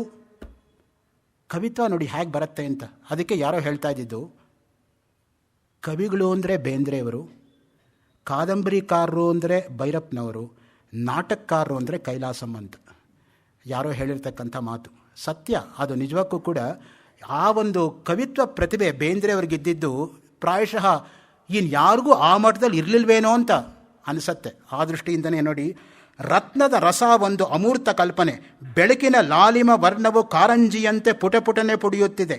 ಚಲನ ಪ್ರತಿಮೆಯು ಎಷ್ಟು ಪ್ರಬಲವಾಗಿದೆ ನೋಡಿ. ಕಾರಂಜಿ ಪುಟಿದು ನೀರು 10 ಕಡೆಗೆ ಹೊಮ್ಮುವ ಕ್ರಿಯೆ ತೀವ್ರತೆಯನ್ನು ಕಲ್ಪಿಸಿಕೊಂಡರೆ ಪೂರ್ವದ ಬಾನಲ್ಲಿ ಅರುಣವರ್ಣವು ಅಷ್ಟೇ ತೀವ್ರವಾಗಿ ಸಂವ್ಯಾಪಿಯಾಗಿ ಗತಿಯ ತೀವ್ರತೆಯನ್ನು ಅರಿಯಬಹುದು. ಇನ್ನು ಮುಂದೆ ಮೊದಲ ಗಿತ್ತಿಯಂತೆ ಮರೆಯುವಿ ಈ ತಾಯಿ, ಮೊದಲಿಗಿತ್ತಿಯಂತೆ ಮರೆಯುತ್ತಿಹೇ. ನಾದಲೀಲ ಪುಟ 41. ಪಾಶವೀ ಶಕ್ತಿಗಳ ದೌರ್ಜನ್ಯದ ಅಕಾಲ ಕ್ರೌರ್ಯಕ್ಕೆ ಈಡಾಗಿ ರಕ್ತಾಭಿಷಿಕ್ತವಾದ ದೇಹ ಹೊತ್ತು ಬಳಲುವ ಭೂಮಿ ತಾಯಿ ಕನಸು ನನಸುಗಳ ಅಂತರವನ್ನು ಮೊದಲಗಿತ್ತಿಯ ಪ್ರತಿಮೆ ಎಷ್ಟು ಅರ್ಥಪೂರ್ಣವಾಗಿ ಅಭಿವ್ಯಕ್ತಿಗೊಳಿಸುತ್ತದೆ. ಹಾಲಿನ ಹೃದಯಕ್ಕೆ ಕುಪ್ಪಸವನ್ನು ತೊಡಿಸಿ ಹೂ ಮುಡಿಸಿಕೊಂಡೆಂದು ನೀನಲಿವೆ. ನಾದಲೀಲೆ. ಭೂಮಿ ತಾಯಿಗೆ ಹಾಲಿನ ಹೃದಯವಿದೆ ಎಂದು ಹೇಳಲಾಗಿದೆ. ಹಾಲು ರುಚಿಕರವಾದ, ರಸಮಯವಾದ, ಪೋಷಕ ಶಕ್ತಿಯುಳ್ಳ, ಶುಭ್ರತೆಯುಳ್ಳ ಮೂರ್ತ ಪದಾರ್ಥ ಕಾಂಕ್ರೀಟ್. ಹೃದಯ ಒಂದು ಅಮೂರ್ತ ಕಲ್ಪನೆ. ಭೂಮಿದೇವಿಯ ಹೃದಯ ಅಮೂರ್ತ ಕಲ್ಪನೆ, ಇಮೇಜ್ ಆಫ್ ಟೇಸ್ಟ್, ಅಮೂರ್ತ ಭಾವನೆಯೊಂದನ್ನು ಸುಂದರವಾಗಿ ಬಿಂಬಿಸುತ್ತದೆ. ಇಷ್ಟ್ಯಾಕ ಹಲವತಿ ಬಾಲಿ ಬಂದೆ ಮೀನಾಕ್ಷಿ, ಪ್ರಾಣವೇ ಸಾಕ್ಷಿ ನೀ ಕೂತಿ ಬೆಂಕಿಯನ್ನು ನಂಬಿ, ಪ್ರೀತಿಯದ ಕೆಂಬಿ ಕಪ್ಪುರದ ಗೊಂಬಿ ಕಪ್ಪುರದ ಗೊಂಬಿ. ಇಲ್ಲಿ ಜೀವಸತಿಗೆ ಪತಿ ಹೇಳುವ ಮಾತುಗಳಲ್ಲಿ ಬೆಂಕಿಯ ಸ್ಪರ್ಶ ಪ್ರತಿಮೆಯಾಗಿ image of touch, thermal image. Technically ಭವದ ಬೇಗೆಯನ್ನು ಸಮರ್ಥವಾಗಿ ಧ್ವನಿಸಿದರೆ ಕಪ್ಪುರದ ಗೊಂಬಿಯ ದೃಶ್ಯ ಪ್ರತಿಮೆಯು ಇಮೇಜ್ ಆಫ್ ಸೈಟ್, ಭವದ ಬದುಕನ್ನೇ ನಂಬಿ ಕುಳಿತ ಮಾನವ ದೇಹದ ಅಶಾಶ್ವತೆಯನ್ನು, ಕ್ಷೀಯಮಾಣತ್ವವನ್ನು ಪ್ರತಿನಿಧಿಸುತ್ತದೆ. ಕಪ್ಪುರದ ಗೊಂಬಿ ಬೆಂಕಿಯ ಜಳಕ್ಕೆ ಕರಗಿ ಹೋಗುತ್ತದೆ. ಅನ್ನದ ಬಲದಿಂದ ಬದುಕಿದ ಈ ಕಾಯ ಸಾವಿನ ಜಳ ಸ್ಪರ್ಶಿಸಿದಾಗ ಕರೆದು ಹೋಗುತ್ತದೆ. ಅಂತೆಯೇ ಸಚ್ಚಿದಾನಂದ ವಾಣಿಯು ಭೌತಿಕ ಪಾರವಶ್ಯವನ್ನು ಅಲ್ಲಗಳೆಯುತ್ತದೆ. ಮೂರ್ತಿ ಮತ್ತು ಕಾಮಕಸ್ತೂರಿಯಲ್ಲಿಯ ನನ್ನವಳು ಪುಟ 38ರಲ್ಲಿ ಸಂಯೋಜಿತವಾದ ಪ್ರತಿಮಾ ಮಾದರಿಗಳ ಸಾಂದ್ರ ಸಂಧಾನವು ಸುಂದರ ಭಾವಗೀತದ ಆವರಣದಲ್ಲಿ ಅನುಪಮವಾದ ರಸಸೃಷ್ಟಿಯನ್ನೇ ನಿರ್ಮಿಸುತ್ತದೆ. ಬೆಳಕು ಬೆಡಗಿನಲ್ಲಿ ಮಿಂಚಿ ಹೊತ್ತಿತೋ ಭಿನ್ನಾಣದ ಆರತಿ, ಬರಲಿದೆ ಅಪೂರ್ವವಾದ ಸಂಗತಿ. ಇಲ್ಲಿ ಹೊರನೋಟಕ್ಕೆ ಇದೊಂದು ರಸಪ್ರತಿಮೆ ಎನಿಸಿದರೂ ಕೂಡ ಜೀವಭಾವವು ದೇವಭಾವವಾಗಿ ಪರಿವರ್ತನೆಗೊಳ್ಳುವ ಪರಿವರ್ತನ ಕ್ರಮ, ಪ್ರಾಸೆಸ್ ಆಫ್ ಟ್ರಾನ್ಸ್ಫರ್ಮೇಷನ್, ತುಪ್ಪವು ಸಮರ್ಥವಾಗಿ ಪ್ರತಿಮಿಸುತ್ತದೆ. ತುಪ್ಪವಾದ ನಂತರವೇ ದೇವರ ದೀಪಕ್ಕೆ ಸಂದೀತು. ನಮ್ಮಪ್ಪ ಎಂಬಲಿ ಅಪ್ಪ ಎಂಬಲಿ ಪ ಎಂಬ ಅಕ್ಷರದ ಮೇಲಿರುವ ಮಹತ್ವ, ಎಂಫೆಸಿಸ್ ಆನ್ ದ ಲೆಟರ್ ಪ. ಭಗವಂತನ ಬಗೆಗೆ ಭಕ್ತನ ಆತ್ಮೀಯತೆಯನ್ನು ತೋರಿಪಡಿಸುತ್ತದೆ. ಇಂಥದೇ ಇನ್ನೊಂದು ಸುಂದರ ಪ್ರತಿಮೆ, ದೇಹ ಖಂಬ ಖಂಬ ಜೀವ ಜೀವ ಪ್ರತಿಬಿಂಬ ಎಂಬುದು ಅದೇ ಗತ್ತಿನಲ್ಲಿ ತುಂಬಿತ್ತು ಹಾಲಗೇರಿಯಲ್ಲಿ ದೊರೆಯುತ್ತದೆ. ನಭೋವಾಣಿ ಕವನ ಸಂಗ್ರಹದಲ್ಲಿ ಬನ್ನಿ ಬಂಗಾರ ಎಂಬ ಕವಿತೆಯಲ್ಲಿ ದೊರೆಯುವ ಬನ್ನಿ ಬಂಗಾರದ ಸಾಂಪ್ರದಾಯಿಕ ಪ್ರತಿಮೆಗೆ ವಿಶಿಷ್ಟ ಅರ್ಥವು ನವನವೋನ್ಮೇಷವಾಗಿ ದೊರೆಯುತ್ತದೆ. ಈ ರೀತಿಯಾಗಿ ಹೇಳುತ್ತಾ ಹೋದರೆ, ಪಟ್ಟಿ ಮಾಡುತ್ತಾ ಹೋದರೆ ಅದು ದೊಡ್ಡ ಗ್ರಂಥವೇ ಆದೀತು. ಬೇಂದ್ರೆಯವರ ಪ್ರತಿಮೆಗಳನ್ನು ಸಾಮಾನ್ಯವಾಗಿ ತಾವು ಕಂಡು ಉಂಡು ಸುತ್ತಲಿನ ಬದುಕಿನಿಂದಲೇ ಆಯ್ದುಕೊಳ್ಳುತ್ತಾರೆ. ನಮಗೆಲ್ಲ ಚಿರಪರಿಚಿತವಾದ ಸಾಮಾನ್ಯ ವಸ್ತುಗಳನ್ನೇ ಪ್ರತಿಮೆಗಳಾಗಿ ಆಯ್ದುಕೊಂಡು ಅವಕ್ಕಷ್ಟು ಅದ್ಭುತವಾದ ನವೀನವಾದ ಅರ್ಥವನ್ನು ಅನುಲೇಪಿಸುತ್ತಾರೆ ಬೇಂದ್ರೆಯವರು. ಭಾವನೆಗಳನ್ನು ಸಮರ್ಥವಾದ ಪ್ರತಿಮೆಗಳ ಮೂಲಕ ಅಭಿವ್ಯಕ್ತಿ ಮಾಡಿದ ಬೇಂದ್ರೆಯವರು ಸಾಧಾರಣವಾಗಿ ತಾವು ಬಳಸಿದ ರೂಪಕ ಉಪಮಾದಿ ಅಲಂಕಾರಗಳು ಕವಿ ಸಮಯದ ಕೃತಕತೆಯಿಂದ ಅನುಚಿತ ಸಂಬಂಧದಿಂದ ಮಲಿನವಾಗಲು ಅವಕಾಶವನ್ನೇ ನೀಡಿಲ್ಲ. 80% ಪ್ರತಿಮೆಗಳು ಬದುಕಿನ ನೇರ ಅನುಭವದಿಂದ ನಿತ್ಯದ ಮಾತುಗಳಿಂದ ಪಡೆದುಕೊಂಡವು. ಹೀಗಾಗಿ ಈ ಪ್ರತಿಮೆಗಳು ಮೂಲ ಭಾವನೆಯೊಂದಿಗೆ ನಿಕಟ ಸಂಪರ್ಕವನ್ನು ಹೊಂದಿ ಜೀವಂತವಾದ ಅರ್ಥಪುಷ್ಟಿಯನ್ನು ಉಂಟುಮಾಡುತ್ತದೆ. ಸಂಕೇತಗಳು ಕಾವ್ಯದ ಧ್ವನಿಪೂರ್ಣತೆಯ ಕೇಂದ್ರದ ಆಧಾರಗಳು. 4 ತಂತಿ ಕವನದಲ್ಲಿ ಬರುವ ವಿವೇಕಾನಂದ ಶಿಖರ ಪ್ರಘಾತ ಎಂಬ ಕವನದಲ್ಲಿ ಶ್ರೀಶೈಲ, ಕಲ್ಯಾಣ, ತಿರುಮಲೆ, ಉಡುಪಿ, ಆಳಂದಿ, ಪಂಢರಪುರ, ಗೊಮ್ಮಟ, ಕನ್ಯಾಕುಮಾರಿ, ಕಾಶ್ಮೀರ ಮೊದಲಾದ ಸ್ಥಳಗಳ ಮಹಾತ್ಮ್ಯವು ಸಾಂಕೇತಿಕವಾಗಿ ಹೇಳಲ್ಪಟ್ಟಿದೆ. ಬಹಳ ಮುಖ್ಯವಾಗಿ ವಿಮರ್ಶಿಸಿ ನಿರ್ಣಯಿಸಿರ್ತಕ್ಕಂಥ ಅಂಶವೆಂದರೆ, ಬೇಂದ್ರೆಯವರು ನಿರ್ಮಿಸಿದ ಪ್ರತಿಮೆಗಳು ಪ್ರತಿಯೊಂದು ಕವಿತೆಯ ಶಿಲ್ಪದ ಮೂಲಭೂತ ಅಂಗಗಳಾಗಿ ಉದ್ಭವವಾಗಿದೆ. ಪ್ರತಿಮೆಗಳು ಹೆಚ್ಚಿನ ಅಂಶಗಳಾಗದೆ ರಸಾನುಭವ, ಕಾವ್ಯ ವಿನ್ಯಾಸದ ಅನಿವಾರ್ಯ ಅಂಶಗಳೇ ಆಗಿದೆ. ಕೃತಕತೆಗೆ, ಅಲಂಕಾರಕ್ಕೆ ಅವಕಾಶವೇ ದೊರೆಯದು. ಪ್ರತಿಮಾ ವಿಧಾನವನ್ನು ಬೇಂದ್ರೆಯವರ ಕಾವ್ಯದ ರೀತಿಯ ತಂತ್ರದ ವಿಧಾನ ವಿಶೇಷವೆಂದು ಸ್ವೀಕರಿಸುವುದಕ್ಕಿಂತ ಅವರ ಕಾವ್ಯದ ಅಂತಃಸತ್ವದ ಅನಿವಾರ್ಯ ಅಭಿವ್ಯಕ್ತಿ ಎಂದರೆ ಹೆಚ್ಚು ಸಮಂಜಸ. ಇದು ಬೇಂದ್ರೆ ಕಾವ್ಯದ ಬಗ್ಗೆ ಅವರು ಕೊಟ್ಟಿರತಕ್ಕಂತಹ ಪ್ರತಿಮಾ ಸೃಷ್ಟಿ ಎಂಬತಕ್ಕಂಥ ಒಂದು ಅಲೌಕಿಕವಾಗಿರ್ತಕ್ಕಂತಹ ಒಂದು ಮಾತು. ಪ್ರತಿಮೆಗಳು, ಅಲಂಕಾರಗಳು, ಸಂಕೇತಗಳು, ಪ್ರತೀಕಗಳು ಎಲ್ಲವೂ ಕೂಡ ಕಾವ್ಯವನ್ನು ಒಂದು ಶ್ರೇಷ್ಠ ಕಾವ್ಯ ಎಂಬುದಾಗಿ ಮಾಡುತ್ತದೆ ಅನ್ನೋದು ಅವರ ಅಭಿಪ್ರಾಯ. ಈ ರೀತಿಯಾಗಿ ನಾನು ಮೊದಲನೇ ದಿವಸ ಶೇಷ ನವರತ್ನ ಅವರ ಸಾಮಾನ್ಯವಾಗಿರ್ತಕ್ಕಂಥ ಪರಿಚಯವನ್ನು ಮಾಡಿ, ತದನಂತರ ಋಗ್ವೇದ, ಯಜುರ್ವೇದ, ಸಾಮವೇದ, ಅಥರ್ವವೇದದಲ್ಲಿ 4 ವೇದಗಳು ಎಂಬತಕ್ಕಂಥ ಅವರ ಕೃತಿಯ ಒಂದೊಂದು ಅಧ್ಯಾಯವನ್ನು ಮಾತ್ರ ತಮ್ಮ ಮುಂದೆ ಇಡ್ತಕ್ಕಂಥ ಪ್ರಯತ್ನವನ್ನು ಮಾಡಿ, ತದನಂತರ ಪುನರ್ಜನ್ಮ ಕರ್ಮ ಸಿದ್ಧಾಂತದ ಬಗ್ಗೆ 2 ಮಾತುಗಳನ್ನಾಡಿ, ತದನಂತರ ಇಂದು ನಾನು ಮುಖ್ಯವಾಗಿ ಪಥಗಾಮಿ ಮತ್ತು ಬೇಂದ್ರೆ ಕಾವ್ಯದ ಪ್ರತಿಮಾ ಸೃಷ್ಟಿ ಎಂಬತಕ್ಕಂಥ ವಿಷಯವನ್ನು ತಮ್ಮ ಹತ್ರ ಹಂಚ್ಕೊಂಡಿದ್ದೀನಿ. ಇನ್ನು ಹೇಳಬೇಕಾಗಿರ್ತಕ್ಕಂಥದ್ದು ಬಹಳ ಇದೆ. ಜಾಗತಿಕ ಧರ್ಮಗಳನ್ನು ನಾನು ಹೇಳಿಲ್ಲ, ಮಹಾಭಾರತದಲ್ಲಿ ಧರ್ಮವನ್ನು ಹೇಳಿಲ್ಲ, ನಿರ್ಣಯ ಸಿಂಧು ಉದ್ಗ್ರಂಥ ಅದರ ಬಗ್ಗೆ ಹೇಳಿಲ್ಲ, ಅವರ ಕಾವ್ಯದ ಒಂದು ಸೋಂಕನ್ನು ಕೂಡ ನಾನು ನಿಮಗೆ ಮುಟ್ಟಿಸೋದಕ್ಕಾಗಿಲ್ಲ. ಇದೆಲ್ಲವೂ ಕೂಡ ಹಾಗೇ ಉಳ್ಕೊಂಡಿದೆ. ಆ ದೃಷ್ಟಿಯಿಂದ ತಾವು ಕ್ಷಮಿಸ್ತೀರಾ ಅಂತ ಭಾವಿಸಿಕೊಂಡು ಈ 4 ದಿನಗಳ ಉಪನ್ಯಾಸ ಮಾಲಿಕೆಯನ್ನು ಇಷ್ಟು ಸುಂದರವಾಗಿ ಏರ್ಪಡಿಸಿ ಇದಕ್ಕೆ ಕಾರಣೀಭೂತರಾಗಿರ್ತಕ್ಕಂತಹ ನಾಗೇಶಪ್ಪನವರಿಗೂ ಮತ್ತು ಇದನ್ನು ಅತ್ಯಂತ ಚೆನ್ನಾಗಿ ನಡೆಸಿರತಕ್ಕಂತಹ ಗೋಖಲೆ ಸಾರ್ವಜನಿಕ ಸಂಸ್ಥೆಯ ಡಾಕ್ಟರ್ ಎಸ್.ಆರ್. ರಾಮಸ್ವಾಮಿಯವರಿಗೂ, ನನ್ನ ಕರ್ಮಯೋಗಿ ಸನ್ಮಿತ್ರ BS ರಾಮು ಅವರಿಗೂ, ಹೆಚ್ಚಿನ ಸಂಖ್ಯೆಯಲ್ಲಿ ಬೇರೆ ಊರುಗಳಿಂದಲೂ ಸಹ ಬಂದು ಈ ಕಾರ್ಯಕ್ರಮ ಸಫಲವಾಗುವಂತೆ ಭಾಗವಹಿಸಿರ್ತಕ್ಕಂಥ ನಿಮಗೂ ಕೂಡ ನಾನು ಆಭಾರಿ ಎಂಬುದಾಗಿ ವಿನಮ್ರವಾಗಿ ವಿನಂತಿಸಿಕೊಂಡು ಈ ಉಪನ್ಯಾಸ ಮಾಲಿಕೆಯನ್ನು ಇಲ್ಲಿಗೆ ನಿಲ್ಲಿಸ್ಕೋತಾ ಇದ್ದೀನಿ. ಶ್ರೀ ಶೇಷ ನವರತ್ನ ಸಮರ್ಪಣ ಮಸ್ತು.